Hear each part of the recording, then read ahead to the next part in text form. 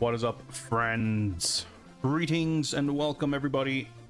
Happy Saturday. Hope you're all doing well. Hope you're excited for more Bond action. What is up, folks? Let's see what we got here. A lot of people contributing to the community challenge. Love to see it. What is up, Dark Rift, Space Hoppercopter, Itinerant Soldier, the LCC, lurkers and chat, VOD viewers, and everybody else, of course. We finished the PS1 version of The World Is Not Enough, and it is now time for this piece of shit. We're playing the N64 version of 007, The World Is Not Enough. And I've been looking forward to this, not because of any particular expectations on this game specifically, so much as we were being provided with a rare opportunity to compare and contrast different adaptations from different developers of the same source material. At this point, any lingering recollections of what actually happens in the movie are long gone, I think. But we have vague recollections of at least some of the levels in the PS1 game. And yeah, it'll be interesting. This is the first Bond game by Eurocom, who will go on to develop quite a few games throughout the rest of Games Bond. And it'll be fun to see kind of where they started. It'll also be interesting to compare this game to GoldenEye, which of course is kind of how the game was positioned. Whether deliberately or not, this was the next Bond game on the N64 after GoldenEye. And from my understanding, having not played or even really seen any of this game yet, the game models itself kind of after GoldenEye more closely than anything else. So I'm expecting a rather similar mission structure and controls and mechanics and that kind of thing. And the reason I'm the most kind of excited about that comparison in particular is because I don't hold GoldenEye in such kind of sacred regard as I think most people do. And I think it'll be interesting to see a game that is ostensibly, I mean, presumably, quite similar structurally and perhaps mechanically, and to see what that tells us about how GoldenEye executes certain kind of design ideas. I'm perfectly, I'm not as hot on GoldenEye as many people are, and that's been the case for, since the game was new. But I've always respected it, and I think playing it this summer was really illuminating because I think it kind of... It gave me new reasons that I didn't know about to dislike the game. But it also gave me a lot of appreciation for aspects of it that I hadn't really dug into or kind of... I mean, in some instances, just stuff I didn't really have fresh in memory. What's up, Guy Grim? Welcome. Like, there's a lot about GoldenEye, obviously, that is enjoyable. Like, it, provided that you set it up correctly, it handles and controls fairly well. The sound design, I think, is probably like the best thing about the game. A lot of the weapons feel really good to use, even at like really low frame rates and stuff. Just like the response and the sound is so much. The music's great. It's got a cool, fun kind of atmosphere to it. I think conceptually a lot of the missions and how they're structured are very novel and, certainly pretty ahead of its time in terms of creating narrative through action in these little set pieces of a level. Like, a lot of that stuff I think is really great, and I think it holds up pretty well. But a lot of the actual mechanics regarding, like, primarily I think enemy behavior and the kind of alert mechanics, like any level where there's an element of stealth is kind of a nightmare. It's so obtuse and really weird how it works, and many stages are like just have to be played in not necessarily that like in a one specific way that there's one clear solution, but like there's a lot of levels I felt that you can't really approach intuitively. And it's my kind of suspicion that a lot of people who are big GoldenEye fans have played the game a lot and will probably struggle to identify with people coming to it as beginners. And I feel, I mean, this might be unfair on my part, but the way people talk about it, I feel like there's just a lot of knowledge about the game that is, you're kind of expected to just know it or take it for granted, despite the game itself not communicating those aspects whatsoever. And I can understand how that game really fosters that feeling of mastery, and like once you get to grips with all of its quirks and learn to kind of not meet the game halfway, but like kind of work around, like once you reach that point of really understanding what the actual challenge is as opposed to what the game tells you that the challenge is, because a lot of the times those are kind of not the same thing. If you're on board with what the real challenge is and you kind of have a plan of attack and learn to meet that challenge, I can see that part being really compelling. But as someone who's not that interested in, like, who doesn't find the game enjoyable enough to want to dig into it on that level, that discrepancy of kind of what the game ostensibly is asking you to do and what you're actually required to do to meet those goals, kind of rubbed me the wrong way, especially as a lot of it doesn't feel intentional. Like, it doesn't feel like intentional design, it just feels like it kind of came out that way.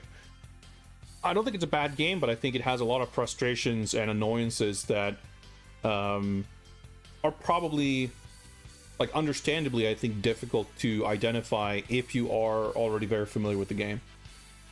Like, I think by the time I beat GoldenEye, of course, I'd learned to understand some of those quirks, and it's possible that having gone through that experience, I will be approaching The World's Not Enough differently, or, you know, that the experience with GoldenEye is going to benefit me somehow.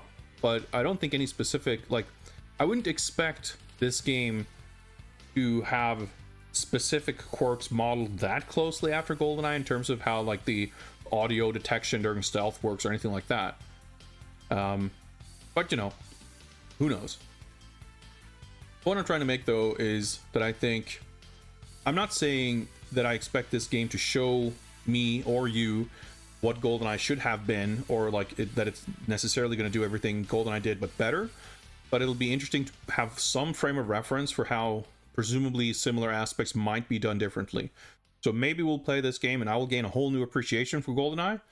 Maybe we'll play this game and there will be aspects of GoldenEye that are present in this game and executed in a way that I like better. There's going to be maybe something to even illustrate, just like whether better or worse, just having it be different might be helpful to kind of understanding. I don't know. So there's a lot of stuff like that I think will make this kind of interesting. There's like a lot of different angles that you can look at this game from in terms of analysis and kind of, I was gonna say judgment, maybe not the right word, but, you know, just assessment, let's say. We can assess this game on a lot of different metrics from a lot of different angles, and that, to me, makes for an interesting experience. Like GoldenEye a lot when it was released, so you have lots of nostalgia, but after playing it recently, pretty dated, wasn't that enjoyable anymore. Thought of its time, and everyone was playing it. Yeah, I mean, it's I think it's just one of those games, and I don't think there's necessarily that many of them, but there are certain games and certain movies and things like that, I mean, I'm sure there are many of them, but at least ones that I kind of come across in that context.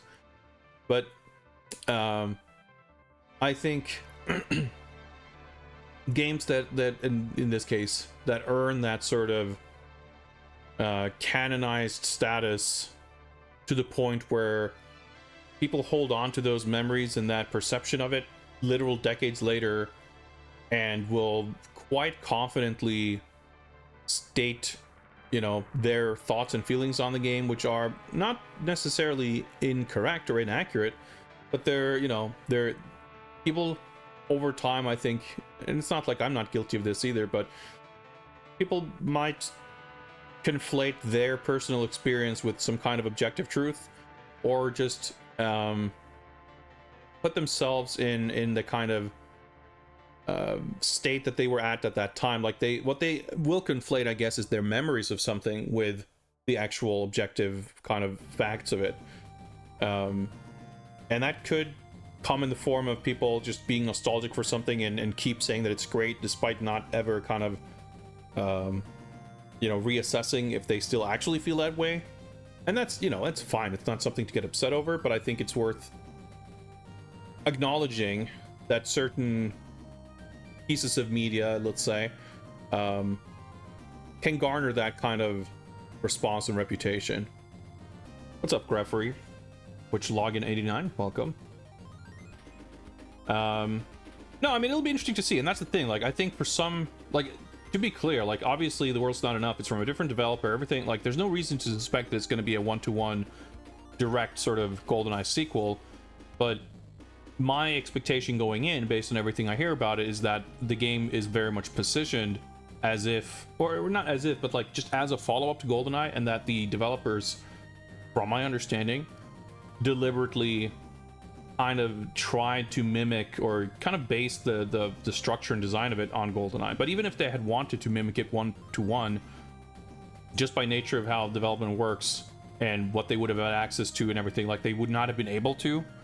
But if nothing else, just in context of how it tends to be discussed, I think it's a kind of unavoidable comparison, right?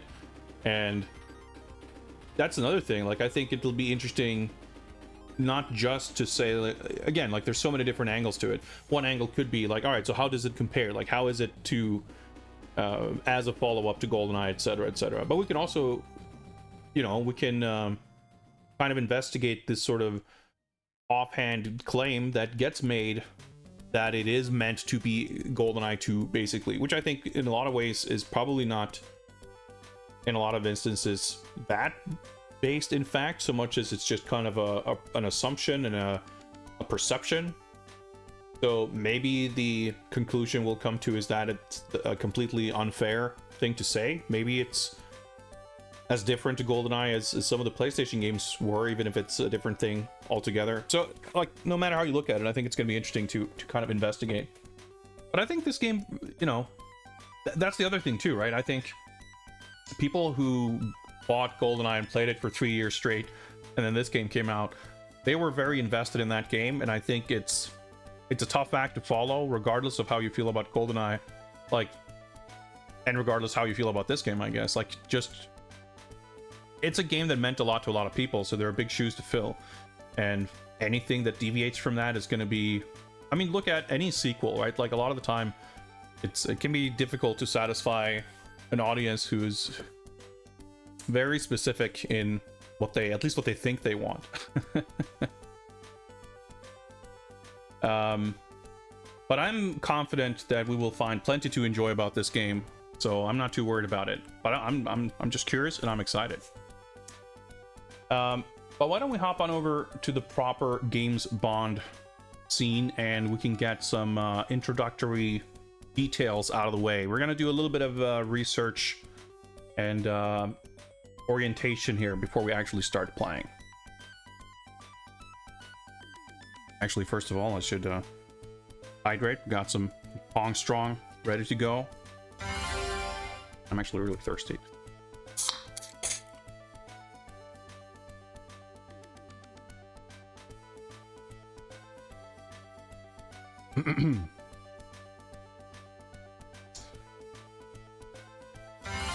Alright, let me set something up here real quick. Do have the manual here, so let me get that sorted. We're going to take a look at another thing real quick, but I just want to have it on hand.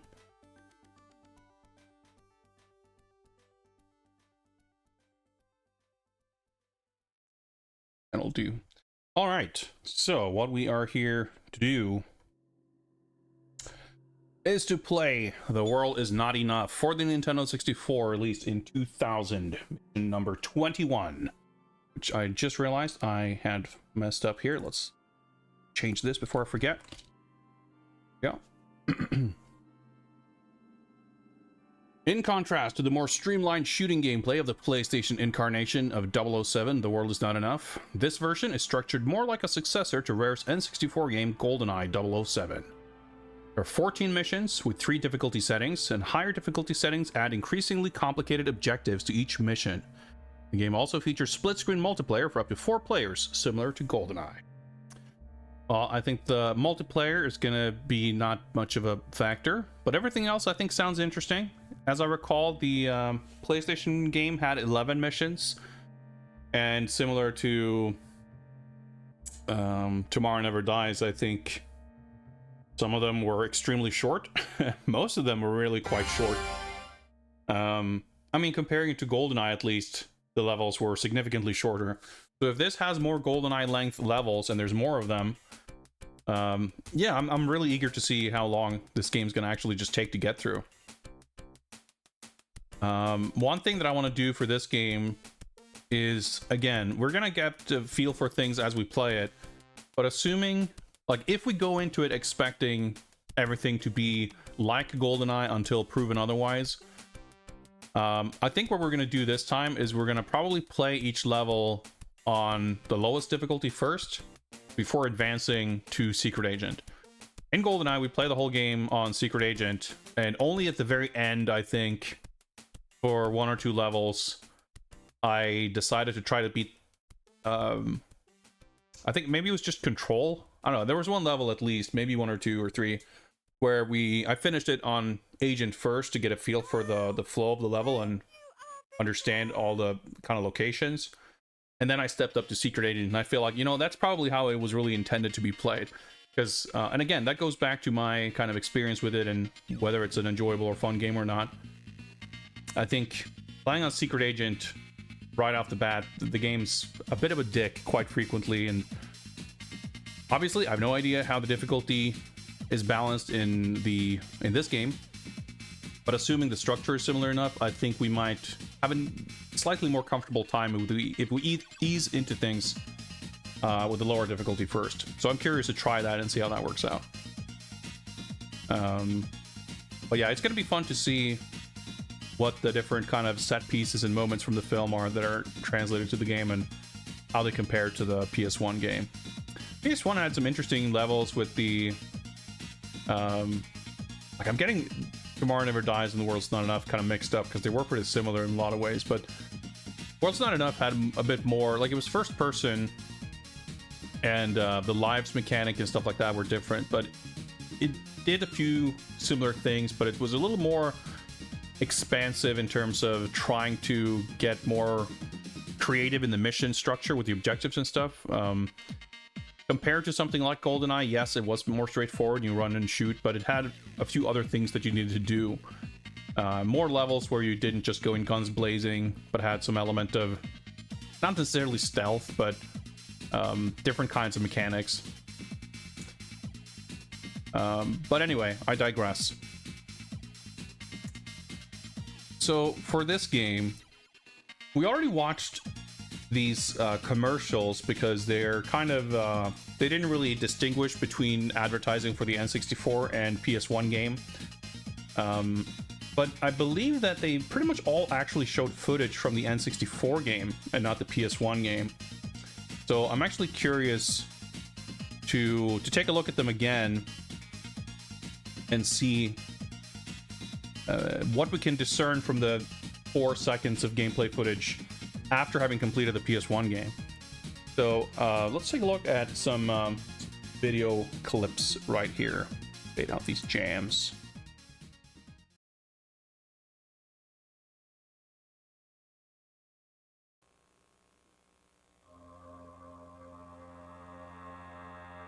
Ever wonder what it's like to be 007?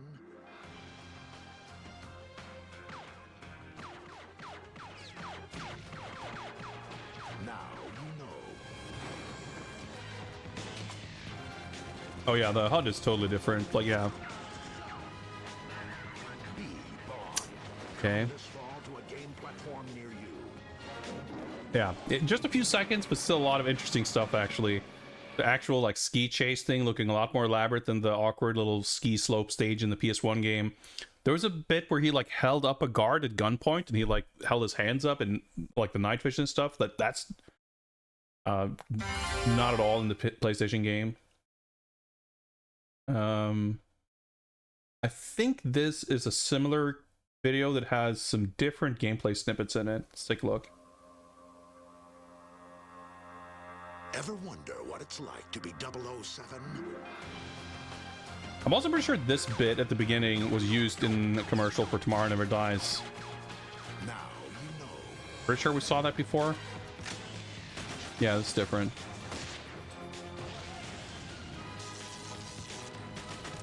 Like the taser watch. I guess there's like a life bar on the top left. Yeah, again, like holding up dudes. Like repelling. Okay, this actually looks like more kind of exciting. The action looks like it's happening on kind of a larger scale than the PS1 game. Maybe that's an illusion, but that's how it comes across in these video clips. Ever wonder what it's like to be 007? Do you have the time? Certainly. Wrong one. That's not. Oh, God. Need more practice?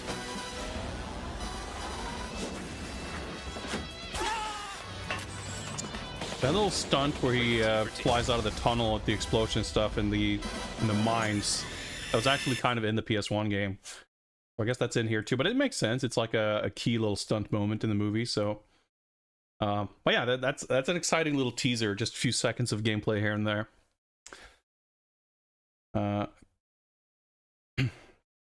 Have I played the PS1 game? Yes, it was the most recent game we finished.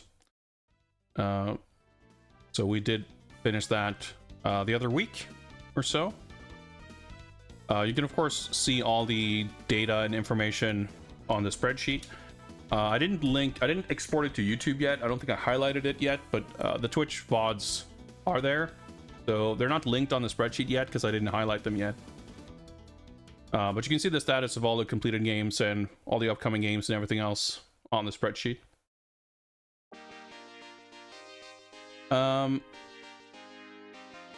Let's see here. Let's take a look. The manual. Let's see if I can write this.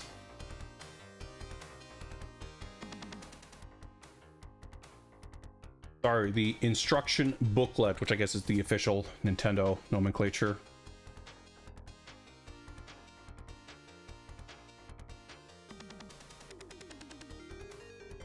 Do you want to do it like this? Is this? Can I just? Yeah, I guess this will work. Sure, if it's super readable, hopefully readable enough, but I can read it at least. So I'm gonna read anything important out loud, so I think we'll be fine. Control stick function. Don't tilt the stick as you boot up the system. Pretty straightforward.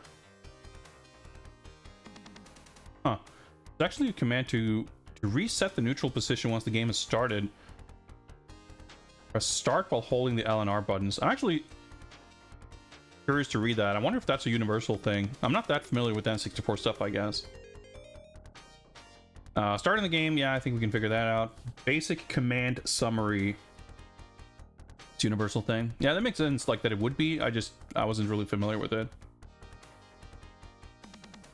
Note, the control stick functions identically to the control pad throughout all menus and gameplay. Z and L buttons activate the same actions. Okay, good to know. So we're going to go through the controls quite thoroughly once we're in the game itself, so we probably don't need to go over this too in depth.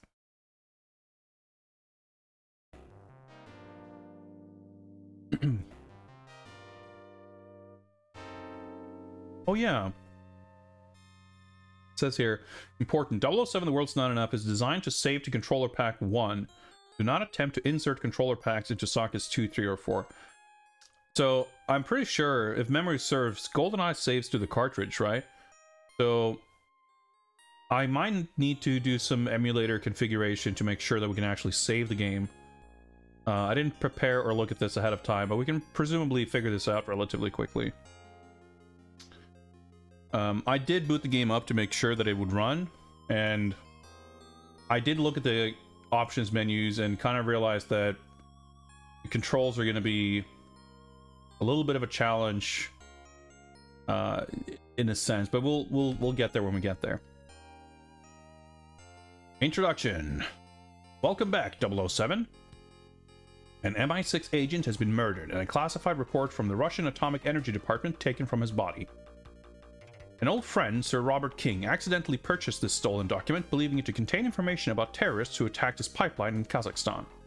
In the meantime, a Swiss banker named Lachaise, a middleman in this affair, has offered to return Sir Robert's money. I want you to go to him, discover who killed our agent, and collect the money. For more information, go to 007.ea.com. Okay? That's like the intro. Do we go there for the rest of the plot? I mean, that's pretty much the plot before as we start, right? So it makes sense that we're not going to get too much more of a briefing in the manual. The rest is going to be explained as we get through the game, I reckon. But it's pretty funny. For more information about The World Is Not Enough and other James Bond films, visit www.jamesbond.com.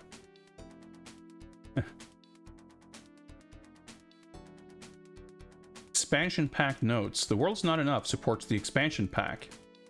While all modes of gameplay are accessible without the expansion pack, players who choose to use the expansion pack will be treated to a more visually stunning game. The expansion pack high color mode is enabled.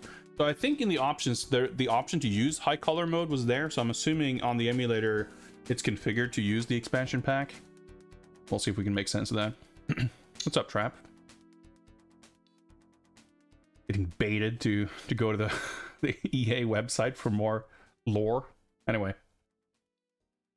main menu. Okay, looks like a menu. Mission selection screen. Choose a mission to undertake. You must complete the current mission to advance to the next mission.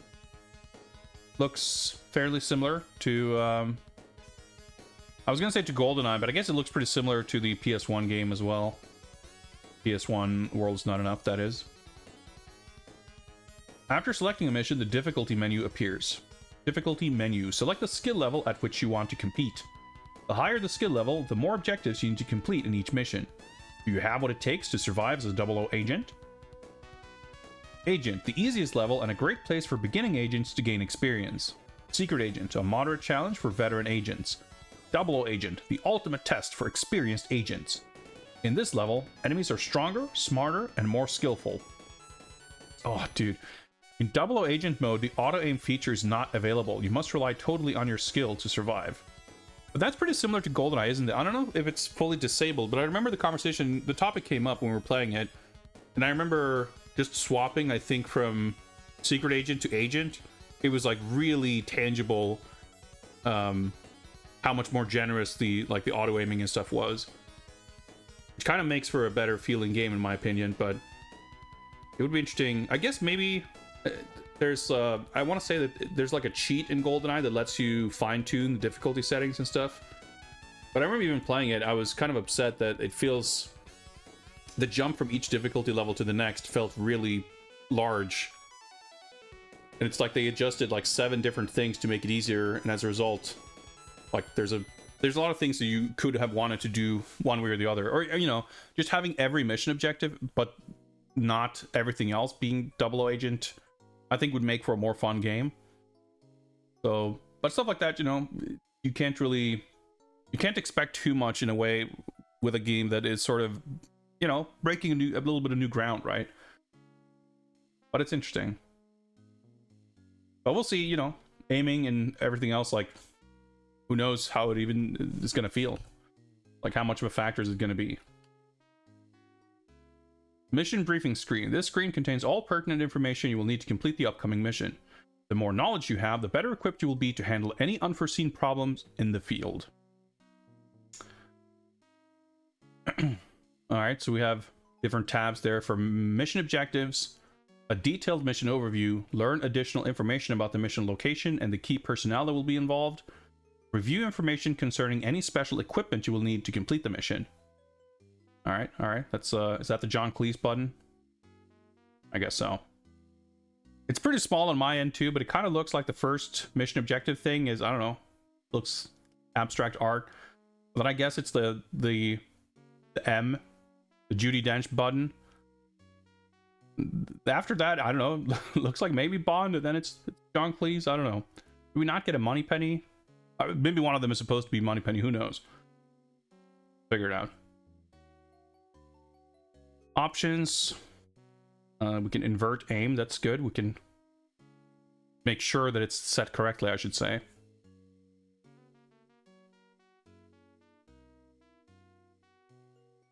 You can set reticle aiming to be hold or toggle. Oh yeah, we have an actual kind of idle reticle as well. Ammo display on off. It's pretty cool to have these like granular options. Look ahead. Auto level. When on, your viewing angle automatically levels after a sudden change in movement speed. Store zoom level. Alright, graphic settings. Resolution, standard or high color. Like, it's very vague what that means, but I guess high color is better. Game actually supports 16:9. That's pretty cool. But we'll be playing in proper original 4:3 ratio.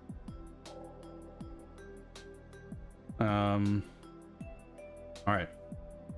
Playing as Bond. The life of a secret agent is filled with intrigue and danger. Master the following techniques to overcome any obstacles you may face in your upcoming missions. Basic moves. Moving forward and backward, turning left, right, crouch, and stand. Strafing and jumping. Right. So there's actually crouching and jumping in this. So they're kind of complicating the controls on the already overburdened N64 controller, which is what I was kind of referring to previously. Because with GoldenEye, it's easy enough to change the controls to a setting where you basically to a modern FPS control style where you have your movement on the D-pad and all of your looking and aiming on the analog stick. So you can do the proper, like, you know, walking over here and then aiming over here. And you can actually use your right index finger as your trigger finger, and like it makes sense. And you'll just reach over with your thumb to the A and B buttons whenever you need to like switch weapons. And the C buttons end up being kind of, you know, you don't need them for anything. But even though this game, from the looks of things, offer very, you know, extensive control options to configure things more or less the way you want, because of the additional like commands that you're have to be able to do, short of holding the controller like this and reaching over all the way to the center to aim, which is not particularly comfortable, I think we're going to basically be kind of locked into using the center right grip, which I'm a little annoyed with, because I would rather not do that, because I would much rather aim and shoot with my right hand. That feels a lot more natural to me, but it's not worth giving up I don't know, crouching and jumping and switching weapons and using stuff or whatever else, probably. So most likely we're gonna end up just doing the default controls, so we'll see how that works. Weapon handling. To use a weapon or item, press the Z button. A to select. Hold A, press Z to cycle backwards. B to reload. Hold the R button to aim. Zoom with the C buttons. Select next gadget. Hold the A and press the B button. Switch between alternate weapon modes. Hold B and press this. There's like every single button combination does something. So yeah, like hold A and press B is different from hold B and press A. They're like really stretching it thin here. It's a little questionable, I have to say. Well, it seems a little questionable, I should say. I haven't played it yet. What's up, the opponent? This is what it'd like to be 007. Yeah, just living life with an N64 controller, trying to make the most of it. All right, gameplay screen. We got a health meter, ammo counter, and a weapon over there in the corner. So the health meter looks a little more readable than the GoldenEye one. That's probably an improvement. When the meter is completely green, you possess 100% health. As you're injured, the meter decreases. When you sustain significant injury, the meter changes in color from green to red. When the meter is depleted, the mission ends. That's a very sanitized way of describing that. Oxygen meter. In certain missions, you are required to swim underwater and an oxygen meter appears. When the meter is completely blue, you possess 100% of your oxygen. Yeah. Okay, pretty similar. When the meter is depleted, you will sustain injury. Once you reach the surface, the oxygen meter replenishes. Yeah, so there was a conspicuous absence in the PS1 game. The whole sequence where the scuba expedition to find the sunken ship, which is like a pretty pivotal plot moment, it's just completely absent in the PS1 game. So this seems to imply that it's going to be a thing in this game. Oh wait, hang on. That was in Tomorrow Never Dies, wasn't it? That's why because there were like a submarine. Man, these movies, I'm getting them all mixed up. But it was missing in that game. But there is an underwater section where Bond has to like eject through the torpedo bay or whatever, and he has to swim on the outside of the sub. Like it's at the very end of the movie, right? But that wasn't in that game either. No swimming, but it's, probably for the better, frankly, but it'll be fun to see how it's incorporated here. 007 dies. He just doesn't. He just extracts himself from the mission. Yeah, it's like when a mission ends with Bond being captured, and then before you start the next mission in the prison cell, you still get the full mission briefing from M and Q, and everybody's just like, I don't know, texting him. But, it's a video game. It's fine. Pause screen. Alright, we can continue. Objectives, weapons, gadgets, messages, options, restart, quit. Alright, debriefing screen. At the conclusion of a mission, the debriefing screen appears. The statistics, mission status, status of each objective, and advance to the next mission. If you successfully complete the mission, you may advance to the next mission. If you fail to complete your objectives, you must replay the mission. Good luck, 007. Bond's weaponry. In the course of your missions, you will encounter a number of powerful foes and experience many high-risk situations. To complete your assignments, you'll need to strategically use your weapons and gadgets. Weapons. For these assignments, you will be required to use a wide range of high-tech weaponry. Some situations require the use of force, while others demand silent anti-personnel tactics for stealth purposes. As you collect additional weapons along the way, choose the best one for a given situation. The following weapons are some of the most common you will find throughout your assignments. Alright, so this is interesting. It's pretty fun. Because, yeah, Deutsche M45. So we're seeing some recurring fake names for guns here. Yeah, an updated version of the Deutsche M9. This heavy caliber submachine gun sacrifices a bit in the rate of fire with a trade-off of more stopping power. So I guess that's because I guess the Deutsche M9 was the MP5 in the PS1 game, and this is the what is it called? It's another Heckler & Koch gun. Man, I'm drawing a complete blank. I know what it is. It's the 45 ACP one and not the 9mm, but whatever. The Frenesi Special 12, that's the Spas 12 shotgun. A shotgun with automatic fire capabilities. The Frenesi is powerful but lacks accuracy from long range. GL40. The GL40 is a single shot grenade launcher. The grenades will explode after a 5-second delay. So I wonder if they can explode on contact. It doesn't say, so I'm guessing no. But that's kind of how grenade launchers work sometimes. Maybe we'll find out. Ingalls Type 20. The Ingalls Type 20 is a heavy machine pistol with a high rate of fire, complete with a silencer. It's a favorite amongst terrorists and urban criminals. Urban criminals sounds like some kind of a euphemism. But yeah, that's the Ingram. Mayer Bullpup. So I guess that's a Steyr AUG. The Mayer Bullpup, the compact and highly accurate rifle. Its telescopic sight makes it a great weapon to use from distance. Yeah, because the Mayer TMP is the Steyr TMP. And that was in the PS1 game. Was it in the movie? I guess it probably was. Yeah, so it makes sense because the Stereo AUG, of course, is a bullpup rifle with a scope. So I guess we'll use that. Raptor Magnum. Magnum is a large, powerful, semi-automatic pistol.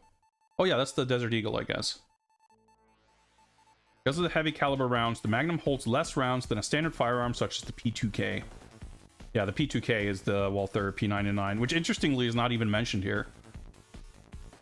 So why not? Urban criminals worse than country criminals? I don't know, maybe... I guess we will have to learn. Maybe Q or someone is going to have to brief us on the weapon of choice of country criminals. Soviet Ka-57. Yeah, that's the Kalashnikov, of course. Heavy assault rifle is a standard issue weapon for the Russian military. It has excellent stopping power but limited accuracy. Swiss SSR 4000. Designed for covert missions, this is a superbly accurate sniper rifle with a silencer and telescopic sight. However, the bolt action makes it slow to fire and reload. I'm trying to think, I would have guessed that maybe that's supposed to be what is it called? The Walther WA 2000, I think. I'm not sure. Maybe Walther are Swiss. Maybe this is a different gun. Might see if we can identify it as we play. Not that any of this matters, it's just me trying to remember stuff from when I was actually big into like firearms shit 20 years ago. Not actually like firing guns, but just like in games and movies and stuff. Watch Dart. Designed to look like a normal wristwatch, this is actually a concealed dart gun. It is intended for covert infiltration missions and fires small tranquilizer darts capable of dropping your target on the spot. Intended for situations when non-lethal force must be used. This will be issued to you at the start of appropriate missions. I like that it's like, alright, so for this specific mission, maybe don't kill people. It's like they have to, they'll give you a gun for anything, but this thing that can actually incapacitate people without killing them, it's like, ooh, only for special occasions, Bond. Like you don't want to bring this on any mission. Pretty funny. We also have a watch stunner. Also containing your wristwatch is a low-powered electric cable weapon. When it hits a person, the stunner's current interferes with the body's own natural electrical field. Target is immobilized by muzzle contractions, but no permanent damage is suffered. It will incapacitate a target as long as the beam is held on them, and they will need a short time to recover afterwards. The stunner uses an internal power supply, which is good for 100 shots. This power supply recharges automatically at a rate of 2 shots for every 1 second without use. Wolfram P2K. The P2K is your standard issue firearm. It is lightweight, efficient, and sometimes comes equipped with a silencer, just sometimes. The service revolver, as it's referred to in... Was it the Game Boy game, I think, that called it the service revolver? Yeah, so if the Walther guns are Wolfram, then I guess the sniper rifle is not the Walther WA 2000 then. I guess it's something else. Well, actually, I guess that one isn't bolt action either, I don't think, so... Trying to think, like... Do I know of weapons manufacturer that it's Swiss? That I can think of that this is supposed to be? Maybe we can identify it when we see what it looks like. I don't know. Anyway, those are the guns. Not an overwhelming amount, but still pretty decently sized. I guess it's fewer weapons than GoldenEye, right? But it's like more than enough. We don't have like a bunch of different types of guns. Assuming this is the full list. There's like 2 handguns, 2 assault rifles, 3 submachine guns, I guess, 1 shotgun, 1 grenade launcher, 1 sniper rifle. I mean, that's more than enough. Gadgets. As part of MI6's Q division, you have access to some of the most technologically advanced field equipment available. To use a gadget, pause the game, select gadgets, highlight a gadget, and press the A button to equip it. Press the Z button to use the gadget. To quickly select a gadget, hold the A button and then press the B button to cycle through available gadgets. That's a nice touch that you don't need to go through the pause menu to equip them, even if it requires like a little bit of an awkward button combination. Body armor. An anti-fragmentation vest composed of a 10-layer Kevlar weave. with ceramic inserts. Body armor protects against any small arms rounds or blunt trauma. After acquiring body armor, a blue armor meter appears under the health meter. Each time you sustain injury, the armor meter depletes instead of the health meter. Once the armor meter is depleted, any further injury is applied to your health meter. So it sounds extremely straightforward. It describes like, oh, it works against small caliber, blah, blah, blah, but it's just like, oh, here's an extra health bar. So Father Axe Keeper, been long since you play this. Wonder how it'll compare to the PS1 game. Yeah, we just talked about it before. Like, there's a lot of different interesting kind of angles you can take in assessing and analyzing this game, comparing it to the PS1 game, comparing it to the movie, comparing it to GoldenEye, comparing it to other later games by Eurocom. It'll be interesting. It'll be interesting. Greetings, Mendel. Welcome, welcome. Note: once collected, the body armor is immediately equipped. Other gadgets can be used with body armor equipped. That's good. That's good. Bomb disposal kit.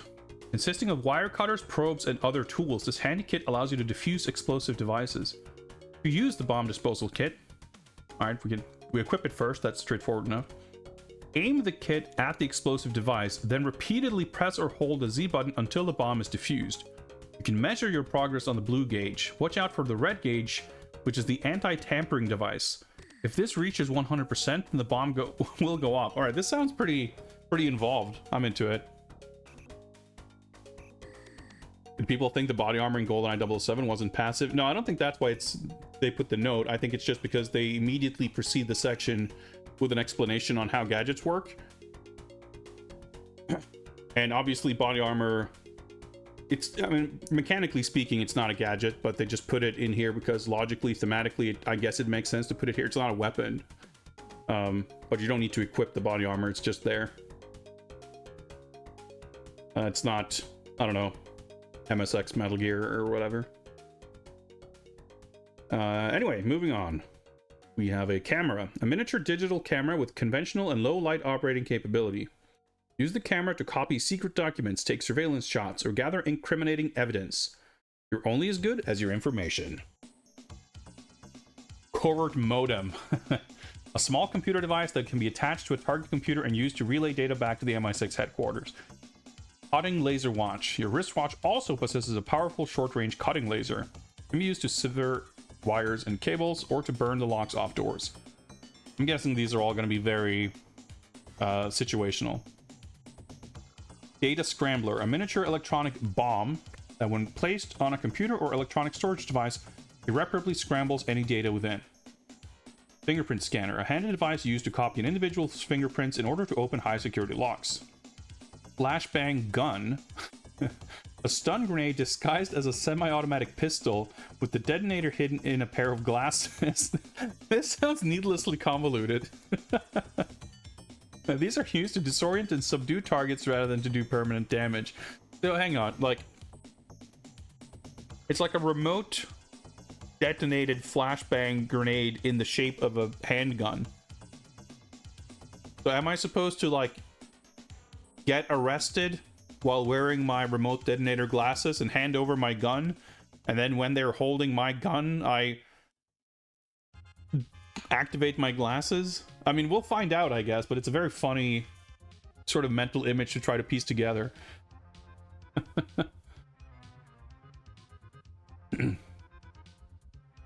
Yeah, Father Axe Keeper, the way the body armor works in GoldenEye is that any armor that you can collect has like a certain kind of value to it.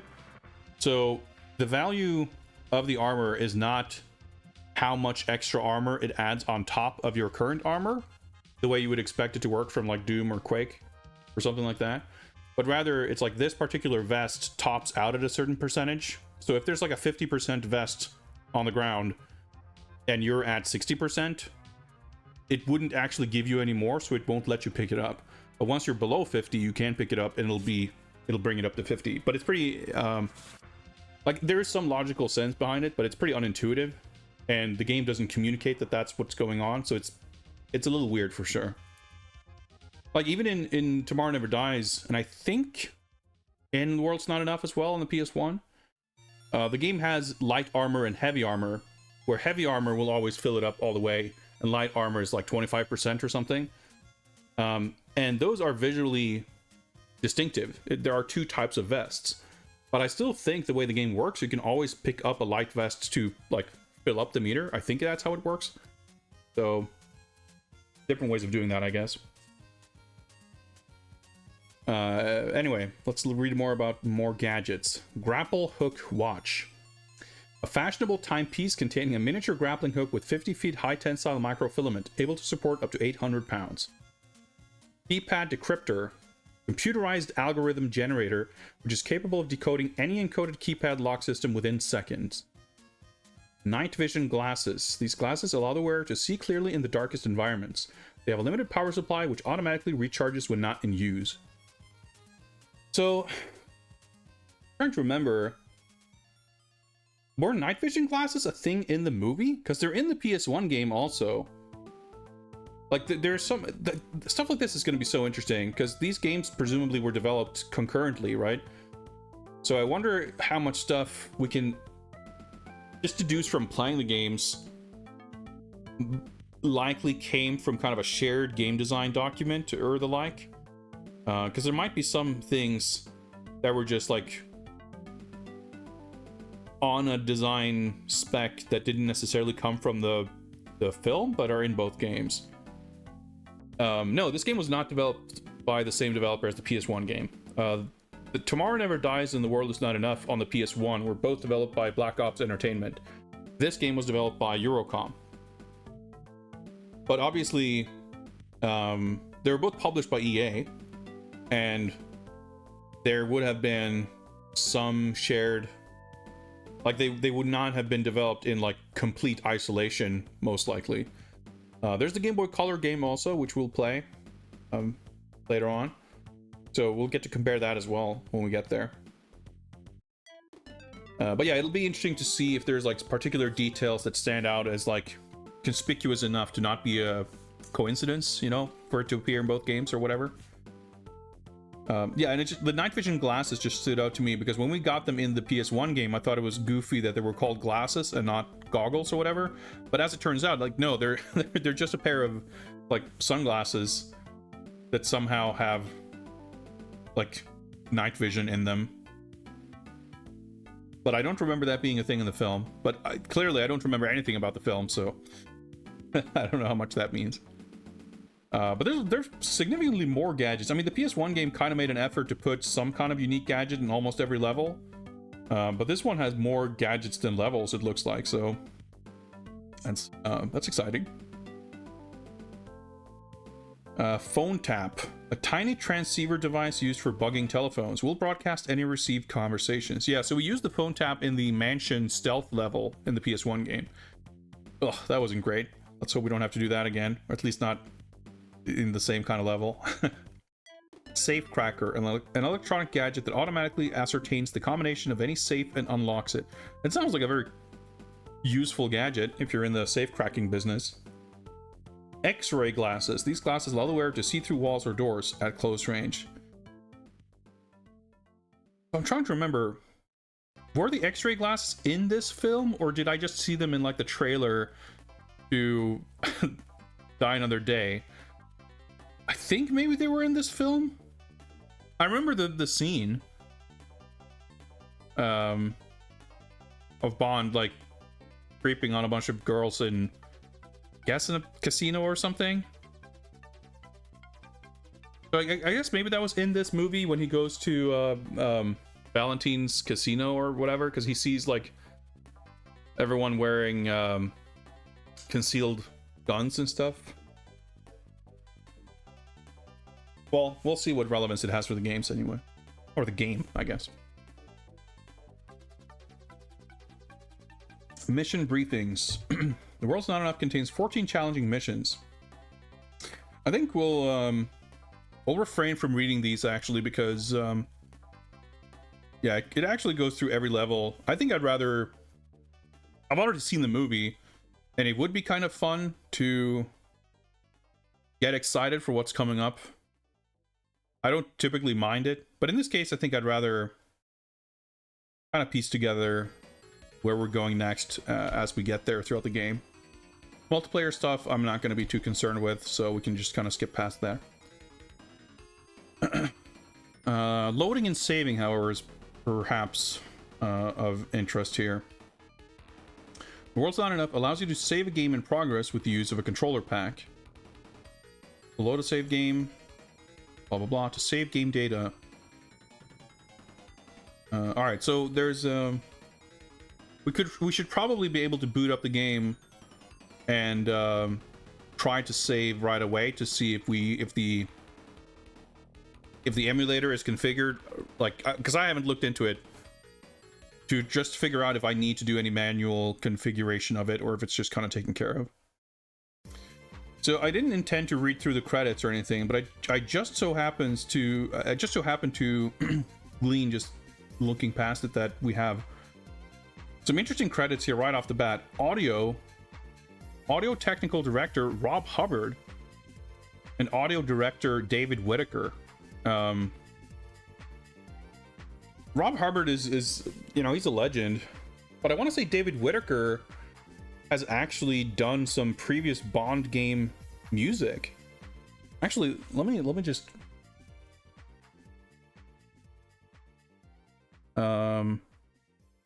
yeah, David Whitaker did the music for License to Kill.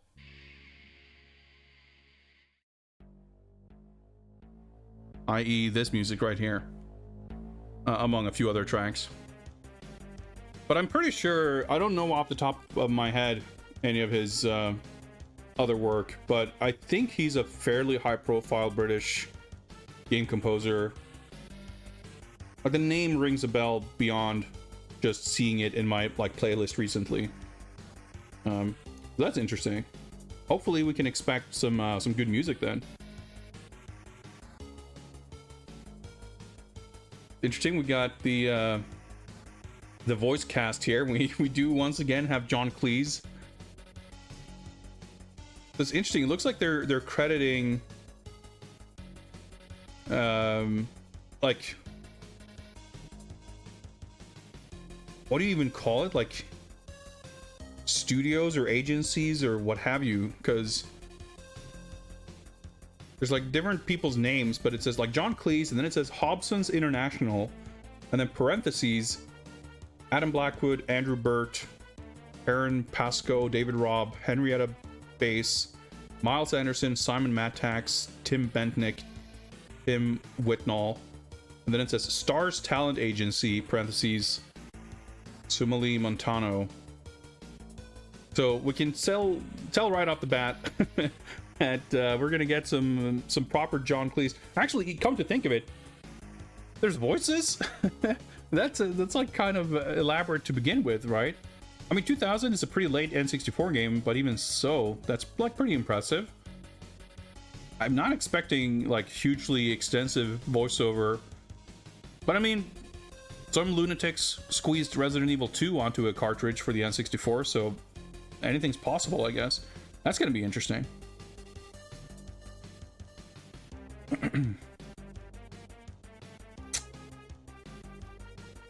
Eurocom Entertainment Software. I'm just kind of skimming here to see if there are any other names I recognize off the bat, but yeah, I can't see a lot of names that stand out other than it's a quite quite British set of names. We do have a Nigel on art. Man, I just want to boot up the game and see a quality British microcomputer game high score table with like increasingly British names. But I guess we can always boot up the Amiga games for that. All right. Anything else here? Warranty and service information. All right. No notes section. Well, I guess you can write notes on the on the back page here. All right. Well, there we go. Pretty good manual. I'm sure the description of the missions are pretty exciting, but we'll forego that in the name of jumping in with maximum excitement.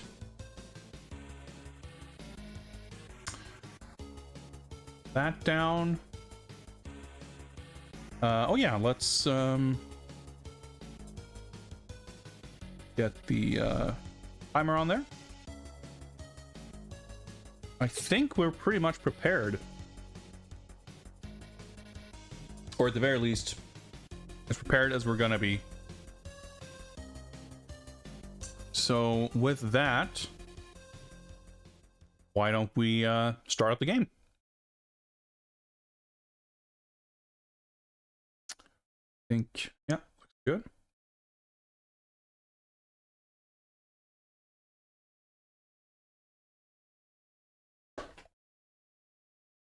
Eurocom Game Engine 98-2000. All right, Motorola, we got product placement.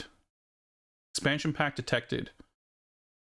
Got voice compression technology credited to LucasArts. Okay.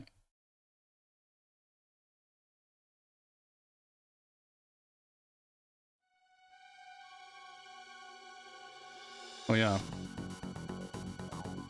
We'll see if we need any tweaks to audio settings or the like, but looks pretty decent as far as I can tell from just the OBS preview window anyway.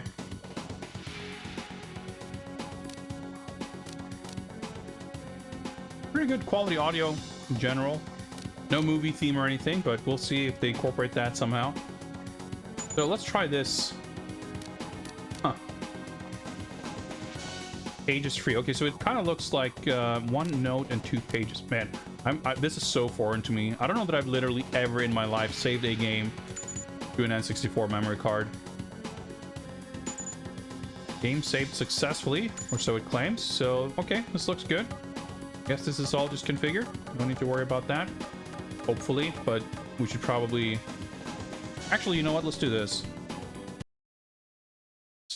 Restart this. Let's not take anything for granted or make assumptions like we did with the Game Boy game. Let's just boot this up and make sure that our save game is there. And that should hopefully mean that we're good.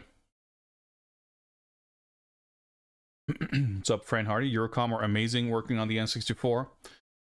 I feel like I have a pretty positive like perception of them in general, even though I couldn't really tell you too much about what they've done. So what else did they do on the N64? I'm not really... I know that they went on to do a bunch of other Bond games, but definitely not... I mean, I'm not very familiar with anything N64 in general. Alright. So, yeah, this is what I looked at and just immediately went like, oh boy. So there are... Let's see here. Yeah, there are 8 different settings. So we can basically... So, like, in GoldenEye, I would have played basically the equivalent of this, I guess, where you move with the D-pad and you aim and look with the stick, and use the L button for aiming. But the problem with this is that I have to use the C buttons for jumping and crouching. You know, if you had one of those Ori controllers that's basically just the 2-hand grip and there's an analog stick in the middle that you could, I guess, sort of reach with either hand, then this might work decently. But I just can't see this really working. And even if I could, like, I don't know. I think we're just gonna have to go with this, and I'm gonna have to... I don't know. I guess I got some practice with the PS1 game to learn how to strafe with the triggers, which is a little bit foreign. So here we're gonna strafe with the C buttons. But it's also gonna be really awkward and unfamiliar to just aim with my left thumb and shoot with my left index finger, but I think that's just the price we have to pay. Oh, that's right. I do. Yeah. Because I was gonna say, I associate, when I think of Eurocom, the thing that tends to come to mind is, of course, I was just thinking of the other Bond stuff now, but yeah, the PC port of Mortal Kombat 4. Because I remember the little video company logo jingle thing at the boot sequence of that game. But I don't know if they would have made... the majority of Midway ports for the N64. I don't think that really checks out because Acclaim had a pretty firm grip on console rights for Midway ports.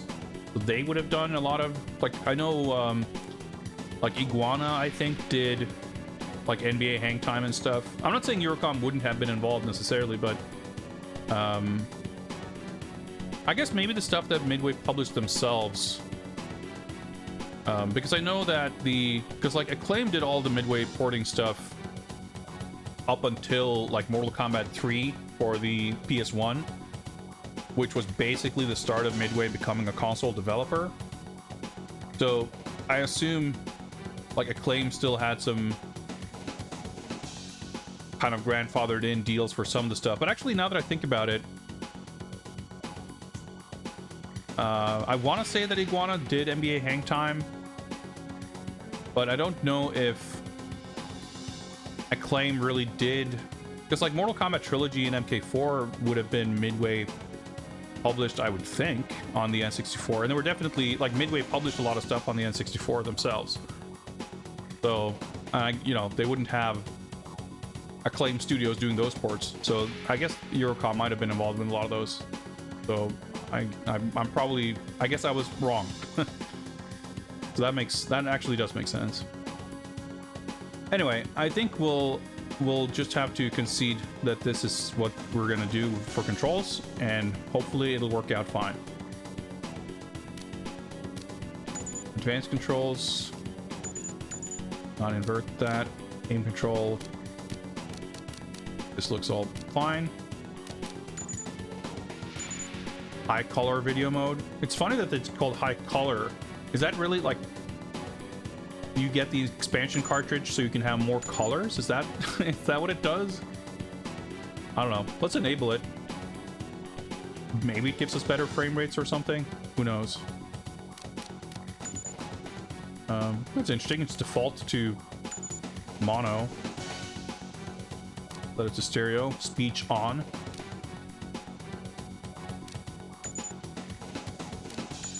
There were settings. Overwrite note. Any game data will be overwritten. Are you sure?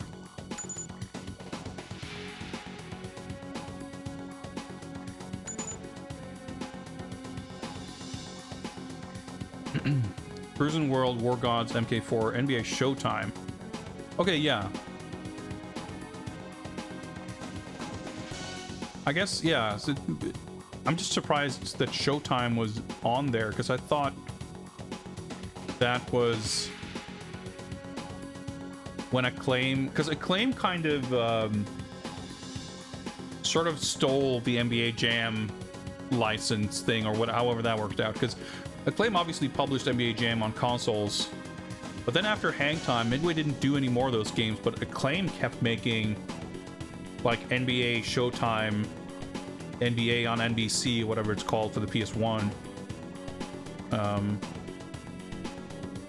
But my history might be a little muddled. Hydro Thunder, yeah.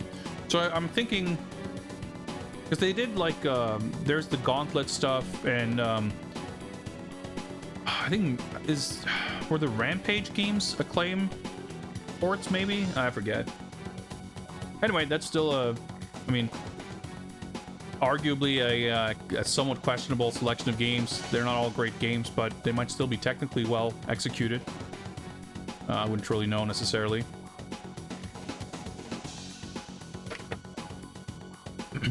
Certainly not without actually playing them.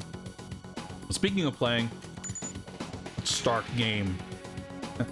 Even the way the missions are like aligned here actually looks quite similar to the PS1 game. I've been messing around in the new here, but let's start the timer. Why not? Courier. Love you.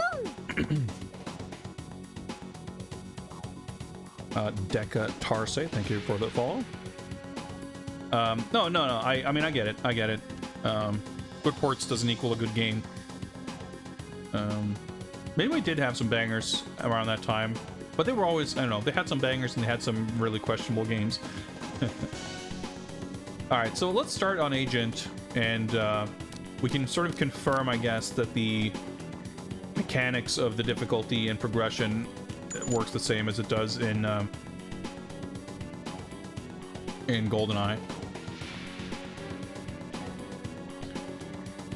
Courier. Mission objectives. Collect equipment from safety deposit box.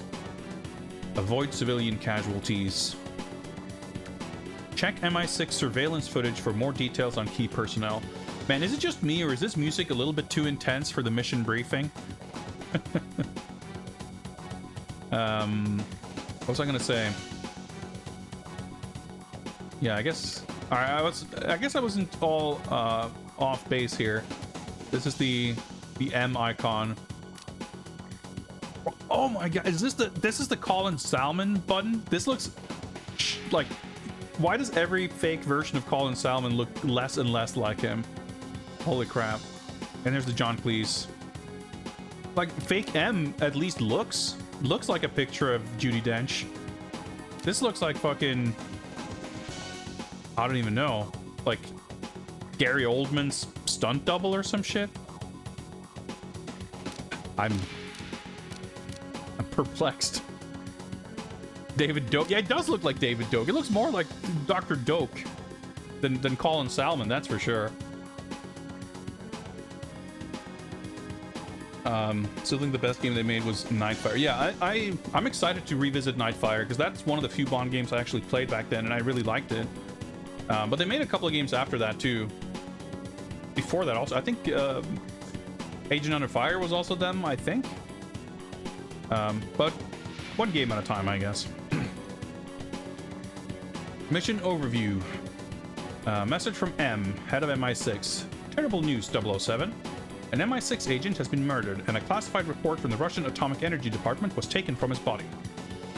An old friend, Sir Robert King, accidentally purchased this stolen document, believing it to contain information about terrorists. In the meantime, a Swiss banker named Lachaise, a middleman in this affair, has offered to return Sir Robert's money. I want you to go to him, discover who killed our agent, and collect the money. Robbins. That's pretty sick, though. We get a, like, Colin Salmon, despite not appearing in, you know, his voice or his face, his character gets like more and more presence in each of these games. Lachaise works for the Banque Suisse de l'Industrie in Bilbao, Spain. The private industrial bank, one of a number we've had our eye on for some time. And they're just not doing well with the spaces here, are they? We suspect Lachaise has been involved in a number of deals with terrorists and other international criminals. Lachaise won't want to talk to you, and I'm sure he'll have some bodyguards. Q Branch has come up with some equipment to give you a helping hand there. You won't be able to carry weaponry into the bank yourself, so we've arranged for your equipment to be inserted into a safety deposit box. You'll also find an appointment card in there. You'll need it to see Lachaise. Alright. Alright, John Cleese, what you got for us? Message from R, Q Branch. Now pay attention, 007. This may look like your standard issue P2K pistol. In fact, it's no apostrophe. In fact, it's a small but highly powerful stun grenade. The trigger is a hidden switch in the frame of these completely innocent looking spectacles. Simply press here and make sure you've got your eyes shut. Anyone caught in the blast is going to be blind and deaf for a good few seconds. This should give you the edge in any nastiness. Won't be able to carry a gun into this place. It's a bank after all. Still, we've got an updated version of one of my favorites. This Q Branch wristwatch is fitted with a multi-shot dart gun, activated by nerve impulses from the wrist muscles. Seems unsafe, but okay. The tranquilizer dart will drop a fully grown man on the spot, but he'll wake up safe and sound a few minutes later. Oh, and there are other usual functions too, of course. Cutting laser, plus a long-range wireless stunner I've been experimenting with. Try not to lose this one, alright? Well, see about that. Yeah, the weird W is tripping me up as well. So, you can't bring a gun, so we made sure to give you a gun-shaped flashbang grenade. Okay, so I can pick surveillance. Oh, okay, this is cool. I can't, like, rotate the model. Alright. Lachaise works for the Banque Suisse de l'Industrie Bilbao. A suspect in deals with terrorists and criminals. Question Lachaise and retrieve Sir Robert's money from his vault. such as bodyguard. This employs various thugs to act as his bodyguards.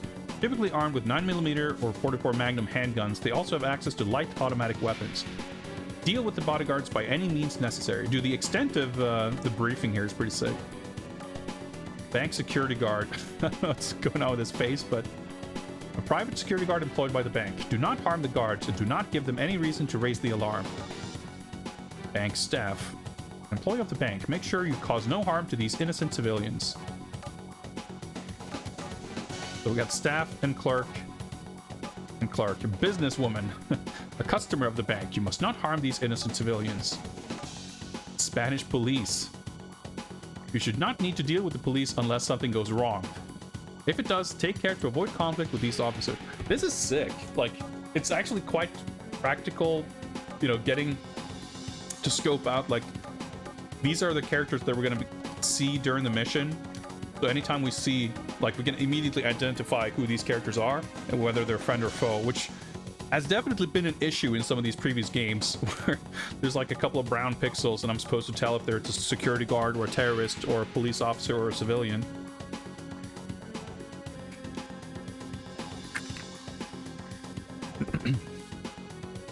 Do not, under any circumstances, harm Paul Blart. That's correct.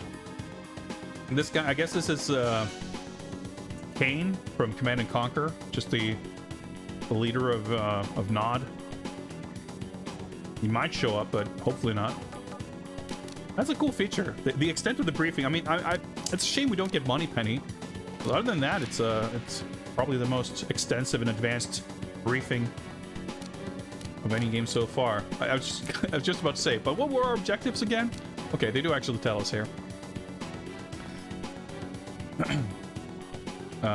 Collect equipment. So I wonder if this, in the PS1 game, there's like the first level seems to be exactly kind of what they're setting up here, where the movie begins, like this, the entirety of this level seemingly takes place before the events of the movie even begin. So I wonder if there's a second level. I guess we get to that meeting, sort of, and then stage 2 in the PS1 game is like the chase. So I guess we'll see something similar here, I guess. But we'll figure it out as we go. Reminding me of Hitman. Yeah, the extended briefing is cool. Oh, got a little cutscene. It's pretty cool. I mean, it looks like pea soup because it's N64, but all right, we need an extensive load screen for 2 seconds of establishing shot. Oh boy. Good afternoon, sir. Can I help you? Do the The name's voices? Bond. James Bond. Ah, Mr. Bond. We have a safety deposit box waiting for you. This looks pretty sick. Like the graphics are pretty impressive. Like it's interesting because we saw pretty much these exact same scene in the PS1 game, and we're all kind Mr. of Bond. We have a safety deposit box waiting for you. remarking like how good that I'm looked. sorry, I can't help you. Sorry And to this- disturb you. The voice acting. This looks pretty dang great too. Even though it's like kind of oh, that's the jump button. So I guess I do look up. Okay. Wait, so can I use the... Yeah, I can use the D-pad to look up and strafe. Maybe I should... Yeah, I'm trying to think about the controls. Like, do I need jumping and ducking? Probably, ducking is probably going to be convenient. Well, oh, it's a toggle. Okay, I'll figure that out. Yeah, the layout's not the same, but it's actually, it's more similar than I would have expected. Like, on that note. But it's more like the detail and everything. I'm afraid no one gets to see Mr. Lachey's without an appointment, sir. Okay, well, I guess this is not the safety deposit hallway. No music. Well, this is the safety deposit hallway. Surveillance cameras. Are they calling me? Oh yeah, what does the pause menu looks like? Alright, the Motorola pause menu. At least there's no elaborate animation. Probably for the best.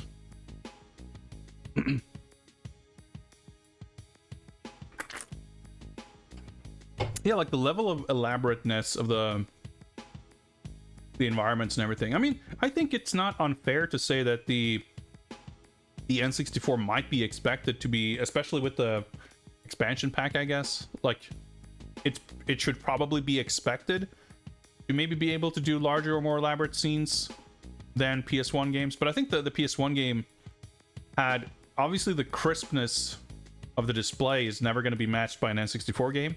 So you had a lot of that texture detail making it look really crisp and sharp, even if the geometry, like the rooms themselves, were fairly sparse. So this gives kind of a different vibe, but like it's a like for how well this runs, and I can't help like the characters are really detailed too, like a lot more so than the PS1 game. It's pretty cool to see. Oh, what's up and welcome, Dekatarse. Yes, Mr. Bond. Your I was safety excited to deposit have box is ready for you in the privacy booth. privacy booth. Exciting to have people show up here who know Yes, these Mr. games Bond. better than I do. Your safety deposit box is ready for you in the privacy booth. Oh, there we go.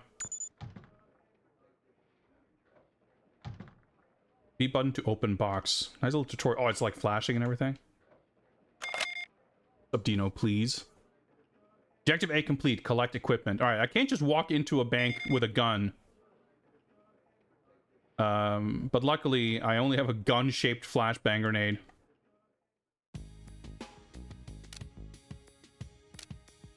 So I guess it's under... Oh, okay, so I got this in my little box too, I guess.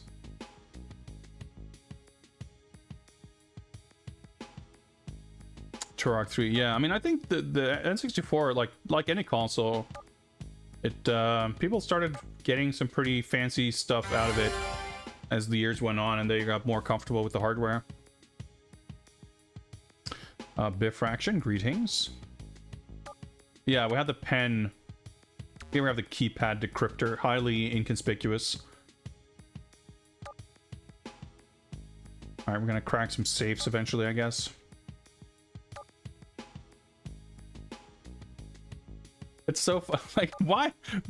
If you're gonna disguise the flashbang grenade, why would you describe it, disguise it as something I would absolutely not be able to bring into the bank? I don't know. Well,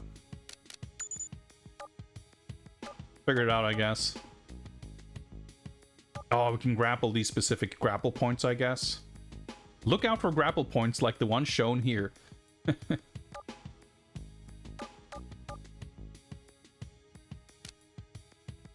All right. Quality punching. Okay, oh yeah, we got a new objective. Objective complete. Avoid civilian casualties. In progress. We're working on it. We'll see how it goes. Collect Sir Robert's money from the from Lachese's vault. Okay. So I guess let me try to practice this. So A to cycle weapons. Hold A and Z to cycle backwards. Yep. B to reload, but I think is it hold B and tap A? Nope. Hold A and tap B. There we go. Dude, the instant switching is also so nice compared to the other games where you have to like arduously like flop your items around like it's fucking Trespasser. And then if you cycle too quickly or too slowly, you have to wait for the animation to finish before you can go to the next thing. Here it's just like instant. Okay, so watch. Okay, so the watch is one weapon. Do I? Oh, there we go. That's how I toggle. Okay. Okay. I'm surprised at how deftly I'm switching weapons and gadgets right now, but rest assured, I will not be doing this anywhere near as efficiently and competently once there's actual action or combat happening. That's fine.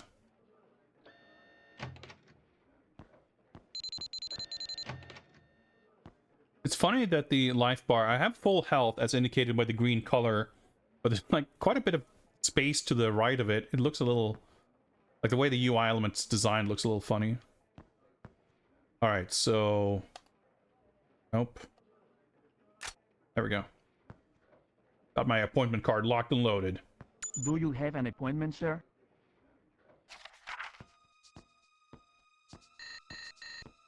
Excuse me, sir. Please remove your firearm. I guess that's just normal. People just walk into a bank with a gun concealed, and you just hand it over, and then that's fine. I retrieved the money. No doubt Sir Robert will be pleased to see it again. This is pretty cool. I didn't come just for the money. The report you sold King was stolen from an MI6 agent who was killed for it. I want to know who killed him. I'm just a middleman. Take the money. Your last chance. Give me a name. You still threaten me, even without your weapon?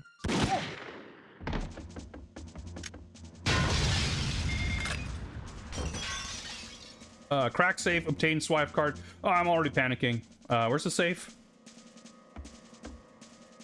Guy's gonna wake up. That's not how you open doors. Oh, shit. Okay. I mean, he started it. Wait, did he? Okay.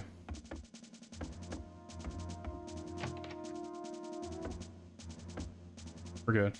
Pretty cool.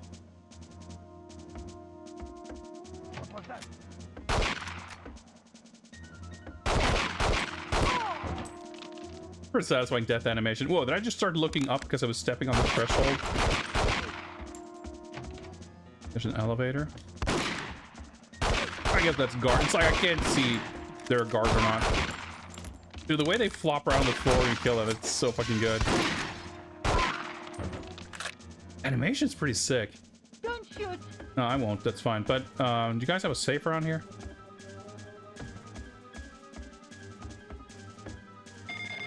Swipe card. Wait, should I? What were the objectives? Crack safe to obtain a security swipe card. Okay. So I guess I need to find the safe so I can get the card so I can get into this room, which I guess is maybe his vault. I'm just gonna have to figure out how to identify what's a safe. But I would think it would have been in here. Whoops, I tried to strafe.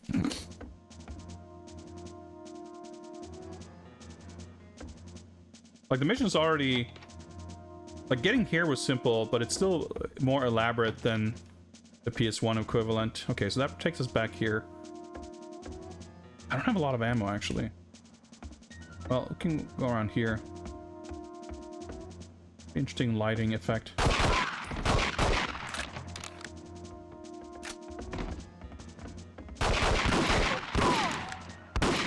Oops, he was already dead. That's fine. We're collecting so many guns here. Don't shoot! I won't. That's fine. Okay, so I need to... I guess this is the other end of that room.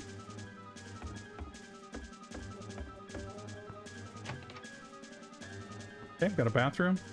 No safes in here, I would assume. Looks like a safe.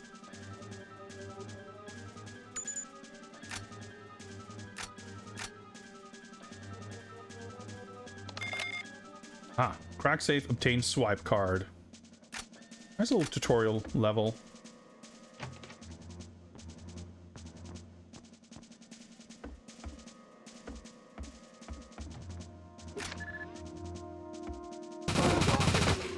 I mean, I guess you could probably non-lethal this, but why bother? To be perfectly frank. What are we looking for here? Briefcase stuff, vault. Oh yeah, no, wait, hang on. There's probably a different objective in here on 00 Agent or whatever. Got to like hack or destroy this little VCR. Okay, I guess I should use a thing with it. Whatever. Don't shoot. In my mind, I was thinking these rooms would connect. It would be this, like the swipe thing would be both doors lead into the same room. But I guess it's over here.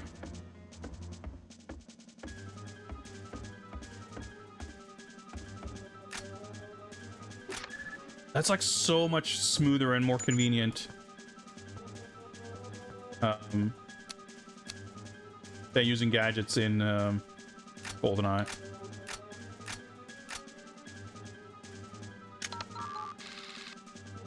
Pretty cool. Up neurovisor. Glad you're enjoying. Bother with that, I guess. Briefcase of money. Okay, so we're piecing out of here.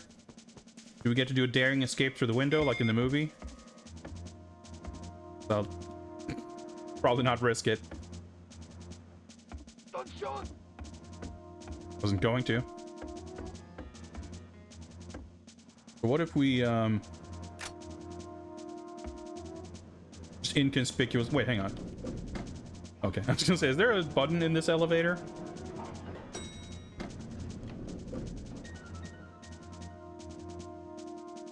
Just minding my own business, walking with my arm outstretched for no obvious reason. Oh, I guess you could take the stairs down. That means that was like an actual working elevator. Nope, just...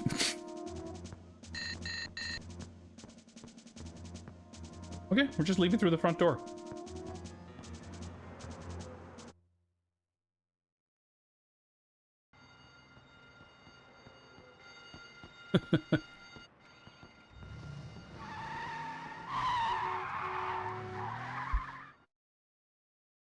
Yeah, so no immediate drama in like chasing that assassin, but I guess we'll piece that together from what's coming up next.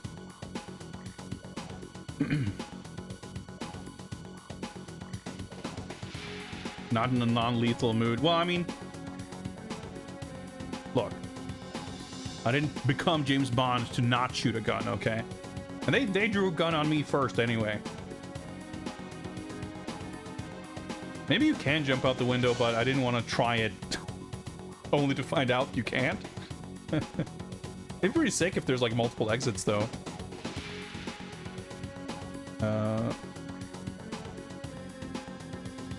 Alright. So we completed agent. Escape bank with money. Oh, here's our stats. 9 minutes. That's our best time. Best time for this difficulty. 41% accuracy. Enemies eliminated, enemies subdued. That's cool. Alright. Saved. So continue. It'll just put us on the next. Alright, yeah. So, yeah, you can already see here, by the way, the third mission is still, you see like the Big Ben or whatever. So, maybe, we didn't see anything in the manual about boat controls. But maybe one of these stages is the boat. Actually, I guess the MI6 shit hasn't been like blown up yet, because in the movie, right? I don't even remember what happens in the bank office, but Bond brings the briefcase back to MI6. Robert King shows up, and when he collects it, he unknowingly detonates a booby trap and explodes the money and himself. And then there's, I don't know if it's the same woman or whatever, but there's a woman there suspiciously whatever, and Bond like starts chasing her, and then you get that big old chase sequence. But that sequence with the MI6, like in the PS1 game, like that woman is in the office, she shoots Lachaise, and then there's like the chase sequence comes immediately after that. But maybe this is a little more accurate to the film. Yeah, there's 14 missions, which is more than the PS1 game, which had 10 or 11. No, I think Tomorrow Never Dies had 10, and World's Not Enough had 11. But I wonder how about the length and complexity of it. Like, this seemed like a little bit of a tutorial mission, but even the length of this, it's like plenty of the PS1 games levels were about this length. It just took a little while to understand what you were supposed to do. So what I want to see now is, does this... Yeah, okay. So what I want to do is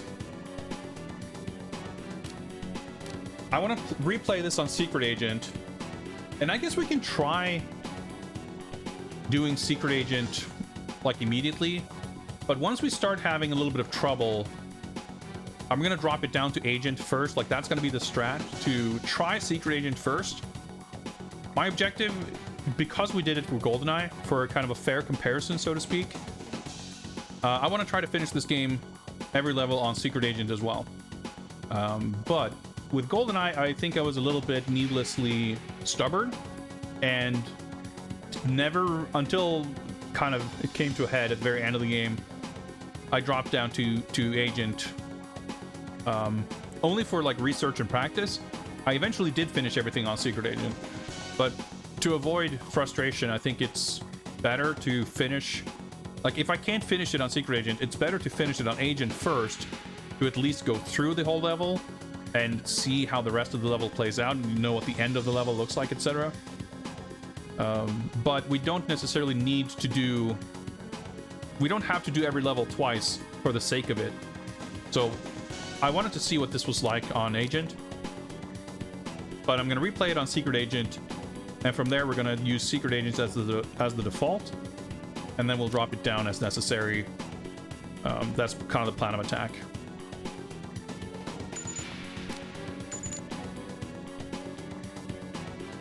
So we don't get any new objectives initially. So that's one of the things that I didn't like about GoldenEye, is the mission briefing. Like, mechanically, as the game functions, there's, you know, a scaling based on the difficulty level. There's objectives that don't have to be completed on a lower difficulty level. But the mission briefing, the text from the game, does not change based on difficulty. So M and Q will still describe things based on 00 Agent, which means that they will sometimes, like, it can be really confusing, because they can go to great lengths to describe something that doesn't even apply to the difficulty level you're playing on. And you also get your inventory loaded up with gadgets that are used specifically to complete objectives that you're not even meant to complete. And it feels a little clunky.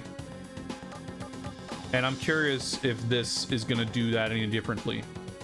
So, like, there was that second room, like the security room, I guess. We didn't see any Spanish cops. Maybe that happens on 00 Agent. Maybe it happens if you start subduing the guards on the ground floor. But even if they never ever spawn, just having them there in the briefing as like something that could happen if things go completely south, I think that's super sick. I guess the gun thing ended up making a little more sense as we actually saw it in the cutscene, and it played out in a way that seemed logical, even if it kind of mostly seemed logical after the fact. But yeah, so far I'm noticing no differences. We should at least be able to do it a little faster. Man, these like load screens are killing me though. But I wonder if it has to do with the like decompressing the voice audio files.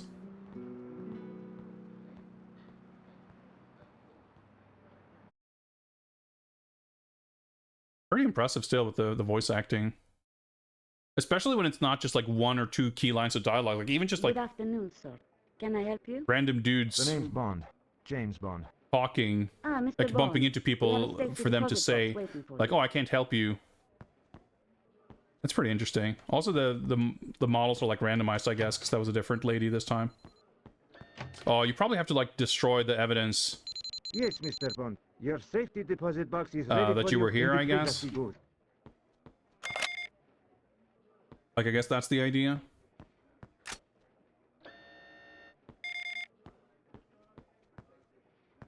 But we'll see if we get that objective on this difficulty level. Do you have... Music's quite different, yeah. Excuse me, sir. Got a kind of a different vibe Please to it. remove your firearm.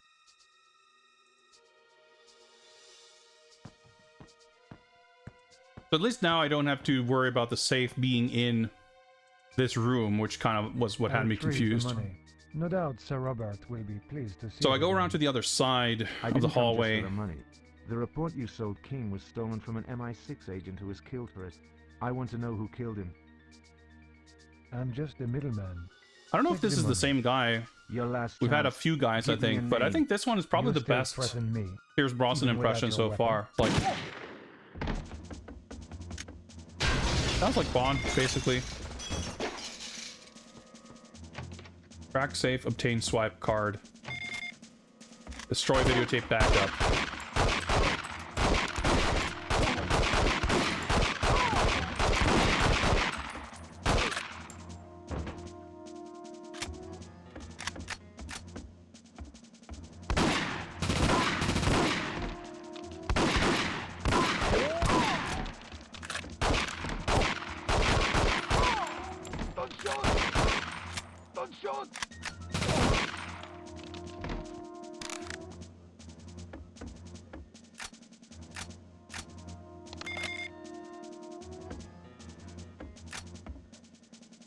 All right. Ugh.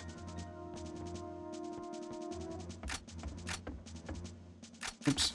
So I probably could have... Oh, the data scrambler maybe is... You're ruthless. Wait. Oh, shit. I thought they were just the pencil pushers up there. Okay.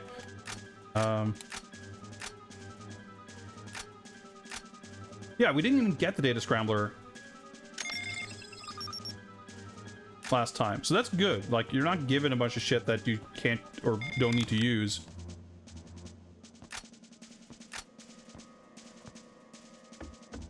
Okay, so can I go through here? Oh, that was the bathroom. Taking pretty decent damage, well, not good. Considerable damage, I guess I should say. Sound design's still pretty good, though, for the guns.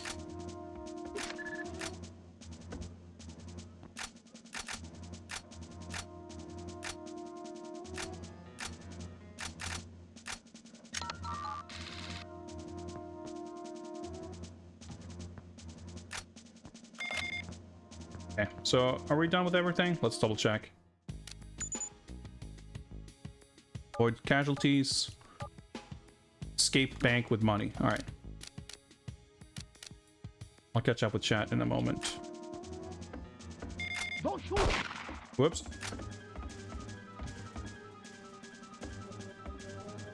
Oh yeah, door's just closing. I'm assuming that if I run around with the gun out on the bottom floor, it's not a great look. That's so cool. It's like so seamless because it's an actual elevator. It's not like a loading. It's like the whole memory. Oh, there's a cop. A whole bunch of them. Okay. Yeah, but they don't suspect a thing. I have no idea. I just murdered 12 guys up there. It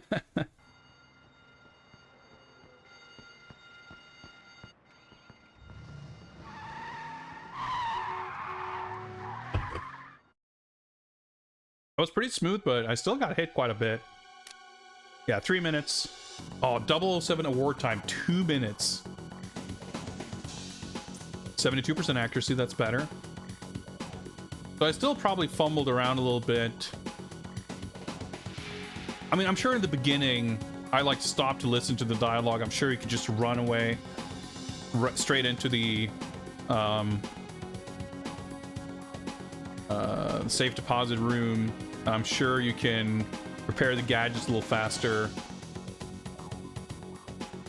Yeah, it's still almost like half the time to shave off though.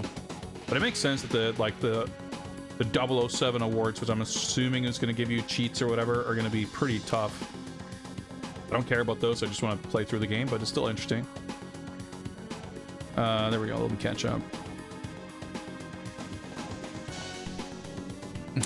Yeah, the security stuff. The objective to destroy security camera footage really is just Hitman. Yeah, it's going to be exciting to see what IO does with their Bond game. I'm quite looking forward to that. Haven't had a new James Bond game for more than 10 years, right? Well, that's not exactly accurate because there's been a couple of mobile games.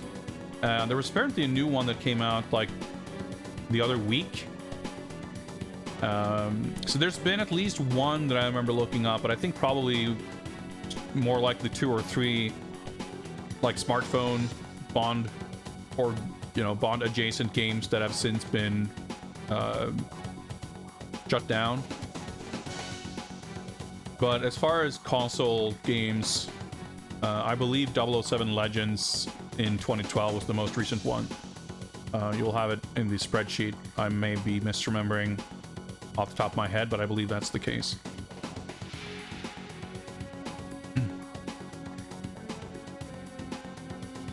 All right. Oh yeah, let's do this so I can actually control. There we go. Let's save. Oh yeah, so far I think the game feels pretty good. It's nice and smooth. Shooting feels good. Sounds good. And we'll see how, yeah, there we go. How things progress from here. King's Ransom. Objective A. Protect all primary MI6 personnel. Avoid causing civilian and security guard casualties. Okay, yeah, so this sounds like We're in the MI6 office, and it's a thing that basically was not at all in the PS1 game. Can't believe that anyone would have the nerve to actually attack MI6. I suspect it's something to do with Sir Robert King. I know him well. We read law at Oxford together, and I helped him years ago when his daughter Electra was kidnapped by the terrorist Renard. Still, all that's in the past. Sir Robert thought that the report he paid for would identify the terrorists who've attacked his new oil pipeline in Kazakhstan. Then he discovered it was actually about the nuclear arsenals in the former Soviet republics, so he turned it over to me. Maybe the attack is coincidental with his visit, but I want you to find him nonetheless and make sure he is safe. Oh. So is he... I guess we'll find out. Like, the objectives are a little confusing. Like, protect, avoid casualties. Like, from what?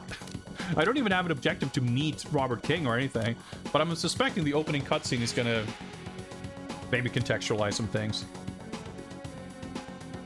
Well, you should know your way around MI6 headquarters of all places, but you can always reference the maps on the wall.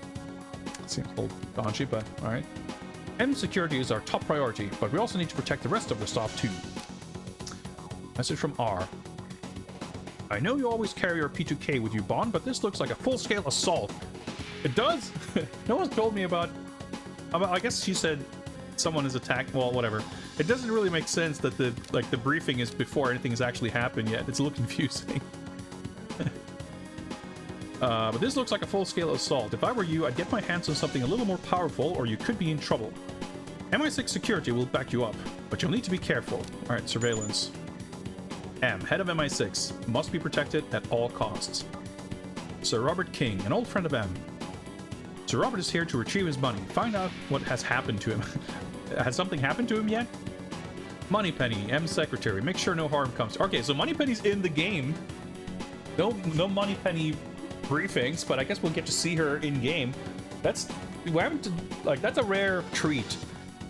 We had the little Moneypenny interaction in the Game Boy game, which was sick, and she was in one of the text adventures. So that's a Moneypenny point in the Bond quotient, even though we lost the Moneypenny briefings. That's pretty sick. Oh, Robinson. At least he looks black here. On the briefing screen, he kind of doesn't. He looks like David Doak is mentioned. All right, make sure no harm comes to Colin Salmon for sure. Warm Flash. That's pretty sick. She's in the movie for like 2 seconds, right? MI6 security. All right, so clearly there's going to be some kind of enemy threat, right? But that's not in the briefing because I guess we don't know about them yet. These are just like the people who actually work at MI6. Pretty cool. I'm enjoying this game a lot so far.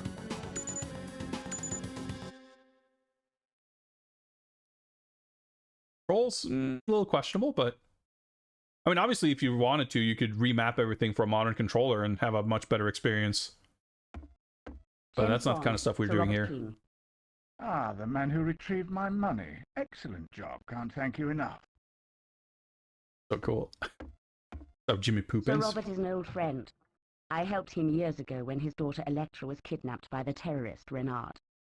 Still, all that's in the past. Sir Robert thought that the report he paid for would identify the terrorists who've attacked his new oil pipeline in Kazakhstan. Then he discovered it was actually about the nuclear arsenals in the former Soviet republics, so he turned it over to me. Something's not right about all this. King, the money! This is pretty sick. Like, this is definitely way more accurate to the movie. Also, I noticed that, or I mentioned that the Bond voice is pretty good, but the M voice is also way better than the other games. Bond, we're under attack. Find Sir Robert. Like, the fake voices are pretty impressive. Oh yeah, I almost started shooting him. The security door system is damaged.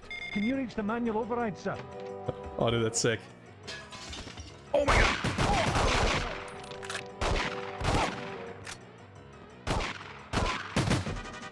Dude, this is sick. Okay, stairs. Third. What floor am I on?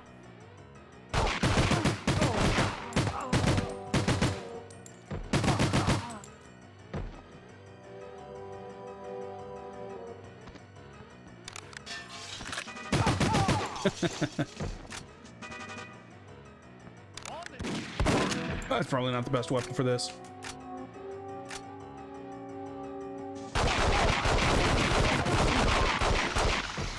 They take like a minute to fall down. Security center. This seems like a good place to Oh, okay. Oh, dude, look at this hacker room. Bond, we need someone with your skills to activate the manual override. Use these keypads to initiate the lockdown. Oh, dude, this is sick. Friendly guards actually helping. Music is like not great though, if I'm being honest. Like pretty bland. Help, Jay. Oh, dude. The auto aiming, fire extinguishers. Go back to where we were, I guess. Auto aim is a little not that generous, I guess. Well, yeah, we've actually had more weapons that were in, because now we had a. I suspected that from the manual that the Magnum, whatever, was going to be the Desert Eagle, but it's actually a revolver. But now we do have a heavy caliber semi-automatic.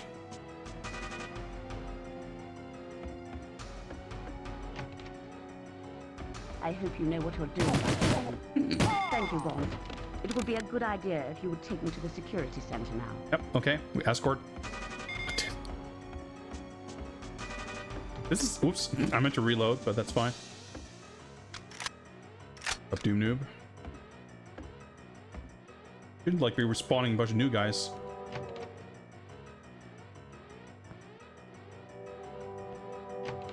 Guess we'll still have the GoldenEye trouble here of oops, not having any health refills. All right, I'll just soak up the bullets though. Bond is here. You with me? Yep. Okay, cool. I have to step inside here for her to follow. You'll be safe here. Please go and find Sir Robert now. He was heading for the vault on the ground floor. Gotcha. I'm just trying to close that door, but just... Ah, there we go. I was gonna say, just leave it open, I guess.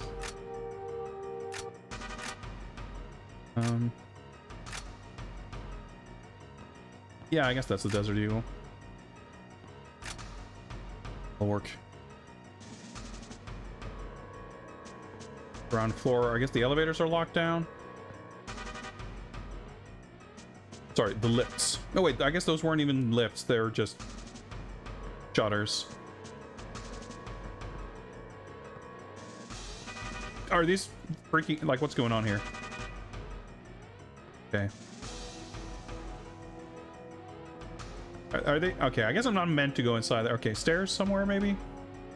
Oh yeah, I guess they said something about following the map on the walls. They're not really maps on the walls, but there are giant-ass signs. Stairs. Okay. Oh, hang on. Someone's dying. Okay, that's a pretty generic gun sound, but it works well enough.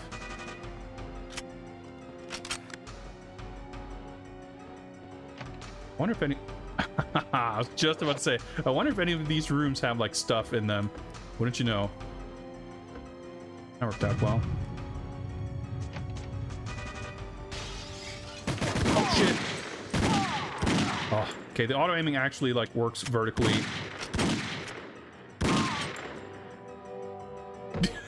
Dude, that's sick.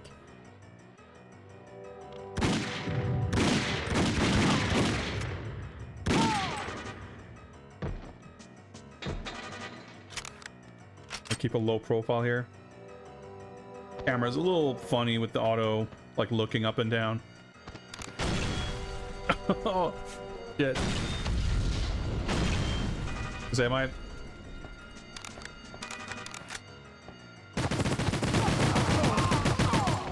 Surviving these guys? Okay, I just wanted ammo.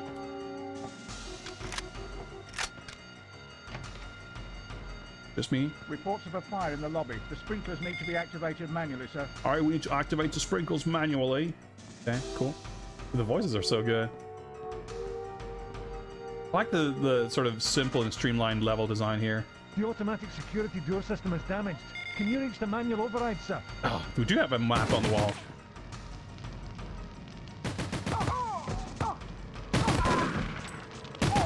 I didn't shoot that guy, did I? Oh, okay, so we need to... Okay, okay. Wait. Oh, wait, there's like a sick bay? What do we call that? The medical division? We get health? Oh, yeah. Her. James. Stay here, you'll be safe. I have to find King. Can I get some treatment? Probably maybe a thing on the higher difficulty, I guess. We have to go here or something. Oh man. I wanted her to replenish my health. Okay. What happened there?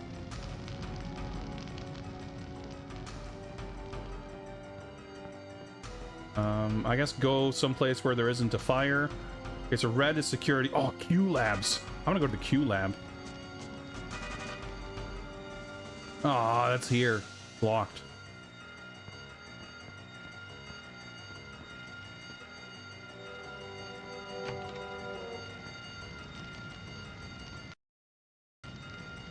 Okay. Computer, I think, is exploding. My webcam flashed green for a second there for some reason.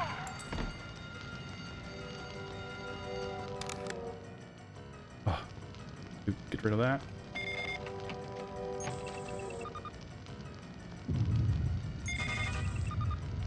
Go. Maybe that opens the Q branch. I want to meet virtual John Cleese.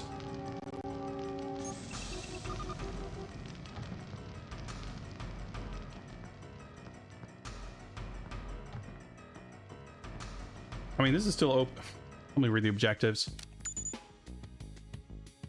Everything is like a little frantic here.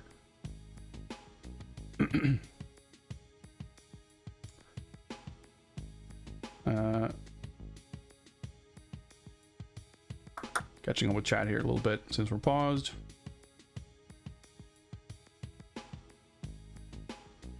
Yeah, this is by Eurocom. This is Eurocom's first Bond game, but they would go on to develop quite a few after this fact, after this point. I mean, Eurocom they've done a lot of ports and stuff. But I don't know. I think in my mind, they have a pretty positive rep, I think. Does Dr. Warmflash count as a hot Bond girl? Well, obviously. Of course. Of course. Protect all primary personnel in progress. Okay, find... Oh, yeah, that's right. I'm going to the vault. Okay. Activate top floor lockdown panel. We've done that. We rescued M. We've escorted M. M must survive. Okay. We cannot complete the objective by just delivering her dead body, I see. Activate sprinkler system. Okay, activate ground floor lockdown panel.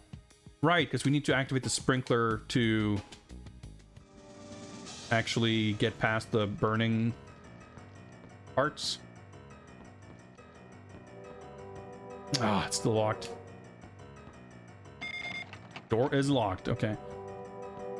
There's a sprinkler sign here, or is that in this? Okay, so there's the vault. I guess the sprinkler would be in the security room, probably. First floor this way. Oh, shit. Building snake eyes over here. Ah, armor. Nice. Okay, well, that was worth it. A little zipper sound effect. Well, if Robert King survives, then we don't have much of a movie. Maybe I was just a little too quick through the security room. Go back and take a look. There's even actually little sprinklers in the ceiling.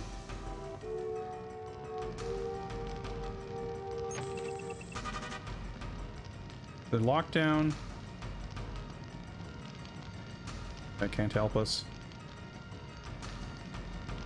Got the turtleneck lab coats. No, I don't think I missed anything here.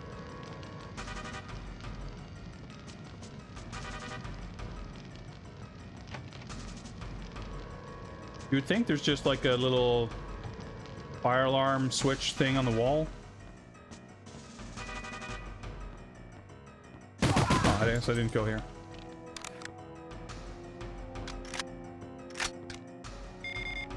There we go. Emergency sprinklers. Luckily he missed, I guess. Of course, that's a trigger for new enemies to spawn. A little peculiar, but at least they disguise it well enough, right? With these weird, like, holes in the ceiling. Like, it's a little, you know, conspicuously video gamey the way these guys just show up, but I mean, frankly, it's less egregious than the weird stuff that happened in the Black Ops games where you literally like turn your head and someone spawns immediately behind your back in a spot that you looked at like 2 seconds ago or like half a second ago.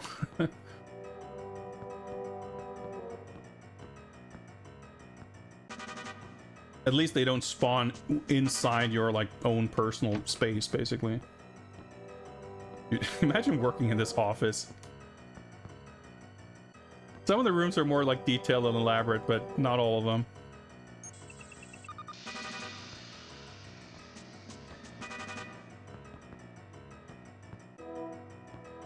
I reckon we're gonna go down there, but I just want to explore a little bit. Getting pretty used to the controls. Luckily, so far, the level design isn't giving me a lot of trouble. Oh, dude. Sir, these people need urgent medical attention. Can you get the doctor?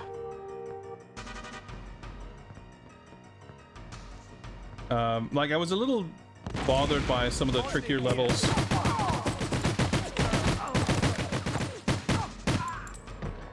In the PS1 game, where you were kind of like, there was more verticality than the kind of controls comfortably let you deal with.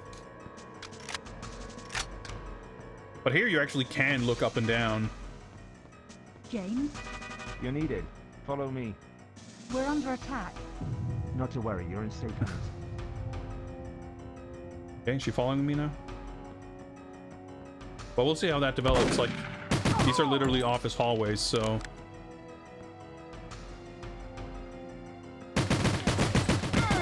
Oh my god! Abort. She died in like 2 shots. Well, missions are like...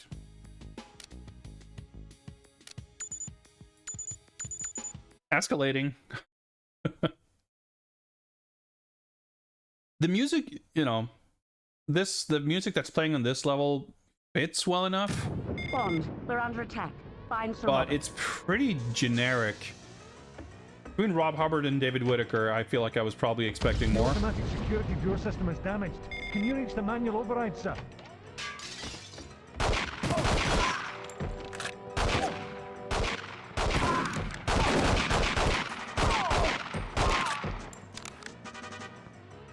Okay. Do I remember anything? Oh, I grab this first, I guess.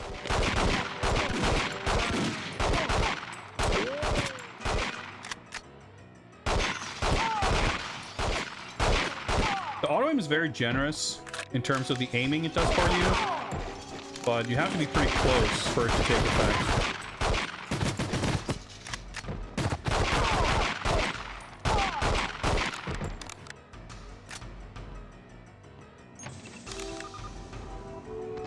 Quickly, Bond. We need someone with your clearance to activate the manual override. Got it. Use these keypads to initiate the lockdown.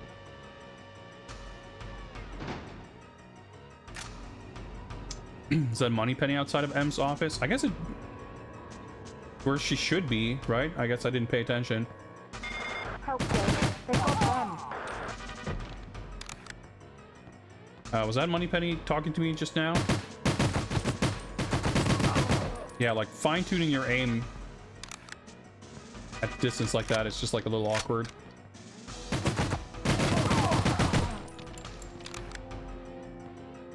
Put some ammo here. Yeah, I think that's her. Here, you better take Oh, this. dude! Gave me a pen grenade. No single entendre or anything, just a pen grenade. I hope you know what you're doing. Thank you, Bond. Guy just standing It would be there. a good idea if you would take me to the security center now.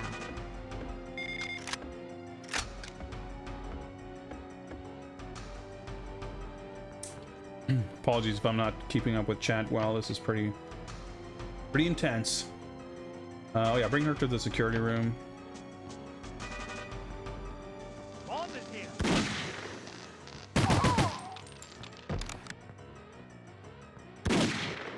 I was gonna say, like, that gunshot looked like it came from, like, inside her. Like, what even happened?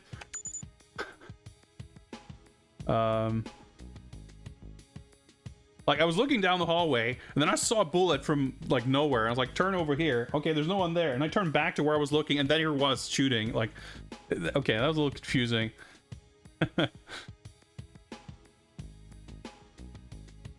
What's up, Sword Fam? Happy Saturday to you. Ingvars. I'm not sure if I'm missing other people. A lot of people popping up here. Nice to have some company for this. Yeah, the death animation is pretty good though. The only thing is, like, a lot of the time you shoot dudes and they kind of just stand there and wobble for a little bit before they fall over, so it's not super obvious that they're dead. I do like that in the Black Ops games where they have the different colored hit sparks to help indicate if enemies were dead. So cool you can actually get little pen gadgets from Money Pen. Like, I don't know if it's very helpful, but sick little detail. Okay, we'll give it one more attempt. But then I'm gonna need to take a break. I'm a little worried, like, this is level 2. This is like the first real level. Under attack. Find Sir Robert. And it's like pretty long. The automatic security door system is damaged. And Engage the manual override, sir.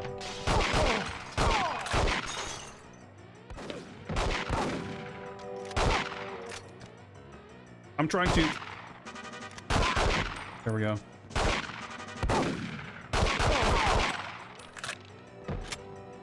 It's like pretty unforgiving. You just crouched into the air. Alright, that's pretty good. And you're like kind of at the mercy of somewhat random elements. Didn't get the armor this time. Realized.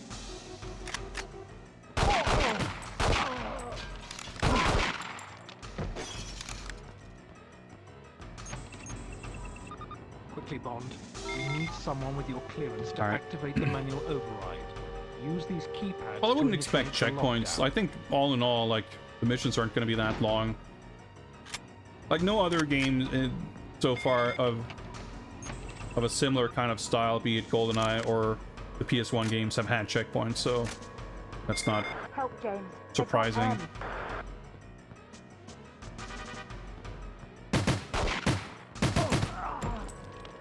Like looking sideways.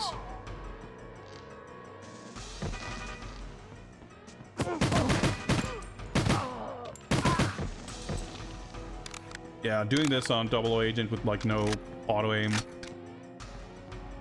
gonna be slightly nightmarish.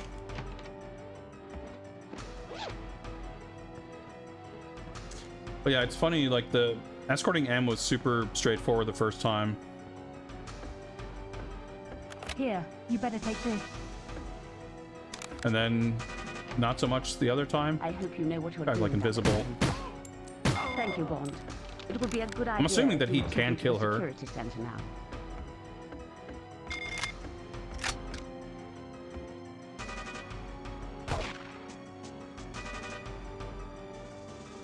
Okay.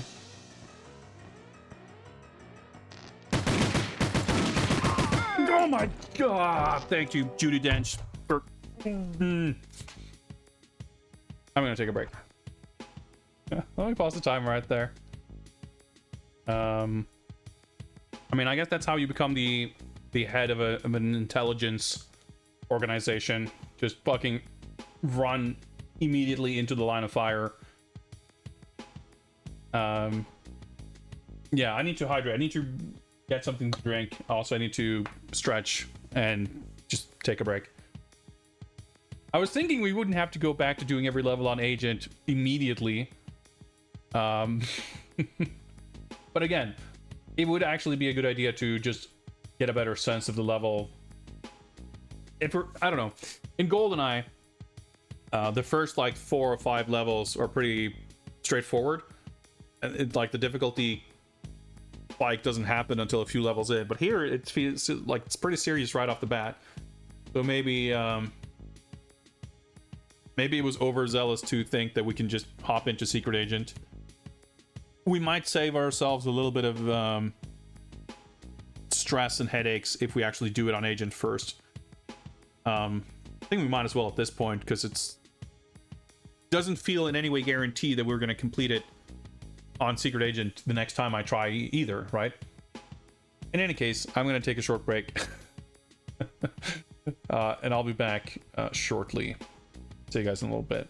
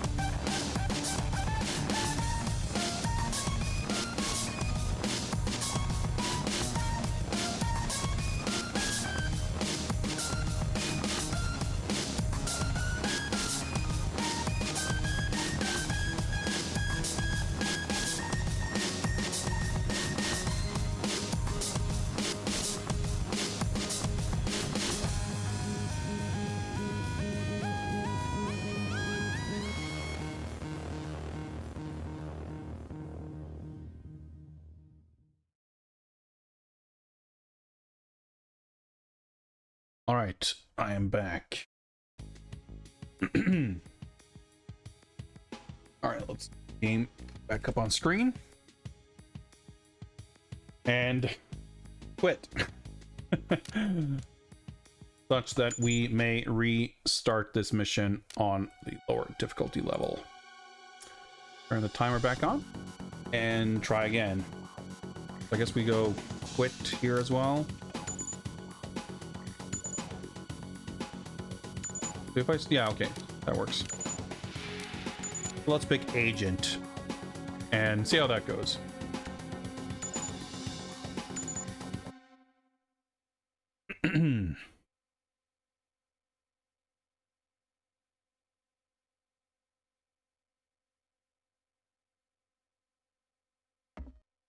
James Bond, Sir Robert King. Okay, good. You can skip. It didn't seem like you could skip the cutscenes, like the little sequences when you, I don't know, when Colin Salmon talks to you or whatever, like the mid-level cutscenes. Under attack. At least you Fire, can Sir Robert. skip the intro. Actually, can we talk to Monty The Penny right? automatic security door system is damaged. Can you reach the manual override, There we go. sir? I don't know when or Yeah, if I'll you ever better use take this, this. but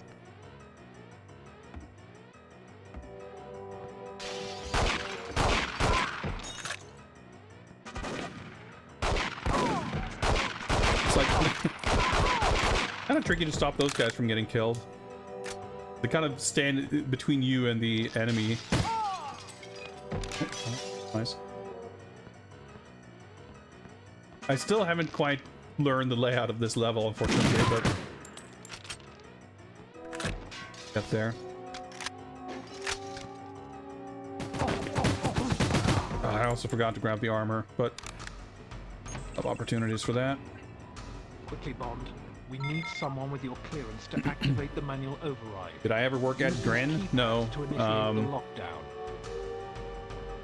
I've been involved in game development in different capacities, in different ways, but I don't have a long history of actual employment at game studios, much less in Sweden. Although when I worked at Ubisoft, one of the concept artists I worked with he had worked at Grin in Barcelona. I didn't even read the objective. Am I supposed to go grab her now? I guess not. Wait, what are we doing? Goaty has subscribed for 54 months. Thank you very much for your continued support. I greatly appreciate it. No, BCR was a good game though. I really liked that game. What are we doing? Wait, oh, right, we're playing Agent. I guess we don't have to rescue her on this difficulty level. I just assumed. I forgot that we can just have less objectives. Okay, well, let me go grab that armor anyway.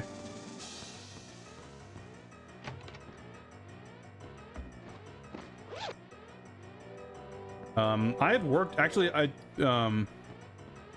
it's funny I went to such a roundabout way to explain a connection I have to that game because I actually did work for a number of years with, I guess he was the lead writer on that game.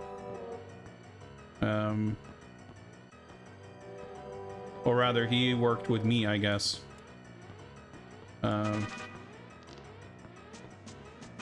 Wait, we're going downstairs already? I guess it's like confusing. There's so much less to do. I guess we're just going downstairs, maybe?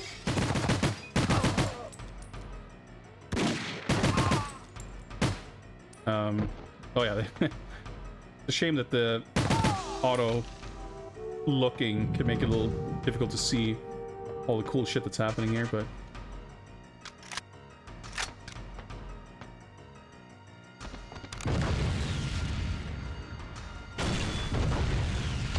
so yeah, technically speaking, there's just two guys here. Me and Douglas which is his name, Reports of a fire in the lobby. The sprinklers need to be activated. did manually, work sir. together on a game at my current place of work. The automatic security Is door that a system is word? damaged. Is that Use English? the manual Where I override, currently sir. work.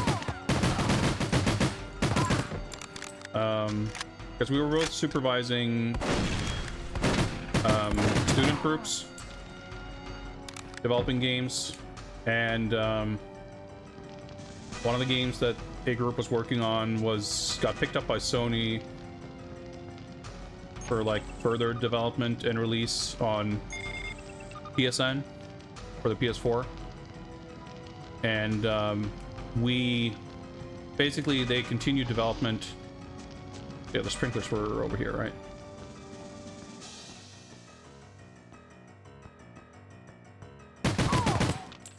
To add more content and features to it, and the two of us kind of helped out on that. I did some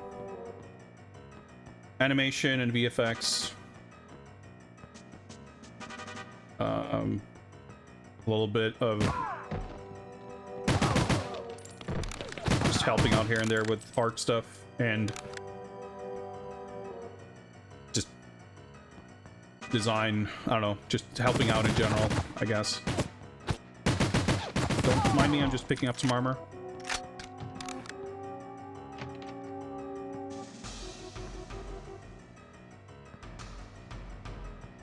There's the medic room. I guess we're going into the vault and we'll see if... It's funny, just like removing the M thing, because I think that's the only objective that's changed, but not having to run back and forth that extra time like feels like it simplifies the level quite significantly. The whole set piece stuff is so cool. Oh yeah, okay, no medic shit here either. We just walk right in here. Pretty big difference. Here, take this pin. It was the detonator. Sir Robert. Alright, you figure that out pretty quickly. 007, this is Q. Get to the Q labs at once. The suspect is escaping. She has a boat waiting outside. Oh. Actual Q? I wasn't expecting that. I mean, I don't think it's, well, almost certainly it's not Desmond Llewellyn's voice. But, that's still cool. Oh yeah, we have to go upstairs. Q division. Or we can just go this... dude, I get in the floors confused.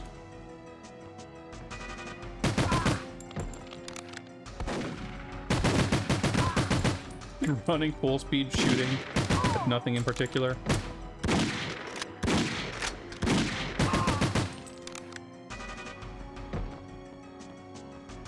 My head's open now. Dude, that's sick.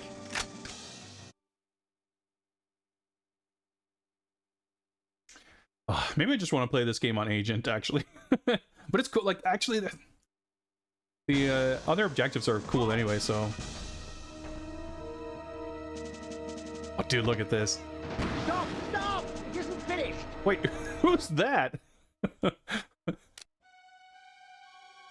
Surely that wasn't supposed to be Q.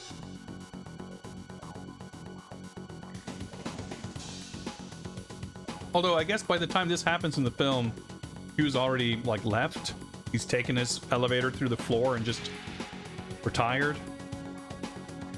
So I don't think that's meant to be... Because I think in the film... Is it John Cleese that's all up in arms when he just jumps into the boat and leaves? I forget.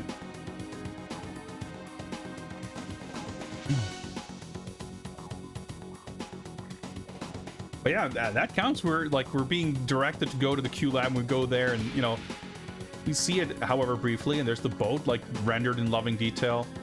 I'm pretty impressed with. I mean, yeah, sure, we're still in the opening scene, but it's going through pretty significant effort to stay faithful to the movie. That is Q. The retirement scene is later. Oh, okay. Yeah, I guess this, as I just said, I guess this is the opening scene. So that wouldn't make sense. Because I thought there was like a scene of him introducing the boat and stuff, but I guess probably not.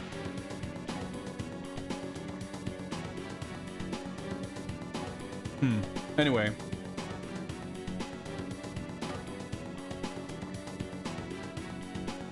And at least now we know that once we get to the vault, we go back to the Q lab, and that's the end of the level, probably. So, okay, that's interesting. It says their difficulty best time. I thought that meant like the best time for this level on this difficulty, but I guess these stats are all specific to this difficulty in the first place. But what the difficulty best time is actually the complete best time for every mission on this difficulty. So it actually tracks like sum of best, basically, times per difficulty. That's actually pretty cool. Pretty cool.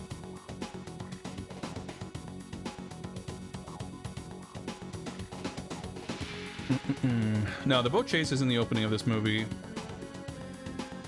The MI6 building like explodes and Bond just flies out through a window with the boat, and then he chases the lady, and he does a sick fucking barrel roll over her boat for no real reason, and then eventually she hops on a hot air balloon. He catches up with her. Then he falls down and bumps his arm or whatever. But I can't fault you. I get these movies mixed up as well. Alright, I don't know if I saved. I think I did, but let's save to be sure.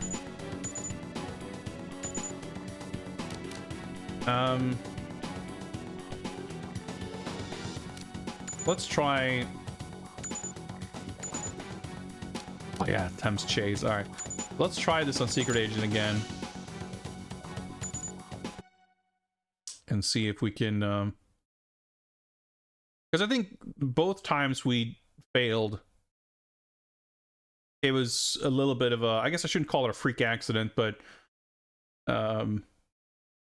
it wasn't necessarily because the mission was too difficult. I mean, we didn't get, like, killed by the enemies or anything. So just being a little careful with... Find Sir Robert. The automatic security door system is damaged. Can you reach the manual override, sir? With how to position oneself relative to the terrorist guys or what have you. Oh, I'm being shot in the mag. Or not. Nope, maybe not.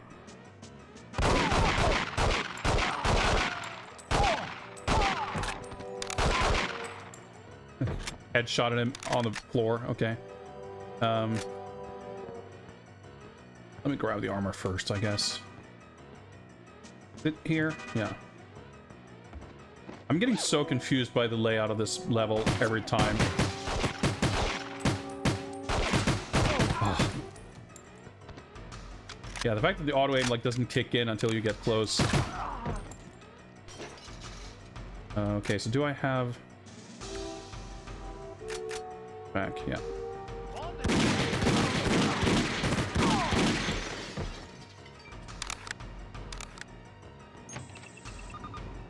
Quickly, Bond.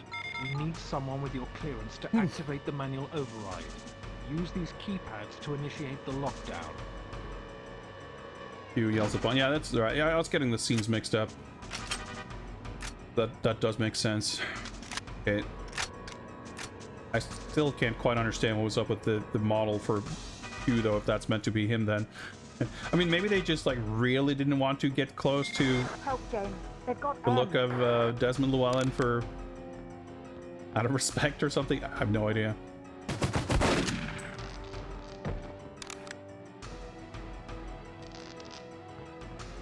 It's not gonna be... Oh!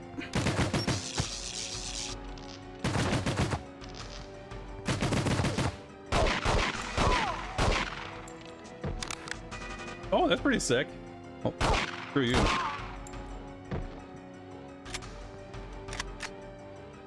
Because there's no, like, actual rush here, really, I guess.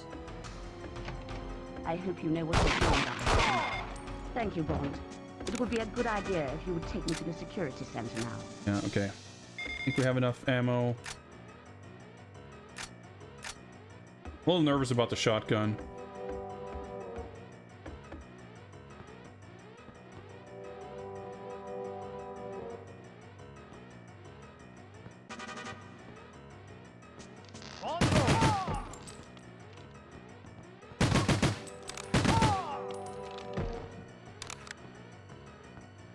Yeah, as long as you don't take any wrong turns. Really just a pretty straight line here. You'll be safe here. Please go and find Sir Robert now. He was heading for the vault on the ground floor. Yep, okay, got it. James Bond is a war criminal? Well, I mean... What else is new? Seems like he would be, right?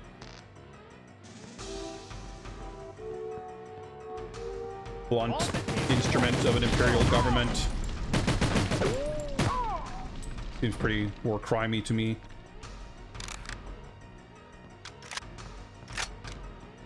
Oh yeah, there's armor downstairs, right?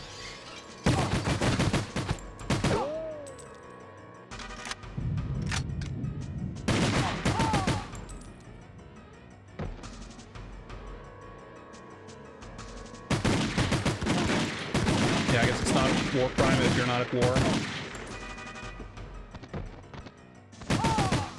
The amateur war crime enthusiast, James Bond. Yeah, the camera, like the auto looking up and down, doesn't apply if you're strafing down the staircase, which is weird. So I have to like highly advanced grip here to look up and down with my other hand here. I guess I have to use the D-pad for it. It's a bit silly. Do I have to like hold it to? Okay, he like reloads one round at a time. That's a bit weird. Reports of a fire in the lobby. Yep. The sprinklers need to be activated manually, sir.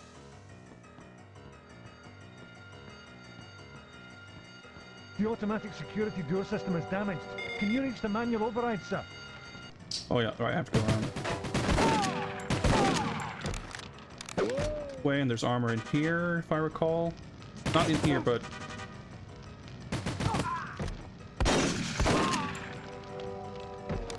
Oh. First...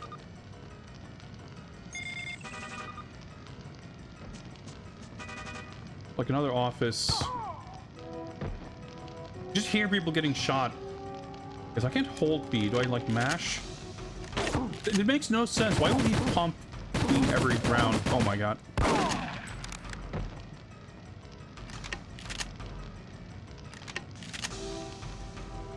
That makes no sense. Okay, I got decent ammo for this. And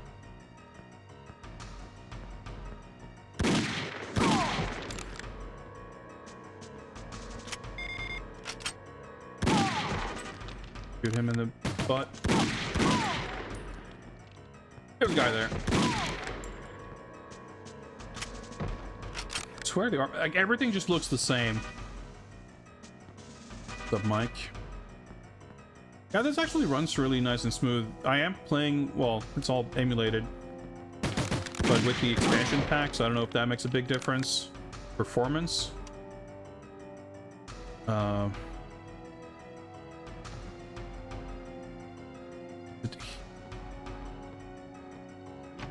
Oh yeah, that makes sense. The room I have been in, basically.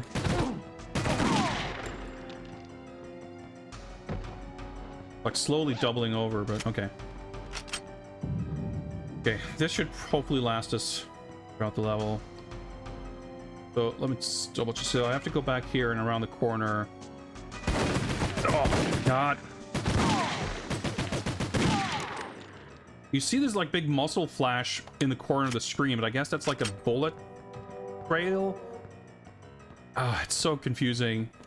I was like saying how nice it is that this game doesn't spawn enemies like inside you when you turn your back like the PS1 games, but I guess it kind of does.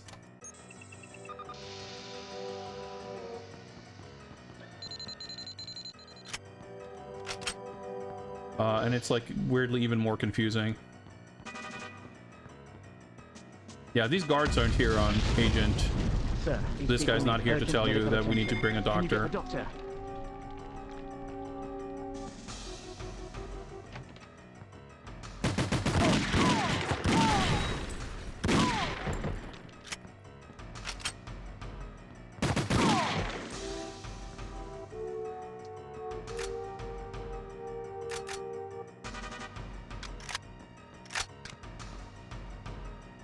So let's hope it's kind of the same thing, that we can just kind of James, run ahead. needed. Oh yeah, she's Follow already me.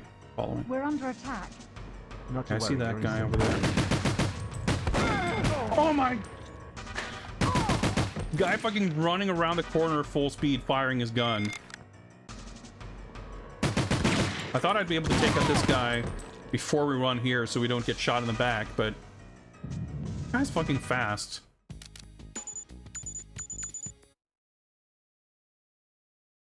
This is like the first real level, by the way. It's mission 2, but the first mission is... I mean, I guess it's a real level, but it's a very short level where the first, like, 2/3 of it doesn't have any shooting or action in it. Can you reach the manual override, sir?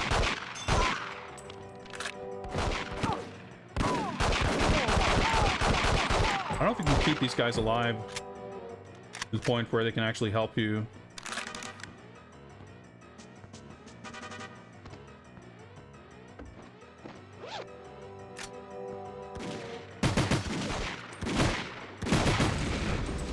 Okay, that works.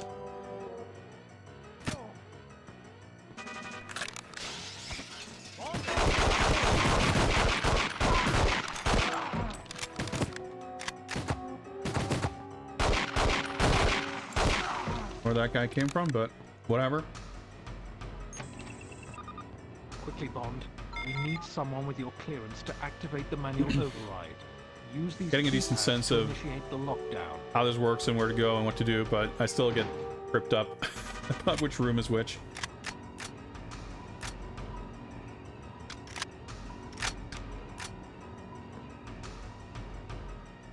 Collected everything here. Help, James. They've got M. Got M.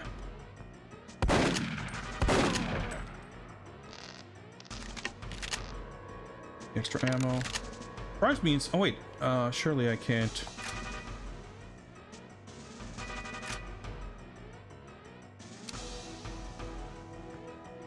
I can set this semi-auto. I wonder if that means that reloading is behaves any differently. Holy shit, okay. It fires... Nope. And I can hold the reload button, and mashing it... Oh, that's weird.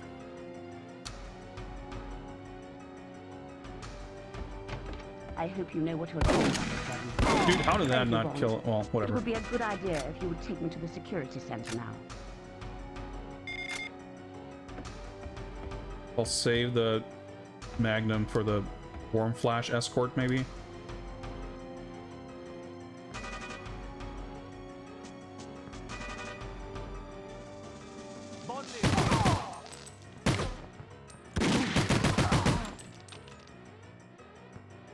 Like, I have to trust and hope that I...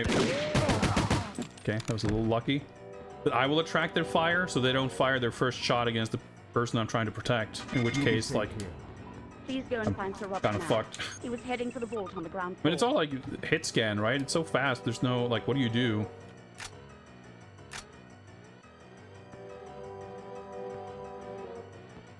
Okay, on health at least.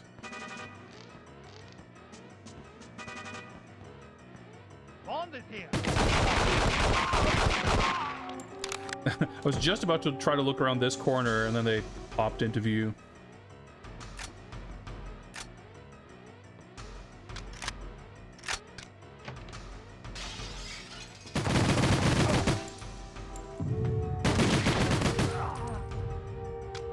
Yeah, trying to position yourself just right to get like the auto aim working.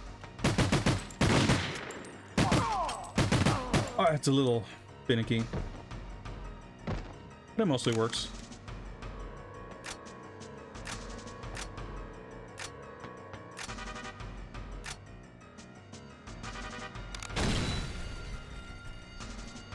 A weird left-hand grip here to look up.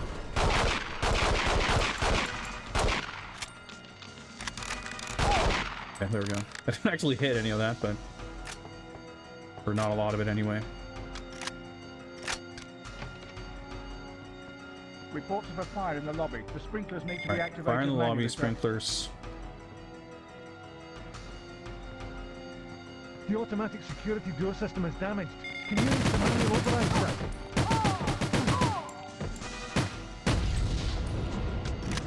We'll avoid self-harmed. Yeah. What's this weird angle? Go. Clear this first. Level's like weirdly tense because I have to do all this and then it can end really in an instant.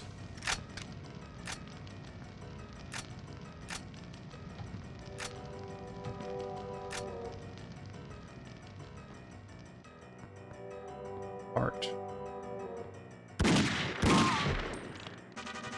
Aiming off into the wall. Guy drops down. Oh shit, I'm wasting so much of this ammo. I mean, I have enough probably, but should be able to take these guys out in a one shot, so. Why the fire extinguisher contain explosives? I don't think the implication is that they're laced with explosives. I think it's more like firing a bullet into a pressurized container like that probably would cause bad things to happen. Probably wouldn't be fire, but you know.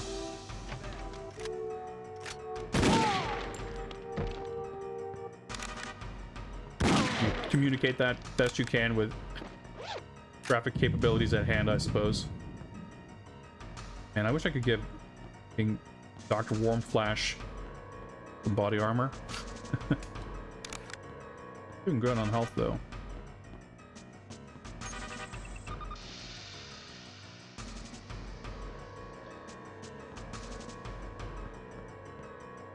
I'm impressed with my ability to not immediately shoot these guys. Urgent medical attention. Can you get the doctor? Just seeing a person and like, oh, I gotta shoot him. Okay, so I think maybe the UMP is the name I couldn't remember before. This one.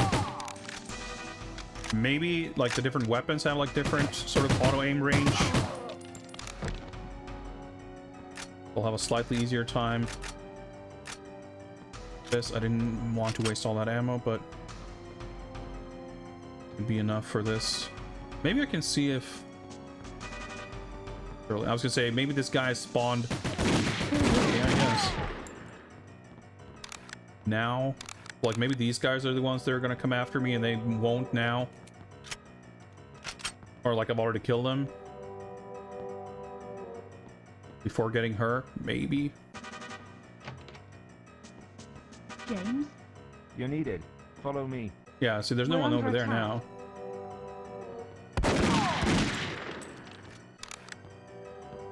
Go fast.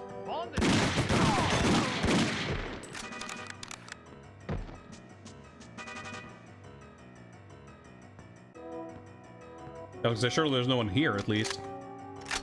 Okay, the PB. I think. Did she make it? Did she get stuck somewhere? She's not dead. There she is. Freaked out a little bit there for a second. But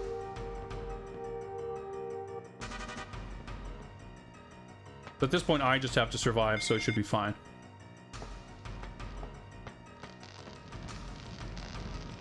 Pretty cool level, though. Here, oh. Take this pin. I was a little worried for a second that the cutscene didn't trigger.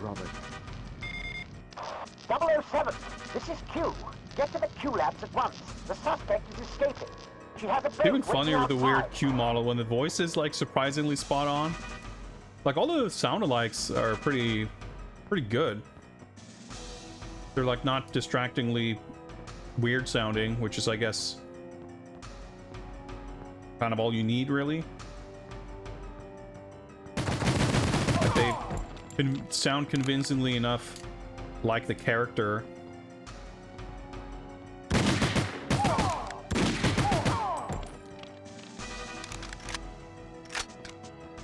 Ah, big hole in the wall. And that's not really something you can necessarily say for the PS1 games where everyone sounded weirdly nothing like the character.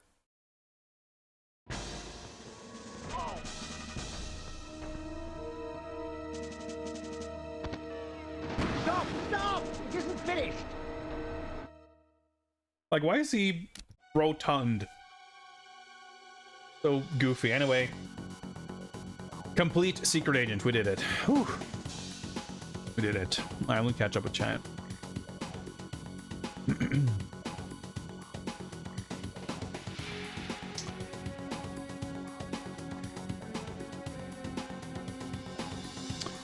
Trying to remember something you saw when rewatching the recent Bond films. Recently watching Bond films. There's this big actor today had a very early small role in one of the Bond movies. Don't know if it's in Tomorrow Never Dies or World's Not Enough or Die Another Day, or if it's Tom Hardy or Gerard Butler. Well, it wouldn't have been in any of those movies because we watched, well, sorry, it wouldn't have been in The World's Not Enough or Tomorrow Never Dies because we rewatched those and I didn't see anything like that standing out. But he might be in Die Another Day. Yeah, I like that he bumps into the scientist's man. Like, all the little cutscenes, like, there's a very high degree of polish and production value to this that I think was... Like, both the Black Ops games for PS1 have that feeling of, like... We kind of know that Tomorrow Never Dies came together kind of quick because it was supposed to come out in 98, but then it came out, like, more than a year later. And it was supposed to, like, it was advertised as being something very different from what it eventually ended up being. And knowing that it was meant to be something totally different, playing the final product, you can kind of feel that it has that feeling of being kind of thrown together. And despite that, like, with that in mind, it's, like, really impressive, the kind of stuff they did with it. But for The World's Not Enough, you kind of figure, well, okay, they wouldn't have been rushed in quite the same way, but it still kind of feels a little, not unambitious, but like the scope of a lot of levels and everything is like weirdly tight, and there's major beats of the film that are kind of skipped over, presumably because they would have been kind of complicated to do. Oh, Gerard Butler is in, okay, he's on the Devonshire, okay. Maybe I just missed him, or I saw him and I didn't pay attention, or find it notable, but I guess that makes sense. I guess that makes sense.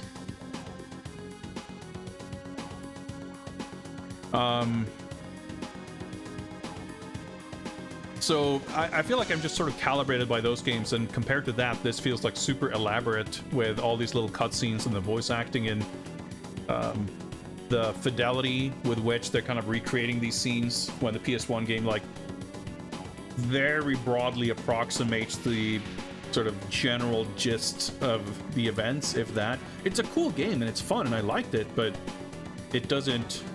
It cuts a lot of corners in terms of, like, showing off the kind of events of the film. Yeah, I mean, the Devonshire, like, that's the whole sort of fulcrum that the plot of the movie hinges on. What's his name? Elliot Carver using his GPS tech to, like, trick the ship into being somewhere other than where they think they are, and they get China to attack the ship, and it causes this international incident, or is about to anyway. And the ship is sunk, and they have to find stuff on in the wreckage and whatever.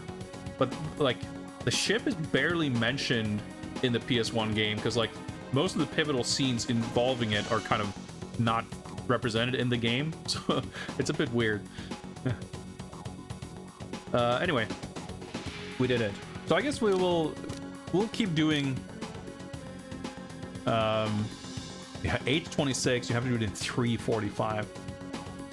I almost prefer not seeing those times because it's like, just makes me feel bad about my time. Because it's like the time is so far off.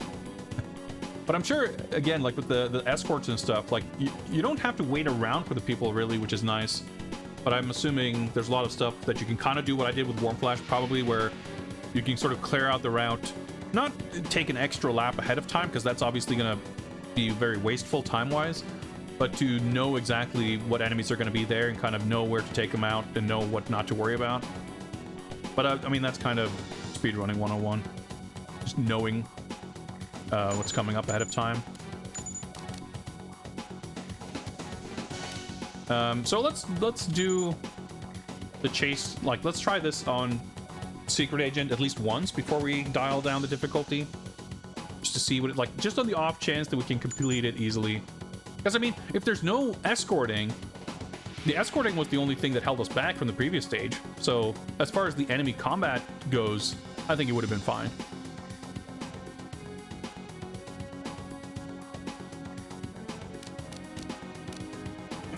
Aren't many of those part-times kind of BS?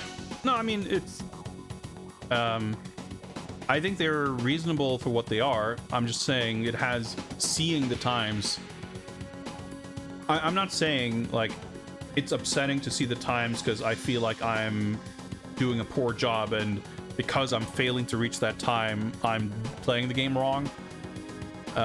But it's just that, like, having it there, it psychologically has a bit of an effect where it can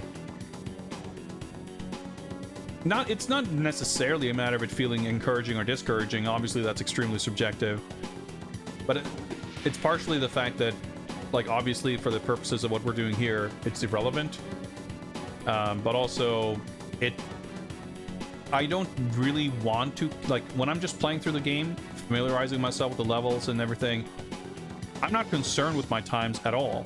So the fact that like, seeing my end time is fine, but seeing it compared to something just brings a little bit of an attention to the fact that you, like, should be faster or something. I don't know, which I'm like, it's an extremely trivial minor thing regardless, but my complaint isn't that, like, oh, these part times are too hard, this game is mean to me.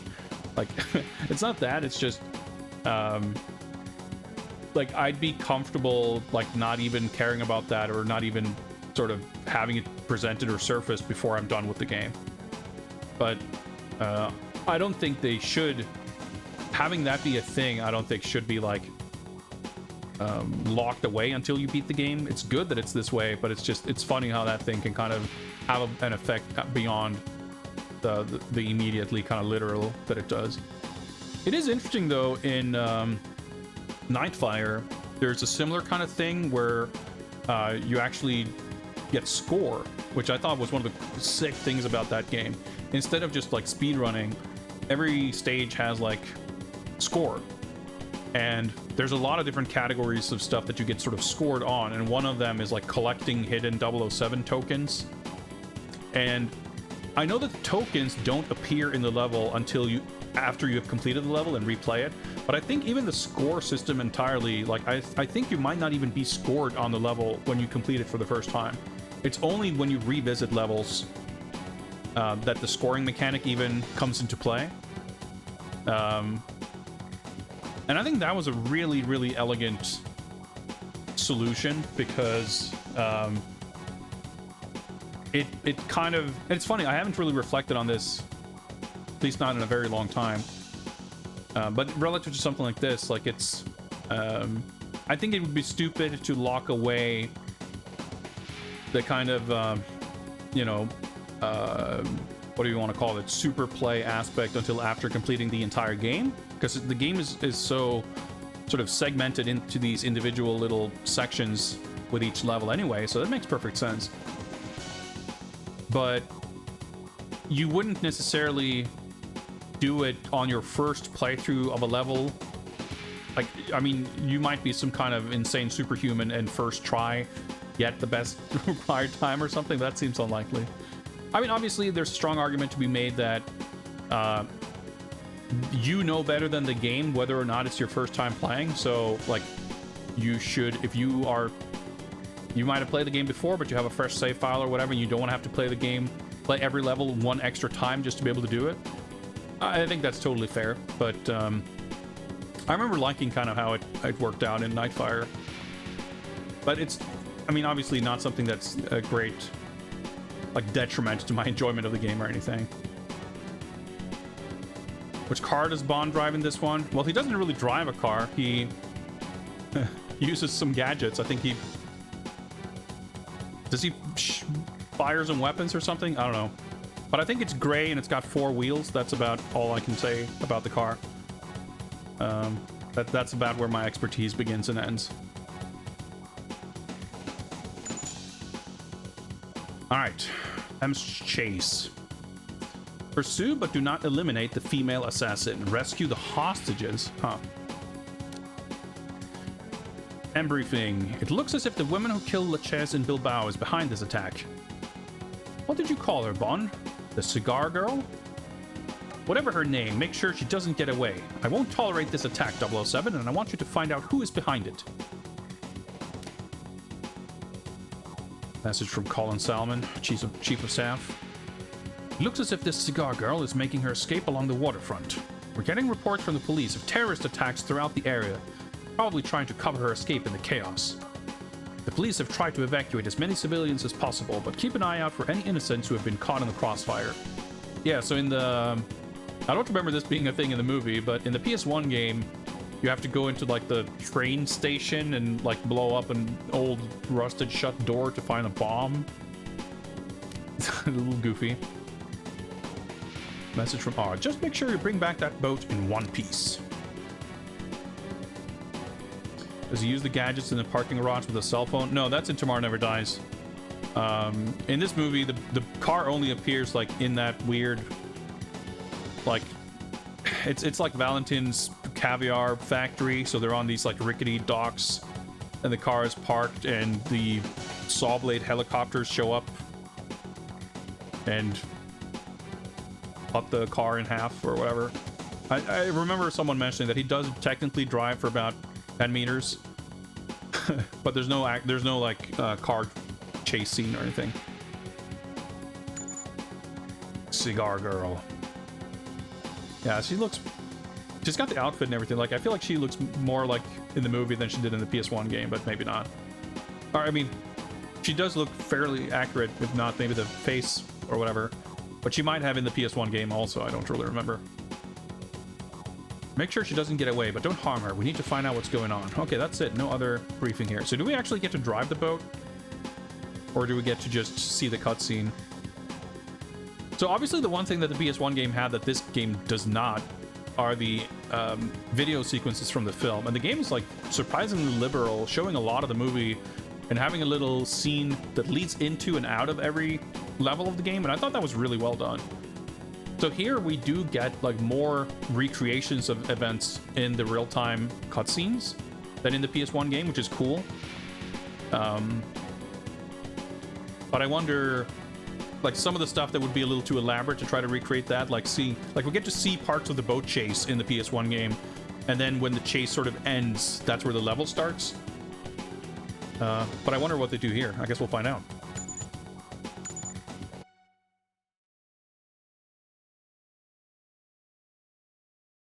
The timing of the briefing ends up a little awkward, though, like, because these scenes are so, like, there's no real events in between Bond jumping into the boat and then this happening, right? But in the game, like, because of the sort of rhythm of how the briefing happens, we have to stop in the middle of the chase to do the briefing. This is surprisingly elaborate, like they're doing this whole thing. I mean, I'm guessing trying to do this as an actual level would be 100 times more complicated, right? So, but even so, yeah, okay, it's like pretty similar to the PS1 game, but it's we did actually kind of get to see not an equivalent, but there she goes running, but you know, something along those lines.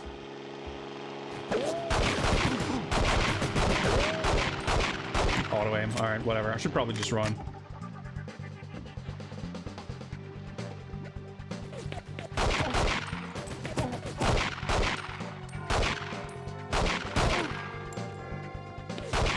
Getting a lot of hits here.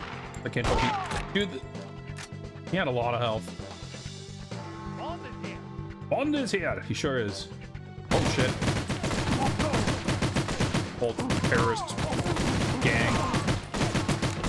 Dude. I'm pressing the shoot button. Okay, this is a great start.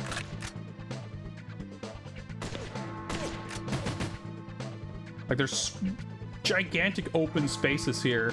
I was like struggling with the gun from aiming, functioning at long enough distances in a fucking office hallway.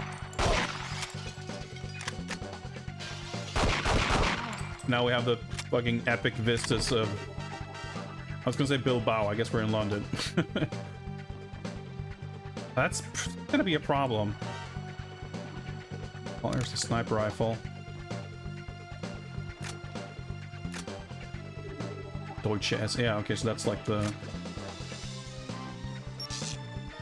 Koch sniper rifle. I mean, I'm dying to a single touch here anyway. Yep, okay.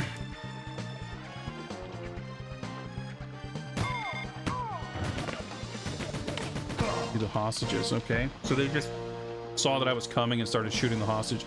Okay, we're probably gonna have to do this on Agent. But I'll give it one more shot just to...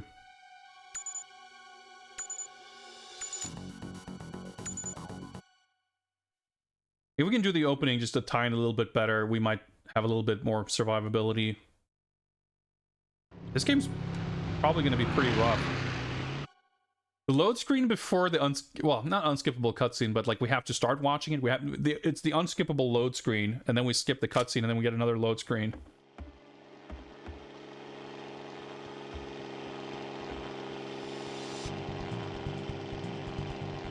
Avoid those guys. Hopefully they won't come back.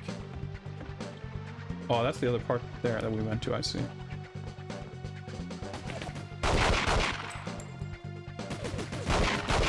Like auto-aiming off to the side. These guys seem to have like a lot of HP also. The wreckage of the boat. Okay. Auto-aiming to something up there.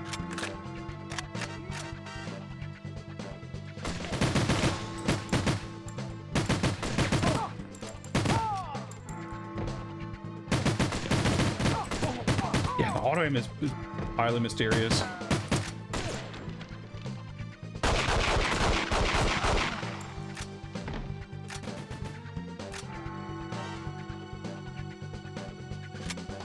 Yeah, but we're probably better off taking it slow. But there's no... No, okay. I was gonna say, there's no leaning, right? There's no... I can strafe, but I can't lean.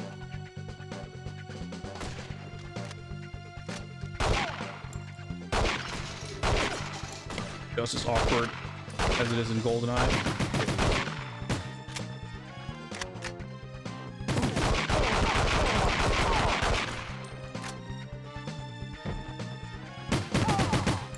Did I get the guy in the room? I don't think I did. Oh, there's a sniper rifle. Nope. Have to be such like a feather light touch.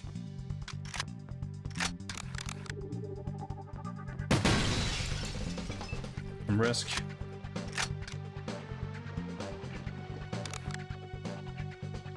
Oh, I best do this then.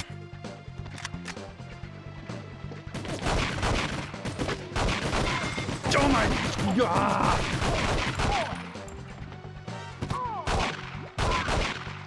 Thank you, auto aim, for automatically locking onto the hostage. That's great. Okay, I just want to figure out the geography of this little section here. Okay. Okay, so this guy is technically not a threat. He's not gonna, like... He can't shoot the hostage. Holy crap. Why is it so hard to hit? Okay, he died eventually.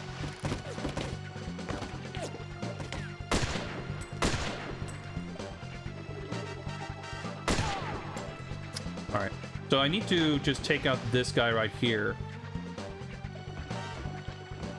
Ah, okay, and then we can gun takes up like the entire screen.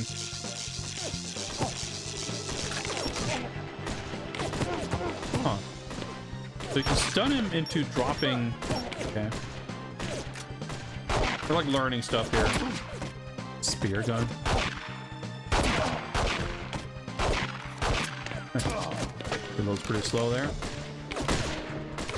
The auto aim, like, is quite questionable. Like, it's really helpful and good when it's good, but it doesn't really activate very reliably.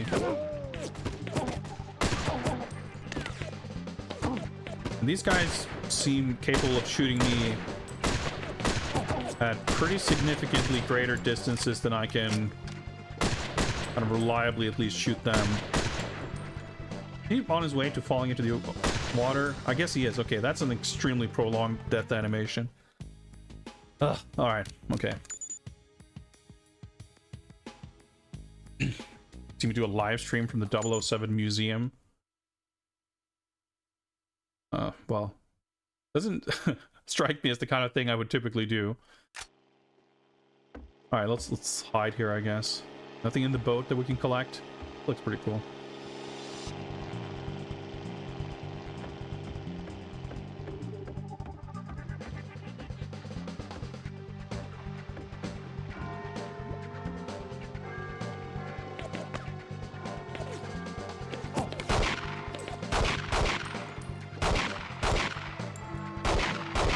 Seeing a little soup of pixels, and like, is he alive or dead? Just writhing around there. I do have quite a bit of ammo at least, but yeah, I feel like this entire game is going to be a lot of kind of awkward puzzle solving like that.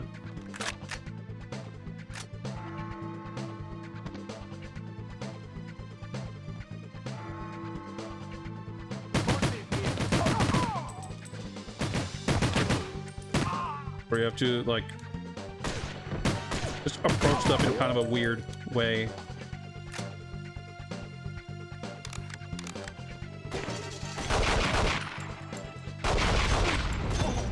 Guess that's what that barrel's for.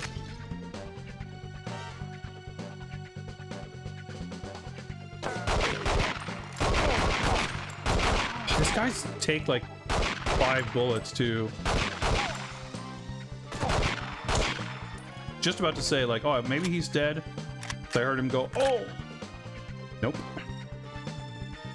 I'm just, like, a little annoyed because it is slowly, or perhaps not so slowly, becoming clear that this will be a fairly frustrating experience. Playing through this game, like,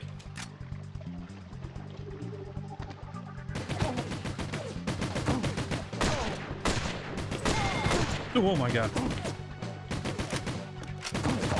The hostage just started running around. Dude!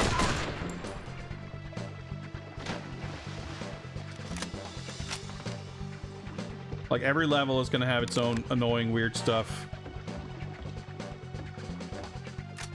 And it's gonna be a bit of a struggle to work around it. What's up, Tack?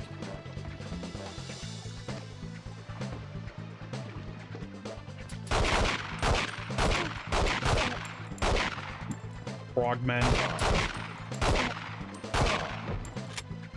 Like, why does every enemy take like 5 times more hits now than on the previous stage?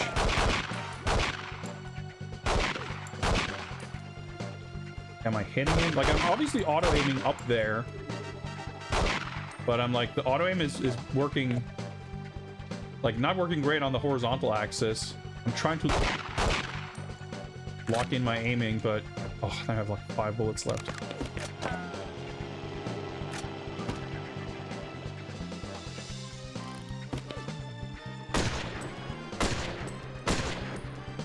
Dying over there. Like, the easiest way to tell if someone's dead is if like auto aim sort of disables, but even then sometimes it feels like you're kind of auto aiming on dead enemies also. Okay. Oh, being shot by the guy on the roof, I guess. No armor or health or anything. Well, I guess there are no health items. Pretty limited ammo also. Dude, Jesus Christ, like 50 enemies, and I have like 12 bullets.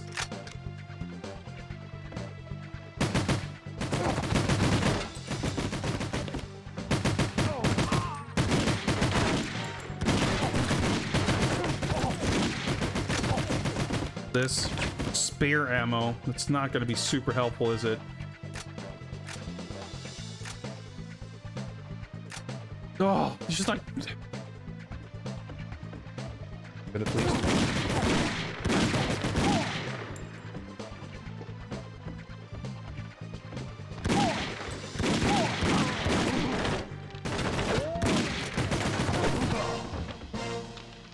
Oh, this is so hard. Okay, or I'm definitely going back to Agent.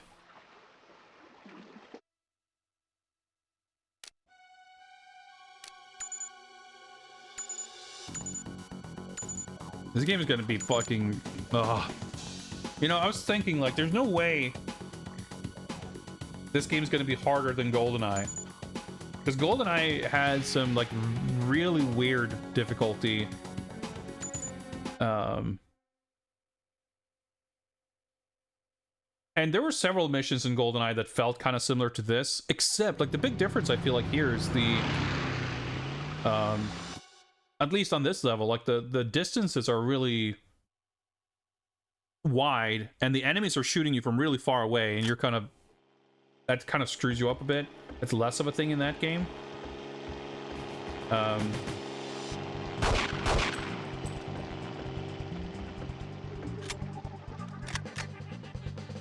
But beyond that, I feel like the difficulty that we're dealing with here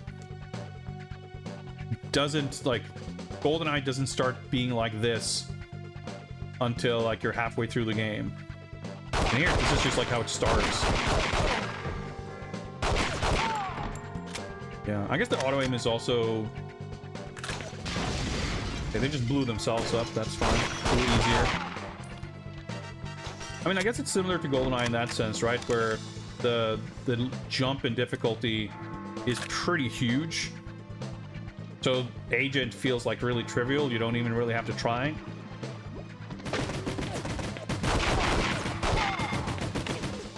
And then Secret Agent is way harder. And 00 is just ridiculous.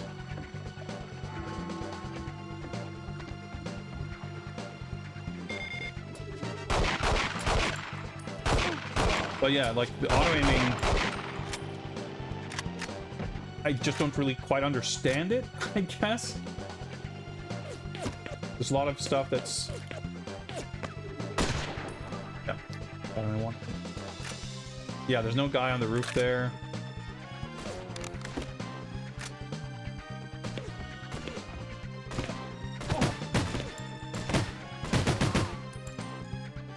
See, this is like so much more fun when you don't have to shoot the dudes like 50 times. You can set auto-aim to off. And if you're playing on 00 difficulty, it's always off. But that's about it as far as I'm aware.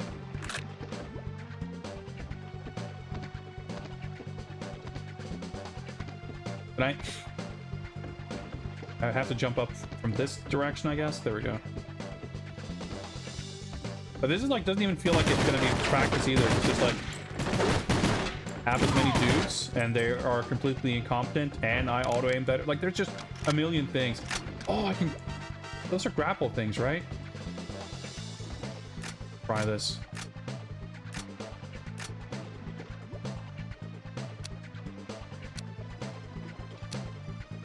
So convenient.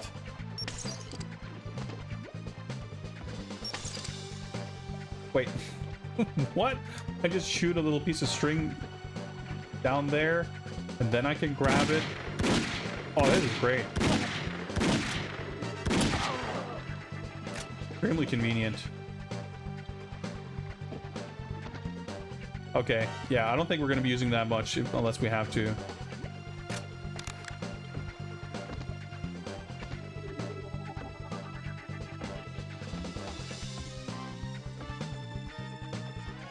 Oh, dude, that guy was fucking invisible. Do I have like a gadget or something for this? What are the objectives? Nope. If you have no Q-branch gadgets, then we'll have to use whatever comes to hand.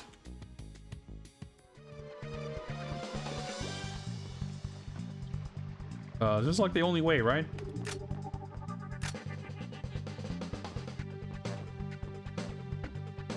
I came from there. Okay.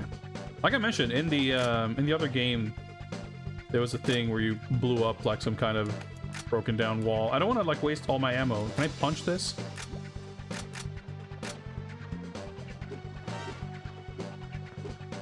Guess not. Appeared to have much of an effect. But then again, in GoldenEye, you have to shoot a crate like 8 times for it to explode. I'm assuming these are not explodable. Okay, maybe I missed something.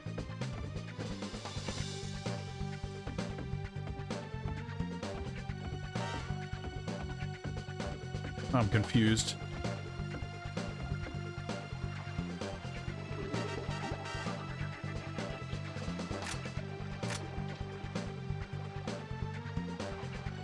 That's a little chimney.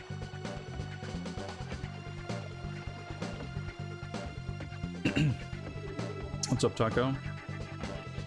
Yeah, that's true. GoldenEye had those weird view models where you only use one hand.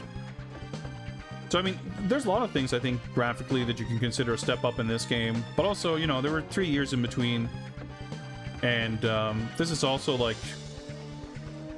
2000 is post Quake 3. It's well after Half-Life. It's like what came out in 2000? Deus Ex? I'm trying to think, like Unreal was like what, 98? It's, you know, GoldenEye in itself was an innovative and interesting game, but hardly the pinnacle of like FPS graphics technology. Yeah, Perfect Dark, of course.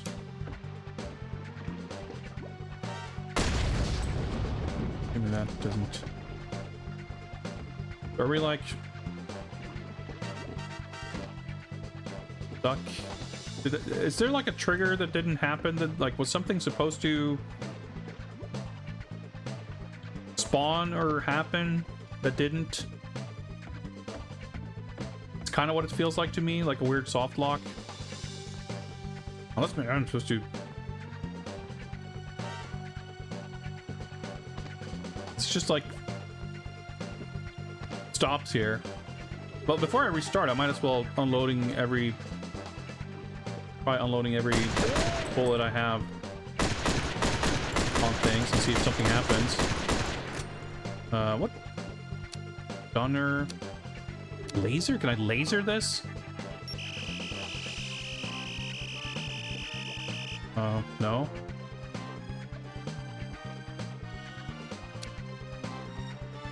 There's no other, like, grappling things. Were there? Oh, the laser used the same battery. Is there something up here? No. Explosive? I don't have any. It would have been the first thing I would have tried if I had any. But no, we have some watch stuff. Like, this room seems like it's kind of introducing or reminding us anyway that we have the grapple, but it seems pretty, like, it doesn't really do much.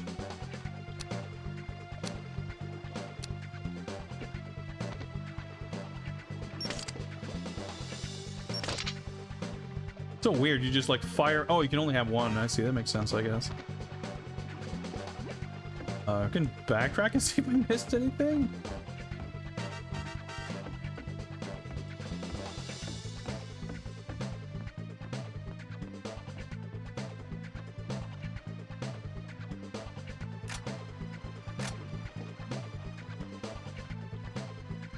Yeah, because that's where these guys spawn. This is the... Yeah, okay, I'm back here.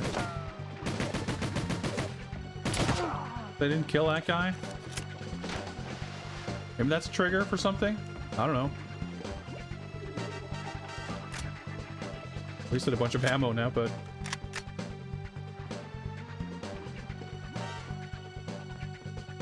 We'll make it back to that spot and then I'll just restart the level because it'll be about as fast to replay the level. Jumping's a bit weird. Like, sort of cool that there is jumping, but also I don't think the game is helped by the fact that they've added more stuff that you can do, because again, like the buttons Oh, it's a door. Okay. I thought for sure, like, I would have just tried opening it, but I guess I failed to try opening the door. Also, it definitely doesn't look like a door, so maybe I didn't even try. Who the hell knows? Now, Bond, we designed the grapple hook in your watch for just this kind of situation. Look for the grapple point in the ceiling above. It will serve as a lodging place for your grapple and will safely support your weight as you climb. Oh yeah, the sensitivity is a bit weird, so I have to like...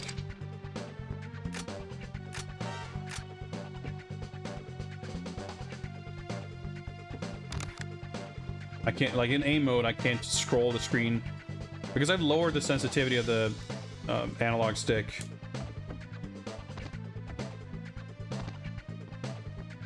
To make it possible to aim in general. It means that when I'm on in this mode, I can only reach far enough to actually scroll if I go in cardinal directions.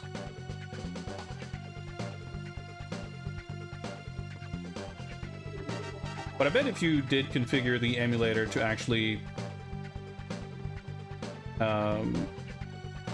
basically approximate more standard like modern controls, it would control pretty well. Okay, so I guess I really want that vest. Cool. You automatically leap forward when you press the jump button. I'm picking it up there instead. Oh.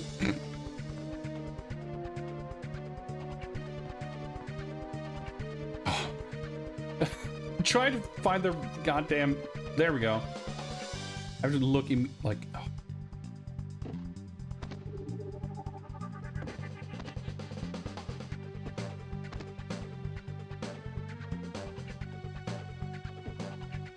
Oh! See, first-person platforming isn't necessarily an element that I felt was sorely lacking in GoldenEye. Heroic platforming, yeah, pretty much.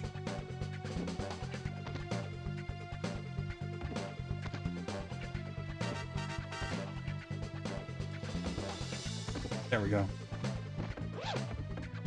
Okay. All worth it. That's a bad jump, yeah.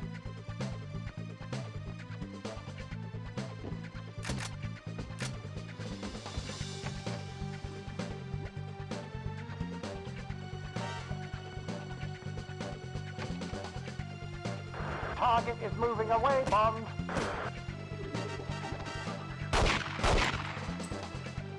Don't auto aim for barrels, I guess.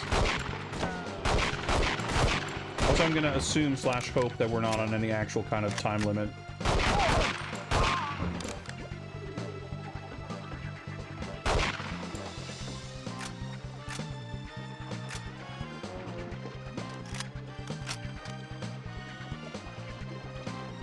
Just figured there was an enemy there that I couldn't see, but I guess not.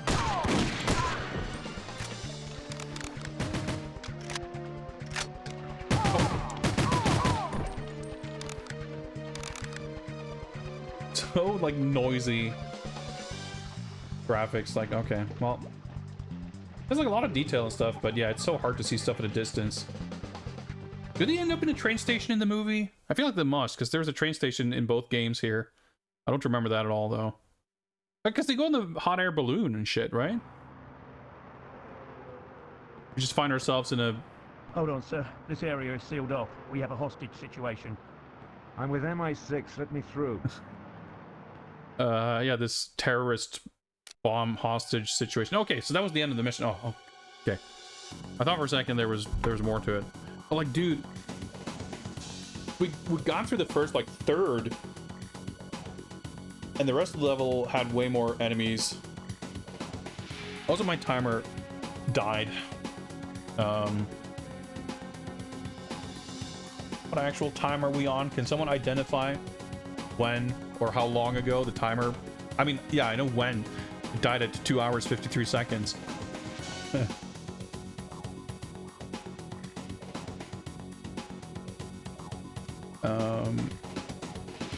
I know how I would check that easily. I do that on my stream.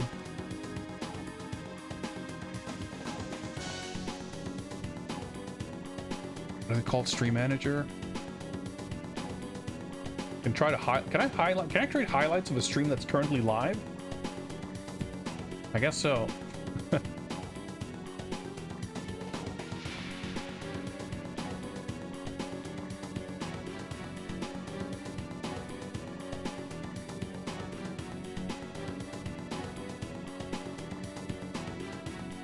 So yeah, about, yeah. 10 minutes, okay. Yeah, sure. We'll approximate. Yeah, because I can kind of do the same thing here by looking at the highlight stuff. So okay, let's yeah, give me a second to fix that.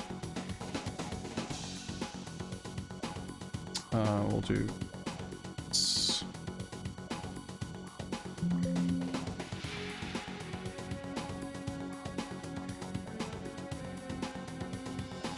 Started, I guess. 2, 11.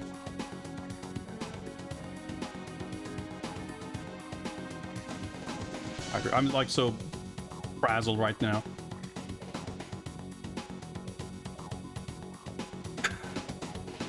I'm having a rough go with this.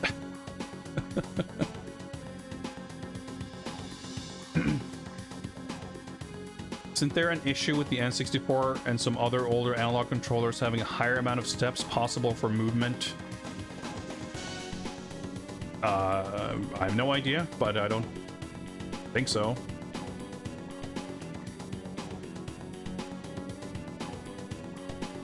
Or I mean, like, that's not something that's specifically causing me an issue or anything. It's just like I have it's an emulator and I have a like Chinese USB controller. Like, it's not going to be the same. But even if it was, I don't know. I always thought the N64 controller was pretty shitty anyway. I don't think the problem with the N64 is that it was so advanced that it was accidentally so good that it was bad. I don't know, but I don't fucking know. I don't know much about the N64. Let me try to catch up with Chad if I missed anything important here.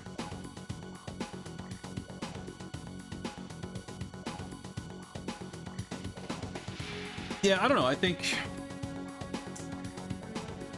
for the purposes of enjoying the game, I feel like I'm much better off just continuing to play on Agent. Maybe things will escalate such that by the time we get to the later parts of the game, I would feel more comfortable. Like my capabilities would be such that I'd have an easier time doing earlier levels on Secret Agent.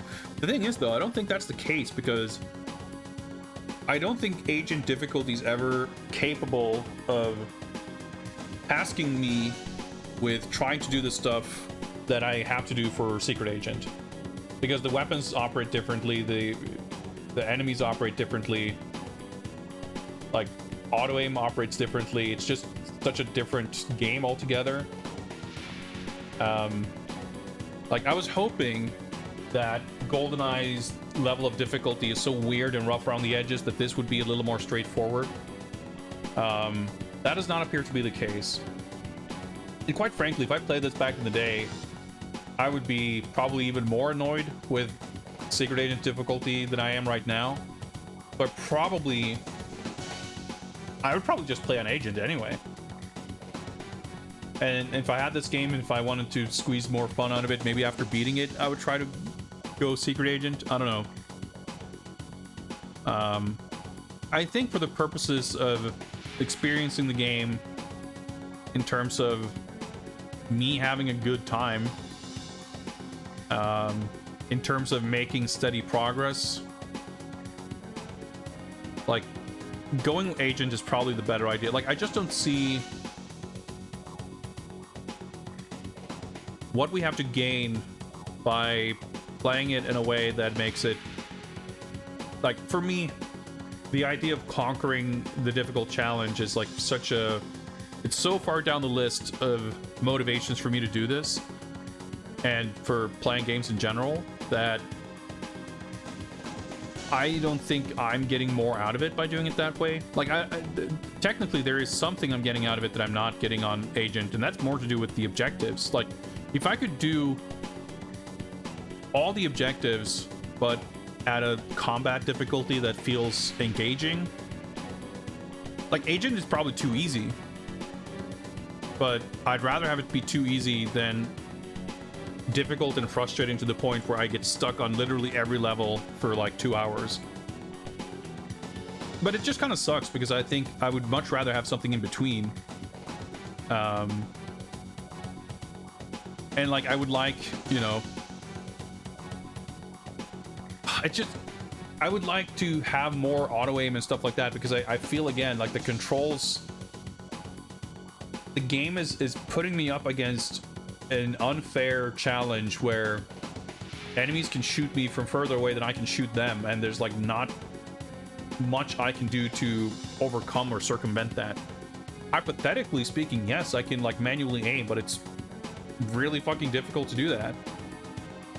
And it doesn't at this point feel like it would be that fun of a challenge. Like, I'm also like, the way I have to hold a controller to control it and I have to aim with my left thumb is super awkward to me, and that makes it more difficult as well.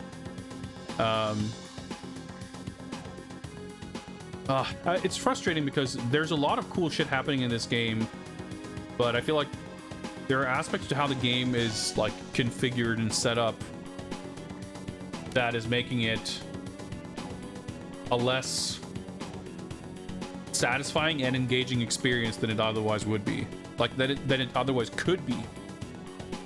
And that's like disappointing. But at the same time, like, I think if we just play it on Agent and try not to think about what else is there and just take that for what it is, and I'm sure we're gonna see a lot of cool stuff and it's gonna be fun. So the reason I'm hesitant about it is just that, like I said at the beginning, I would have liked to aim to complete this on Secret Agent for the comparison with GoldenEye, but that felt doable. I definitely had levels that felt like, Jesus Christ, what is this? But that was like in the last 5 levels, not in the first 3. So I'm like really concerned with how this game's gonna develop if it's like this already. And it just, I don't love the idea of just getting super stuck on something that's challenging to the point of not being fun. Like, even in the MI6 office level, the combat was fine. It was just the escort stuff. But here now I'm like, oh, there's no escorting, this should be fine. Like, okay, hostage rescue boat, all right. But no, like, you just have to shoot enemies from like 2 miles away where you can't aim, and you just take a lot of damage.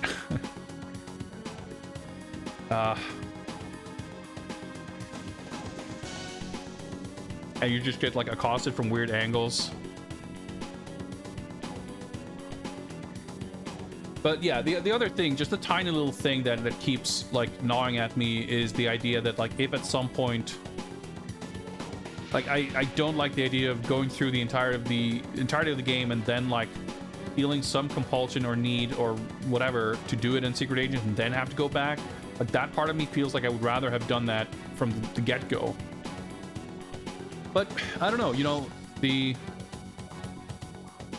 or it's just like, if I had ever at any point feel like I'd rather move to Secret Agent, then I'm gonna have to go back all the way here or whatever. But fuck it, let's keep going on Agent. And this isn't necessarily something we have to make like a permanent decision on, right? Because we can obviously would have to do it from here, but there's nothing preventing me from going over to Secret Agent at any time. So we'll keep going for now, and maybe I'll feel differently when I play this the next time. I don't know, I feel a little bit grumpy today. I'm not really sure why. I think it's maybe just the what's the word, daylight saving ending, and now we're in winter time, and it's just quite literally dark days ahead, and that always has an impact on my mood. So I'm having fun with the game and everything, even when I'm a little frustrated, but I think I'm a little more sensitive to disturbances, and like, I have an easier time getting annoyed with stuff. So maybe in light of that, we should do what we can to make this a more pleasant experience. Underground Uprising. Okay, so this is actually just straight up a separate level. This is interesting. So this is basically the first 2 levels of the PS1 game are being like extended into 4 levels. Oh, actually, is it 3? I'm trying to remember if there were 2 bank levels. Because in my mind there was like 2 separate levels that were, maybe I'm getting things mixed up. Anyway, Underground Uprising. It looks like after that we're going skiing. See how that goes. But one thing at a time.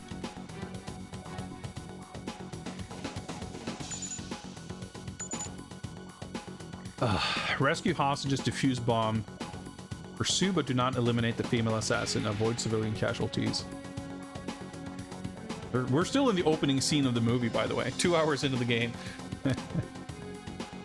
These terrorists have seized one of the underground railway stations. They're threatening to trigger a bomb powerful enough to destroy the whole area. Defuse the situation, Bond, and then find this cigar girl and make her talk. We've identified your cigar girl. She's an Italian national who is in Interpol's list of known terrorists operating in the Mediterranean. Looks as if she's moved her area of operations. We're trying to identify who is sponsoring her activities, but that is going to take time. Time is something we don't have. The situation in the station could go critical at any moment. Police have cordoned off the area, but they tell us there are a number of civilian hostages in the station. Terrorists are well armed and totally dedicated, and we have to take this bomb threat seriously. We're not sure how many hostiles are down there. We're also getting reports that they've hijacked a tube train, so they may be bringing in reinforcements even as we speak. Going to have to move quickly on this one, 007, but watch out for the hostages. Don't let an innocent pay for any of your mistakes. We're getting like extensive briefing from Colin Salmon here. M's like, yeah, just whatever, go clean up. He's got all the stats, all the lore. I guess these terrorists are going for a fairly simple but powerful explosive device. It would match their style so far. Unless they want to blow themselves up too, there will be a delayed fuse. Probably an electronic timing device with a preset delay. That would give the terrorists a chance to evacuate the area before the bomb goes off.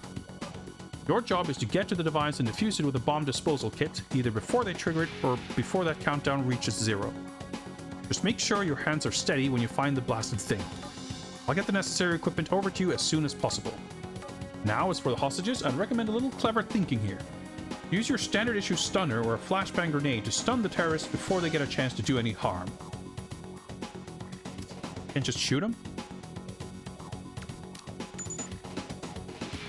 Alright, Cigar Girl, now identified as a known terrorist. We need to know who this assassin is working for. Find her and make her talk. Oh, that's it.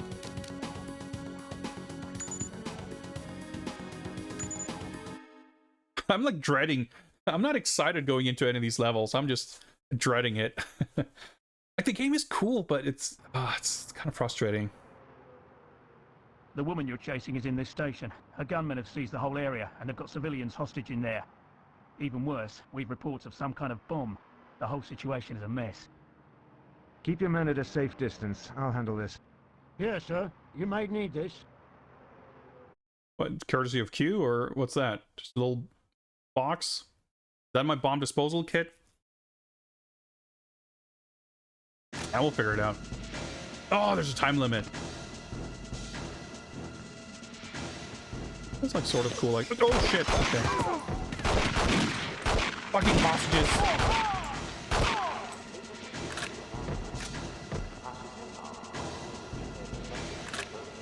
Pretty cool though.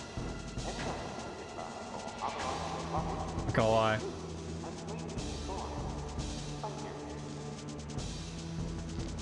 These little graphical details.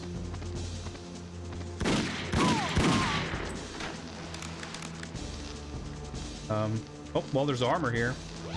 Oh, this is where I was going, but I guess not. Alright. Well, let's see if we can figure it out.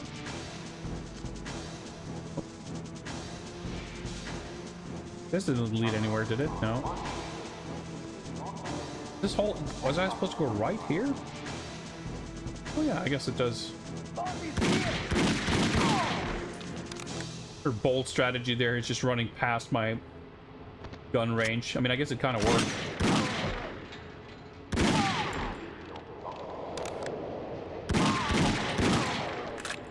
Auto aim is like super satisfying when it's working. When it's not so much. Yeah, it looks like this is progress. Help me! I can't even make out who's who or what. But luckily the hostages are fully understanding the situation. They know when to run. We rescued all hostages, I guess. Oh, it looks so sick with the like the motion blur texture on the train. That looks so good. Holy shit.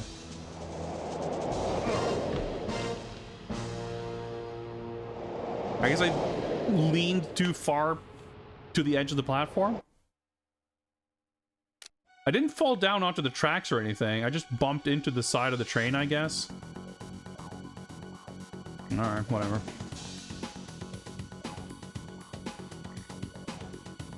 Also just smarter than M. Smarter than Bond, at least. Yeah, we touched the train. Was this scene in the movie? I don't think so. I don't remember it, but I'm being fucking gaslit by these game adaptations to make this giant thing out of this subway bomb hostage type situation.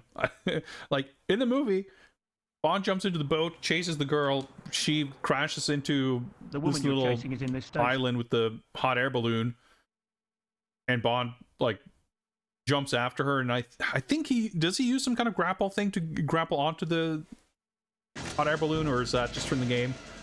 I don't know. He ends up hanging off of the hot air balloon, and then she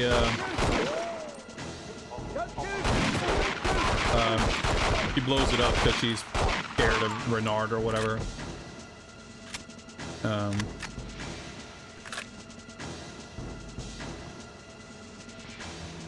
And then he falls down and hurts his arm, and then they're in the like cabin lounge, whatever, for additional briefing. We get to watch the hologram, the Renard hologram or whatever. So no, I'm pretty sure this is maybe, you know, maybe this was in the in an early draft of the script or something. But if not, I think this is a great example of something that may have been like a design, like a game concept thing that just ended up in both games, but in kind of different form, because it's very different between the two games.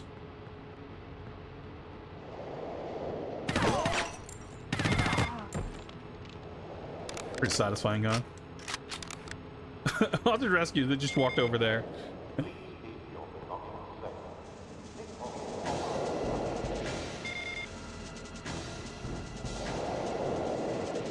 Note to self, stay clear of the platform.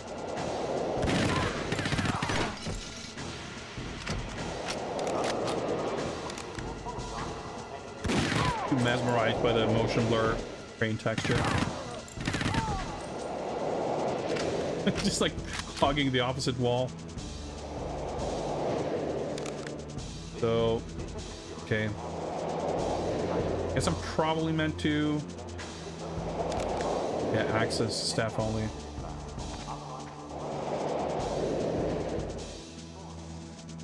Pretty cool. Little Doppler effect or whatever.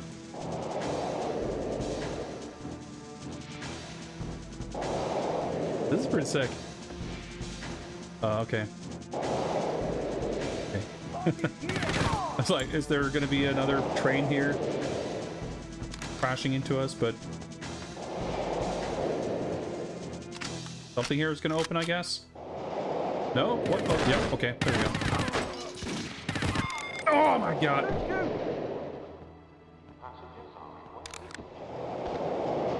Well, let's scope it out.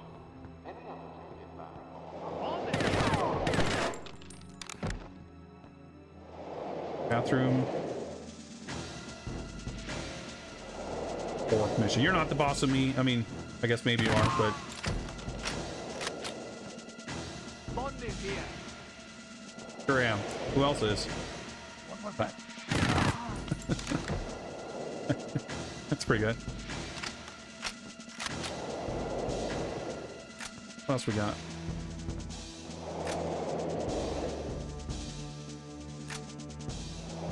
No, I'm trying to... There we go. Just wanted to switch firing modes. Oh, I guess I used to... the watch.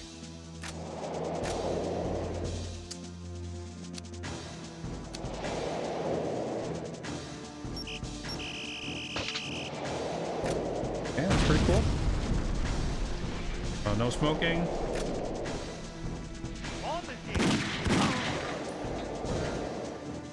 Grapple here or something? Aha, yeah, I do. That's a dude, right? Yeah, that's a dude.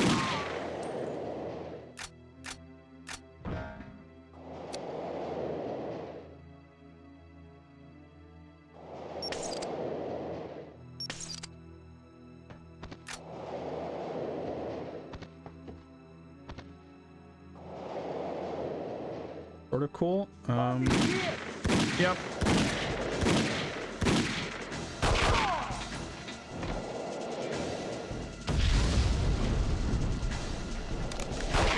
Oh, okay, that's actually pretty sick. I'm trying to... There we go.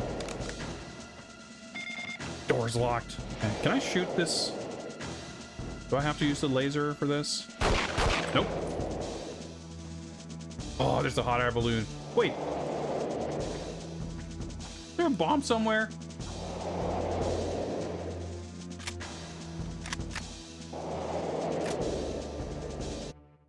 Yeah, that's the... Do we get an ending cutscene here? Surely not. Okay, I'm just gonna skip that. Okay, no, we're supposed to defuse a bomb somewhere. Pursue, but do not eliminate the female assassin. Wait, so which which part did we fail there? Did we kill her, or did we fail to pursue her?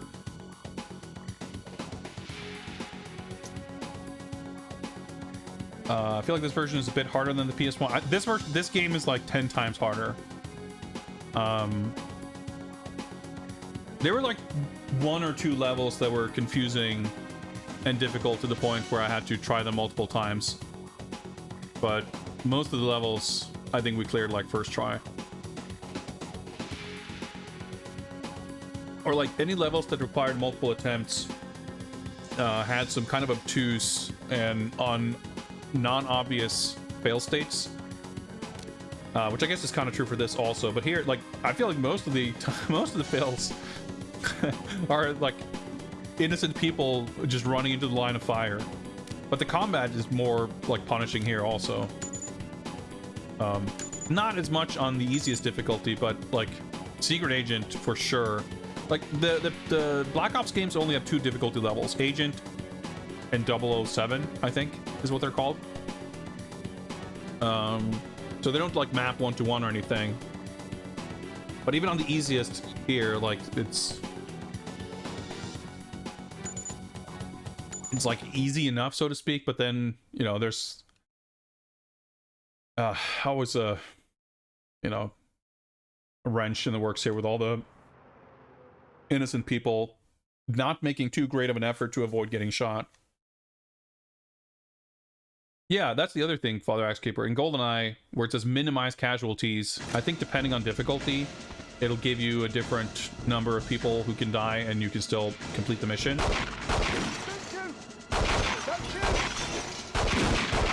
But here, yeah, literally one person runs right in front of you, and that's a mission fail.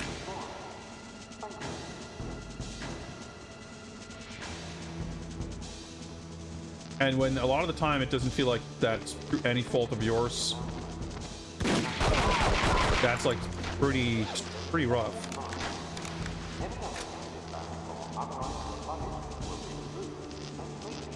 Even the time here doesn't seem super generous.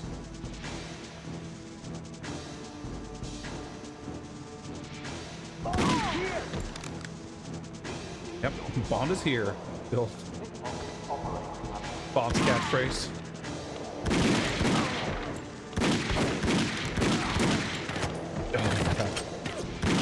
I also don't think you can swap weapons while reloading.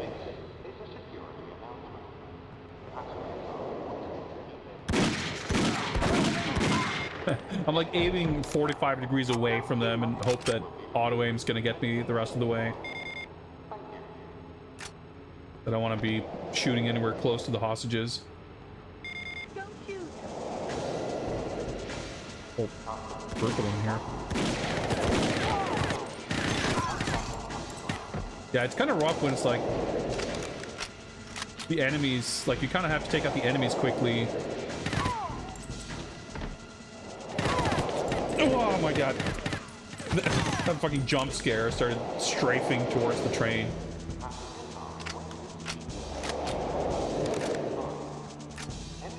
Stun grenades.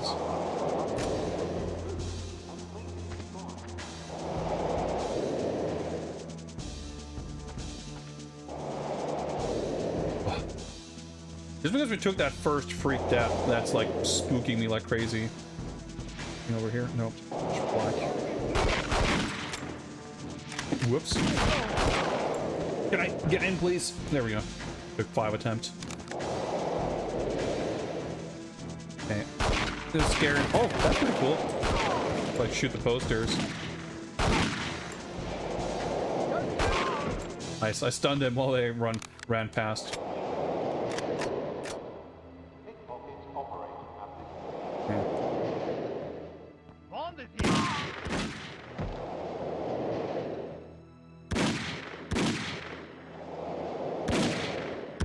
Someone's shooting at me from somewhere.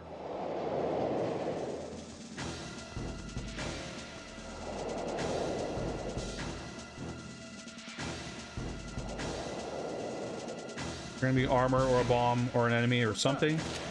Wait, that looks like a bomb or something. Ah, hello, 007. Q asked me to get in touch. You'll need to use please. a diffuser kit on these bombs. Now, they may have some kind of anti-tamp... Okay. I forget how you switch to gadgets and I'm too frazzled right now. Let's just do this. Like, oh, it just cut off his voice. Okay.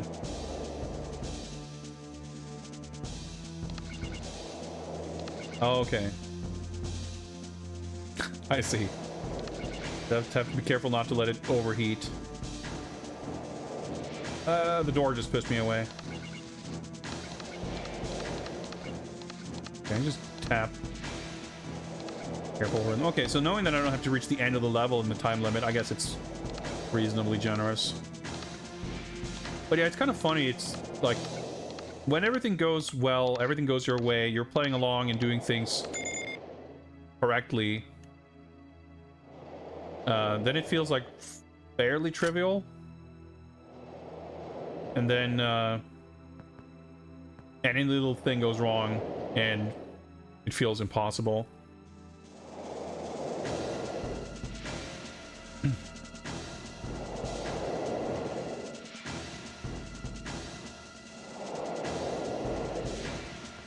Noob doing deep analog stick science. Yeah, I mean, it doesn't surprise me that the stick... I mean, I know the stick's unusual because it, like, feels terrible and is weird. But...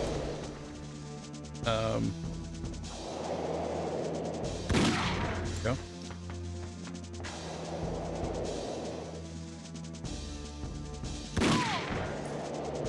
But that's pretty much true for a lot of,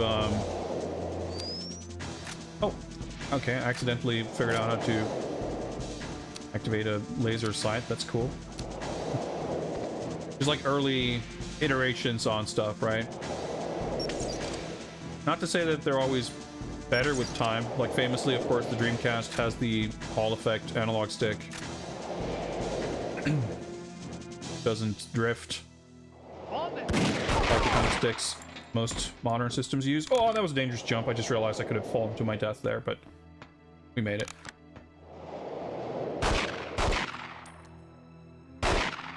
So tricky and awkward. Okay, I reckon we're done here.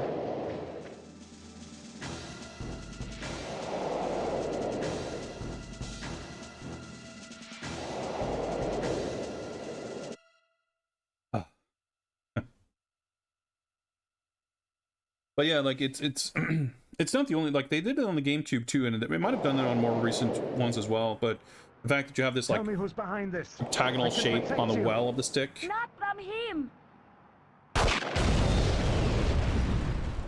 Bond's just hanging there. Well, that's pretty cool, though. They recreated that scene pretty well.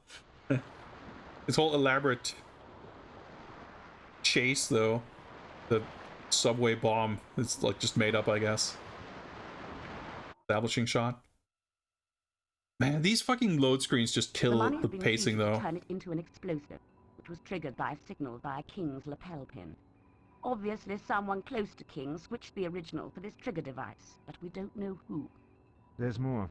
I've worked out that the money Sir Robert paid for the report was exactly the amount Renard asked as ransom for King's daughter, Electra.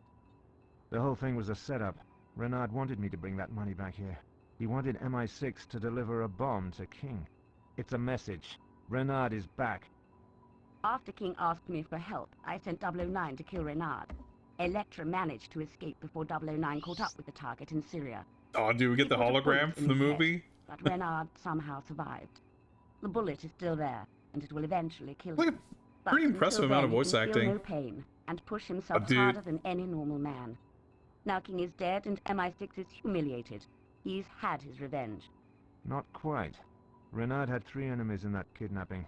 Sir Robert King, MI6, and the one he hasn't touched. Electra. She must be next on his list. Electra has taken over the construction of her father's oil pipeline from the Caspian Sea.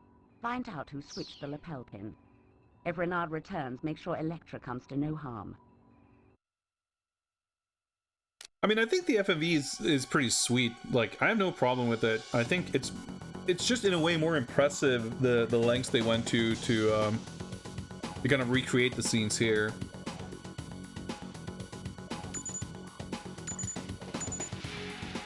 But I think either approach can be like equally cool if done well, and I think they are in both games. But I also like I would give this the upper hand in the comparison, if only because it's closer to the movie. Like the actual sequence of events, like yeah, there's embellishments with the subway bomb and whatever, but like this like the dude like King, I don't think he's barely mentioned, I guess, in the PS1 game, because the explosion at the MI6 doesn't even happen in that game. It's just the bank man gets assassinated and then you chase the lady. Like it's I mean, I don't want to say that it doesn't make sense, but it doesn't follow the same plot. So I think that's cool. Like they make an effort to like stay as close as they can. I think that's really cool. How did Bond survive that drop in the movie? Well, I mean, he like hurt his arm. It's got to be a pretty serious bump if he gets like actually injured, right? That happens like what, 2 or 3 times over 60 years of movies. So that's you know, it's pretty serious. I'm gonna take another short break, and when I return, we'll cozy up with Electra King, I guess. I think pushing forward with agent difficulty is going to be the way to go, but I will be curious to see, like, I understand why it's not that way, but I do kind of wish I could pick secret agent for any mission just to see the objectives, get a sense of what we're missing, at least for stages we've cleared. But it's fine, we'll just do it on agent. And I wouldn't be surprised if we reach a point where we start getting frustrated to the point where we start feeling very good about having gone with agent and just realizing that anything else would have been a bad idea. Yeah, like the thing he lands on is, it's not really clear from the cutscene here, I guess, but yeah, he lands on something that, like, especially with the Foley sound, like it doesn't sound very cushioned, but looking at just a cutscene here, you might get the impression that he falls like 100 feet onto concrete, yes, which is not actually the case. But yeah,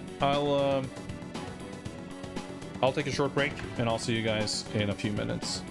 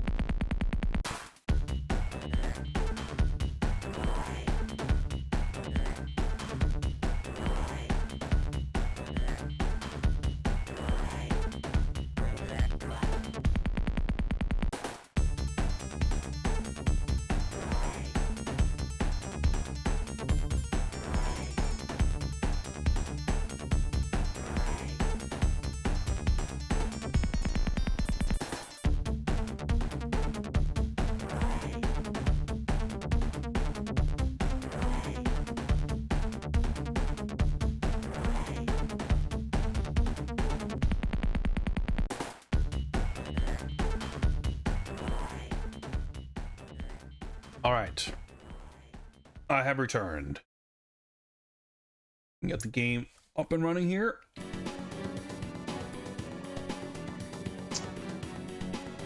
All right, let's check our debriefing here. Actually, let's resume the timer. 5:49. 36% accuracy. All right. Hold reception.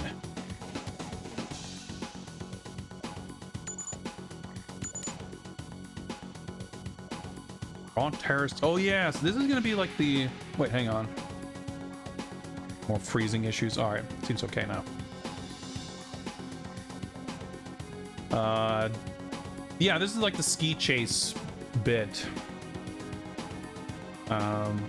Which was, I don't know, a little awkward on the PS1 game. Whoa, okay, now I'm like getting more, like even my emulator was like freezing up there for a bit. Oh, man, I'm having so many weird things I'm dealing with right now. I'm already frustrated with the game. This is not great. Hopefully these things are intermittent enough to not cause any major disruptions. But man, I gotta get that fucking hard drive or SSD, I guess, taken care of.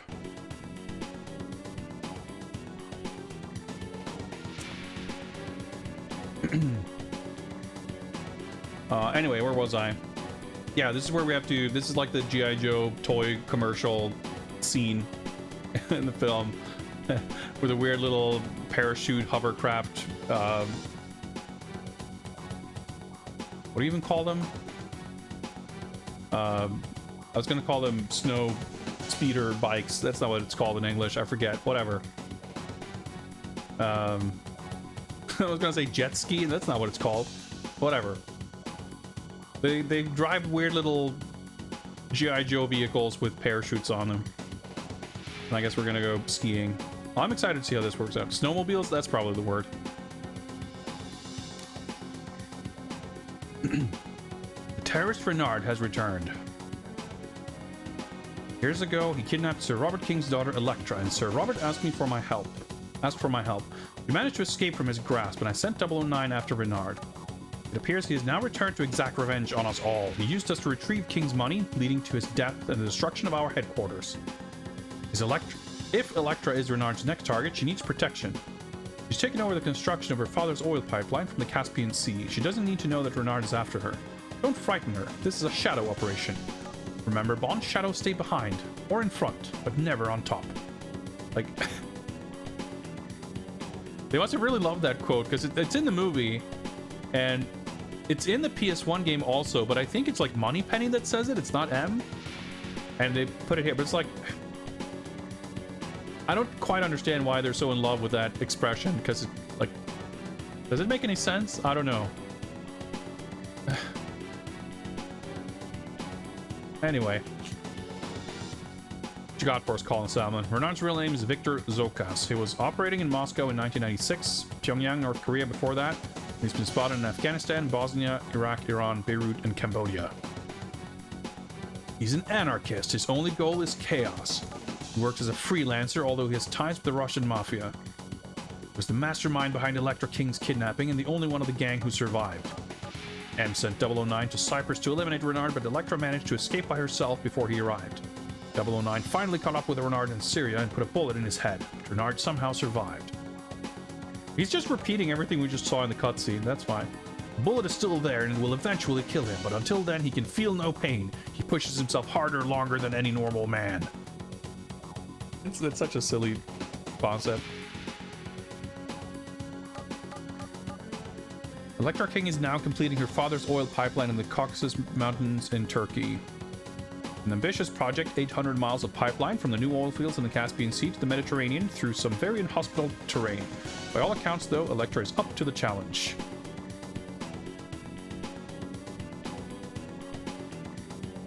Well, no, I mean, I can make sense of what she's trying to say, but it's like, it's a... Well, I guess it also, I don't exactly, like... It's, for a piece of advice that's supposed to be this key thing, like... She could say, like, be professional, Bond, or whatever, which is, I don't know, feels like a waste of energy, but also, it's, like, weirdly poetic for something that's, like... Don't have sex with her, I guess, because it's gonna be awkward. But she has to talk about shadows being behind or in front. But, like, it's just, she says it as if it's, like, this common expression that shadows stay behind or in front, but never on top. You're supposed to go, oh, yeah, okay, yeah, sure. Shadow, that's right, you said shadow, so behind or, like, okay, but not to the left or the right. It's just, I don't know. I think it's... If it's just a line in the movie, it would be one thing, but I feel like it draws needless attention to it by having it... By making the effort to include that specific line in all these adaptations, even though it's, like, not that... I don't know. Not that cool of a line to me. Anyway, John Cleese got for us. This is the horrible but rather ingenious device that killed Sir Robert. The money you recovered had been treated to turn it into an explosive, which was triggered by a signal via King's lapel pin. Obviously, someone close to King exchanged the original for this trigger device, but we don't yet know whom. We know that the cigar girl you chased triggered the bomb from a transmitter on her boat, but there must have been an inside man in King's organization too. I hear you're off to the Caucasus Mountains. Knowing you, 007, you'll probably find some excuse for strapping on a pair of skis once you get there. I've got something that may help you out there. This jacket is fully thermally insulated, plus in emergencies it can be instantly inflated into a kind of airbag. It should help you survive even the nastiest of tumbles on the slopes. Though don't think I've forgiven you for what you did to my lovely new boat. Wait, is your boat or... Choose, whose is it? Well, whatever. Electra King. Sir Robert's daughter, Electra, has taken over running King Industries. She may be Renard's next target. Protect her at all costs. Like, several missions now, we only have surveillance on one person. We don't get all the cool enemy types and civilians and shit like we did in the bank. That was sick. Alright. Wait. What was the objectives? Whatever.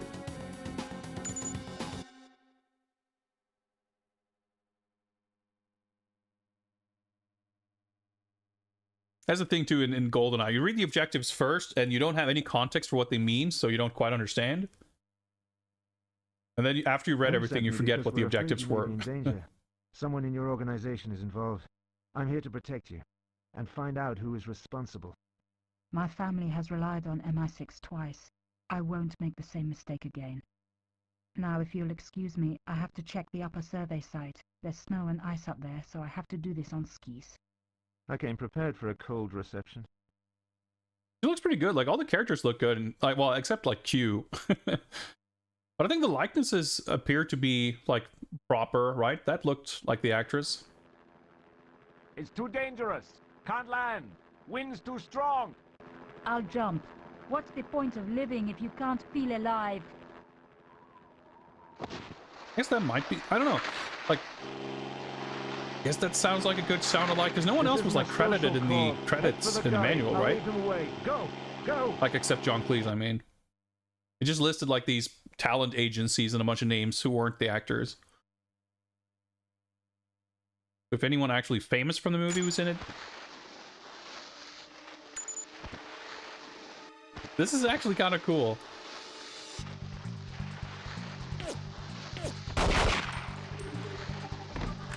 And I bet it's gonna suck on other difficulties. Actually, let me check my Motorola smartphone.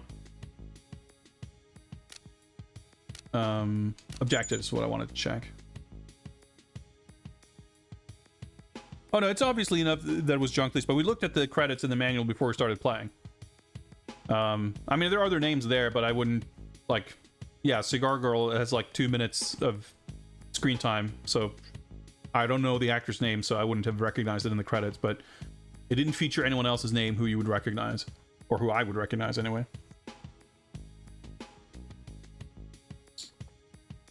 Destroy fuel dumps at towers 1 and 2. So get to the bottom of the peak and draw terrorists away from Electra. That's just kind of gonna just happen as we play, I reckon. So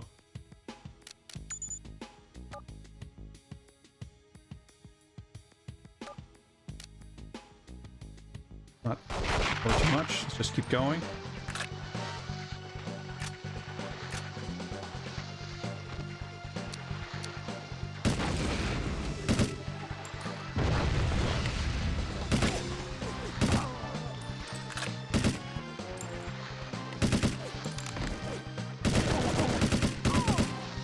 Hitting that much, but you kind of get a sense of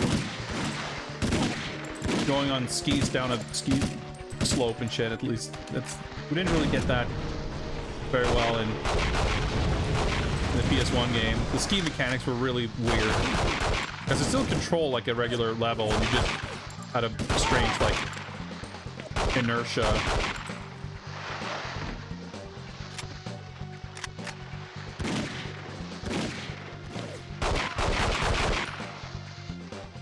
Pretty cool. Oh, it's like a tower. Is this? Yep. Okay. Let's do that while we're sailing past. Oh, is he like dropping mines or something? Or is that ammo that I failed to collect? They prepared with like 200 rounds at least, so I think we'll be okay. Oh, that's satisfying, blowing those out of the sky.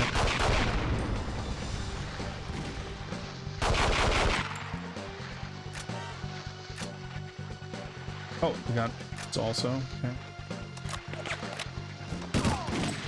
Thought I'd collected more ammo, but I guess not.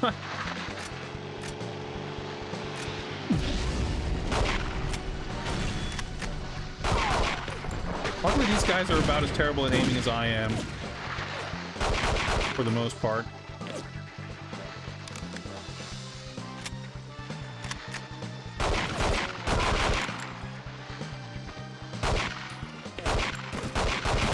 It's so awkward because you move the reticle on screen, but you have to like put it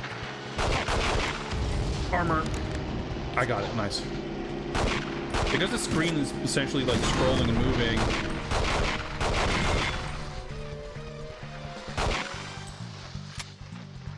You have to like account for that and adjust for it by moving the reticle slowly, and that's like not easy.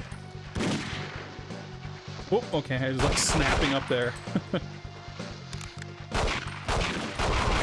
Oh, that's pretty sick.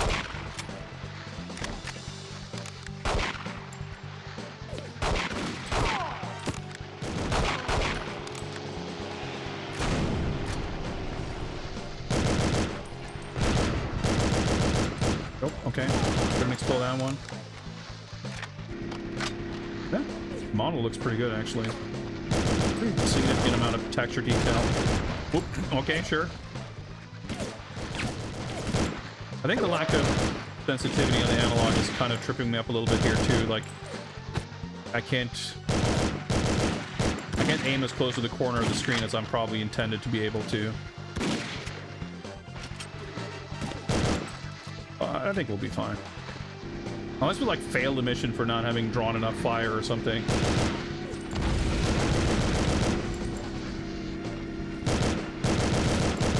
Dude, I would have thought that it would be easier to hit stuff with an automatic rifle, but not really, I guess. Oh. Okay. I guess we did it. It's pretty extensively on rails, but you can like strafe. You can sort of turn left and right with the strafe buttons. That's cool. Like, Electra, it's alright. You're safe now. yeah, the like Tomorrow Never Dies had skiing levels, or skiing segments in 2 levels, which were kind of tricky, but neat, fun. You do little jumping stunts and stuff. And The World's Not Enough on PS1 had 1 level where you are on skis, but it's like you're still controlling it like normal. It's just that like I think you can't strafe, and when you push forward, there's like this slow acceleration, and once you're moving, you like can't really stop easily. So it's just like regular walking controls, except way worse and awkward. And like being able to go fast and go down slopes isn't really helpful. So it's just like they could have kind of skipped the whole ski aspect of it and just have it like take place in the snow on a mountain. It would have probably made for a better level. So this was like a way better version of that. It's a little frustrating that you couldn't really aim very well, but I reckon on higher difficulties there's probably more that you're supposed to shoot, but you know, seems pretty 15% accuracy. That was a fun and smooth level, but I would have liked to have tried this on a higher difficulty just to see what they would have maybe done with the objectives and everything. But that's the thing, like, unfortunately, you don't really get to pick and choose. You just, you know, you get to play what you get to play. And we need to redo all this on Secret Agent if we wanted to try this on that level, but oh well.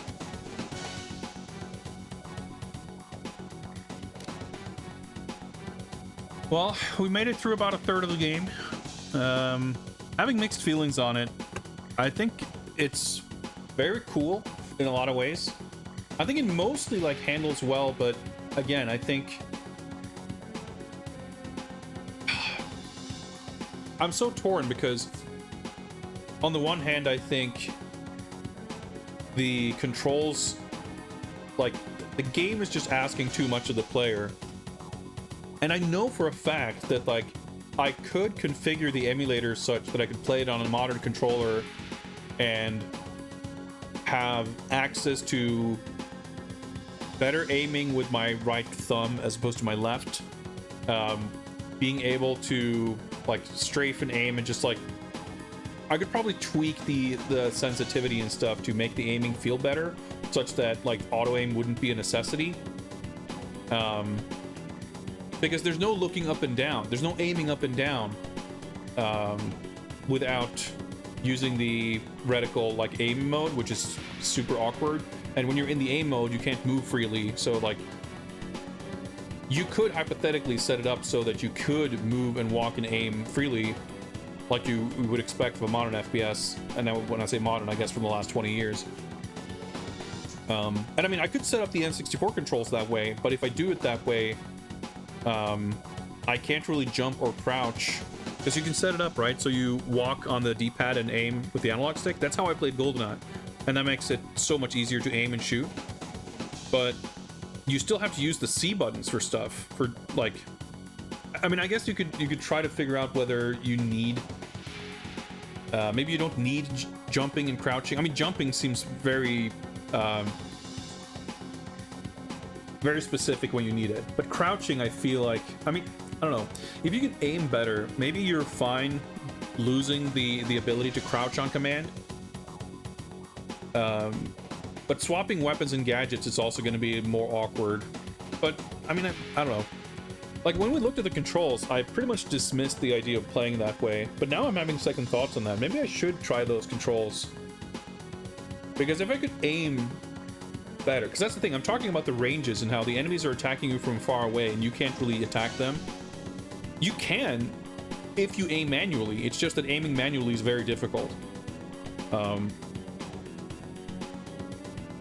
But again, like at the like hypothetically, if I were to configure an emulator such that I optimize all the controls, it would be more playable, but I don't really want to play it that way because I want to have as close to an authentic experience as possible, so I can have a like fair assessment of what the game is and what the game was. Like it's just funny how it can work out that way, that like that it's more important to me that I play it in a certain way than it is that I play it the game in a way that I will enjoy the best. But that's because this is, at the end of the day, kind of an academic exercise. I'm enjoying playing the games, but the objective, the main objective, is not to have as much fun as possible, you know, or at least enjoy each individual game as much as possible.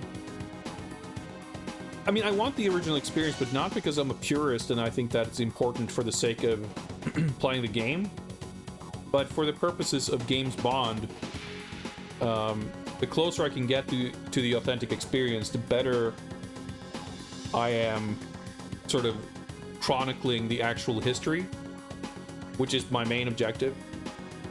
I want to see what Bond games were throughout. Like you can't really chart evolution if you're looking at each individual. Like if I was playing GoldenEye and I played it on, you know, at 120 FPS with mouse and keyboard controls at 4K resolution or whatever, you know, that's not the game as it existed. And if I tweak emulator controls to play this on an Xbox controller, that's also not the game as it existed, right? I mean, this isn't as it existed because I'm playing it on emulator, I'm playing it on a Chinese USB controller, but I'm getting as close as I reasonably can.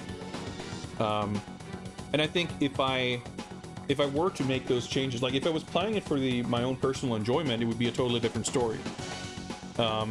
If I was playing it on stream just to play a game that I heard was cool and I want to play it in the most optimal way to enjoy it, it would be a different story.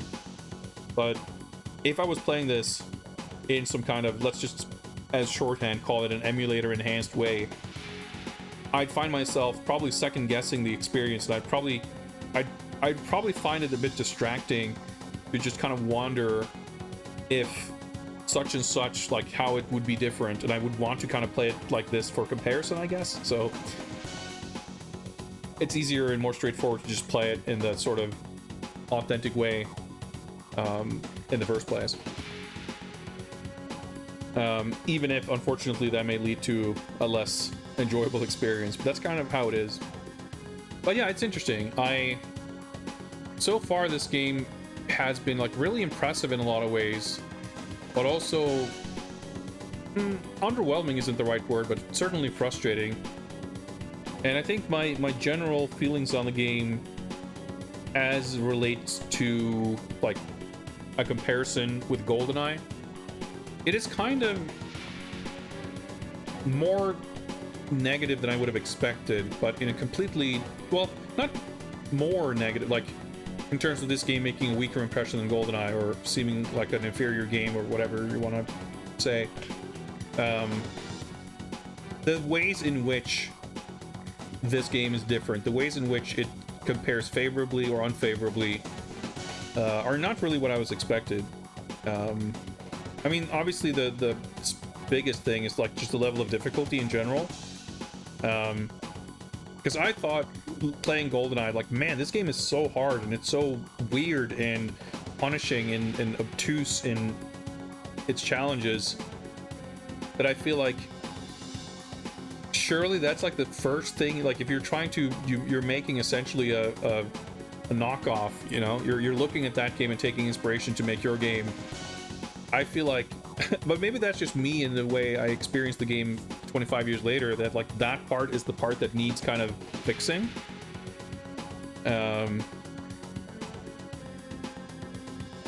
But like that doesn't seem to be the case here at all.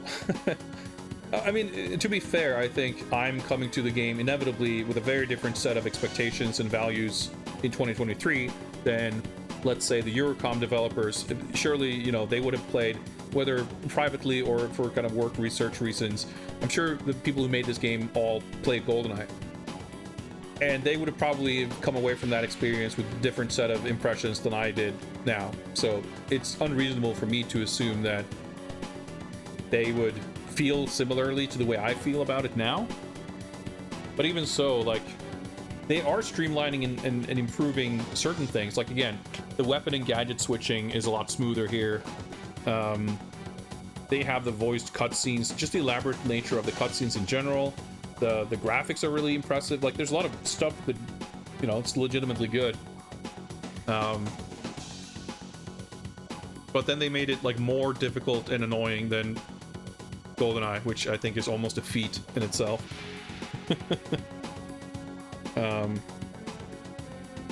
Mission design is maybe... I don't think it's bad, but it feels... I think one of the cool things in GoldenEye is that every mission feels pretty different. And I don't know, I mean, we've had the ski part, we had the timer in the subway, whatever, but like, at the end of the day, the combat scenarios and everything, like, certainly don't feel that different. Although, I mean, it's not like the different enemy types and stuff feel super different in GoldenEye either. I use the CRT shader when playing on emulator. Is that good for the authentic/original experience? That's not really something I can answer. That's first of all, it's extremely subjective. Like, secondly, I really don't give a shit how anyone else plays or enjoys games. Like, I don't think anyone needs to look to anybody else for approval of how they enjoy games. I think it's like, I mean, obviously you can reasonably ask someone for recommendations or advice or or anything like that, but I mean, if you have a way that you want to play games, who am I to say that you're doing it wrong? Like, that's... You shouldn't worry about that, and you shouldn't look for validation from someone else if you are unsure. But beyond that, like, I don't think there's a single way that's better or worse. I think it's going to depend on a lot of different variables. I mean, in this case, I'm playing to stream, and granted, I don't have like that many different types of setups, but hypothetically, I would probably, if I was playing my old consoles on a TV using my retro tank, I probably would be using totally different settings for it than I do when I'm capturing it for stream, because any type of CRT filters or effects or scan lines, like all that kind of shit, for me, when I'm scaling it down, I'm capturing it, and it's like, by the time it reaches you guys on Twitch, it's gone through a lot of different steps, and any one of them can kind of make things look really weird. So it's just a totally different use case versus playing it by yourself on a TV or whatever. And even then, like,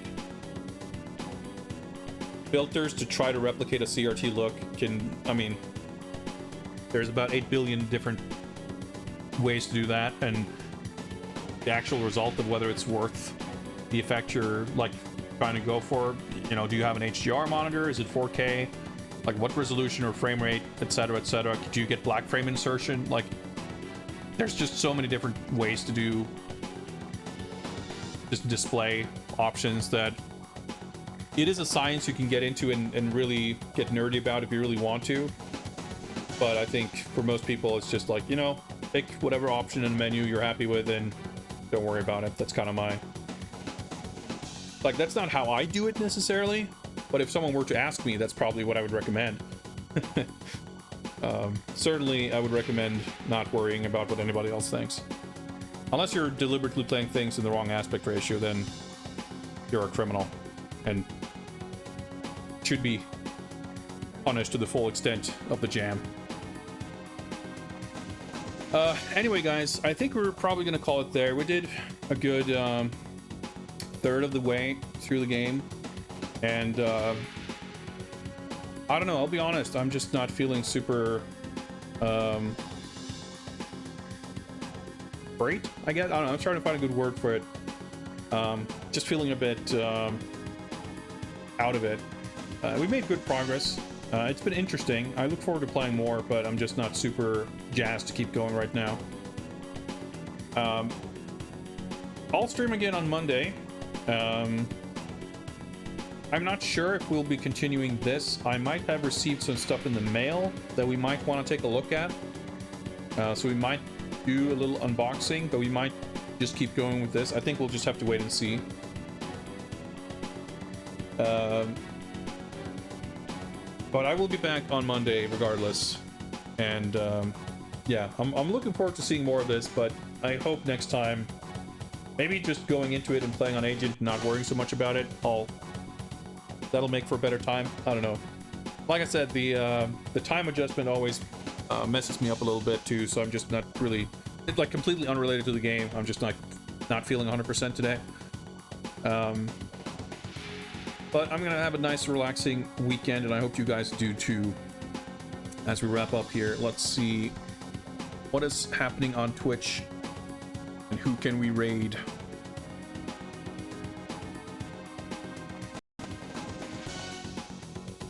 Let's see.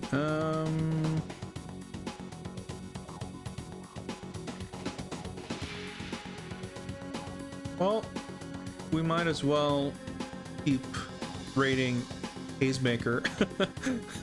Raided him last time, I think, but yeah, he's continuing working on his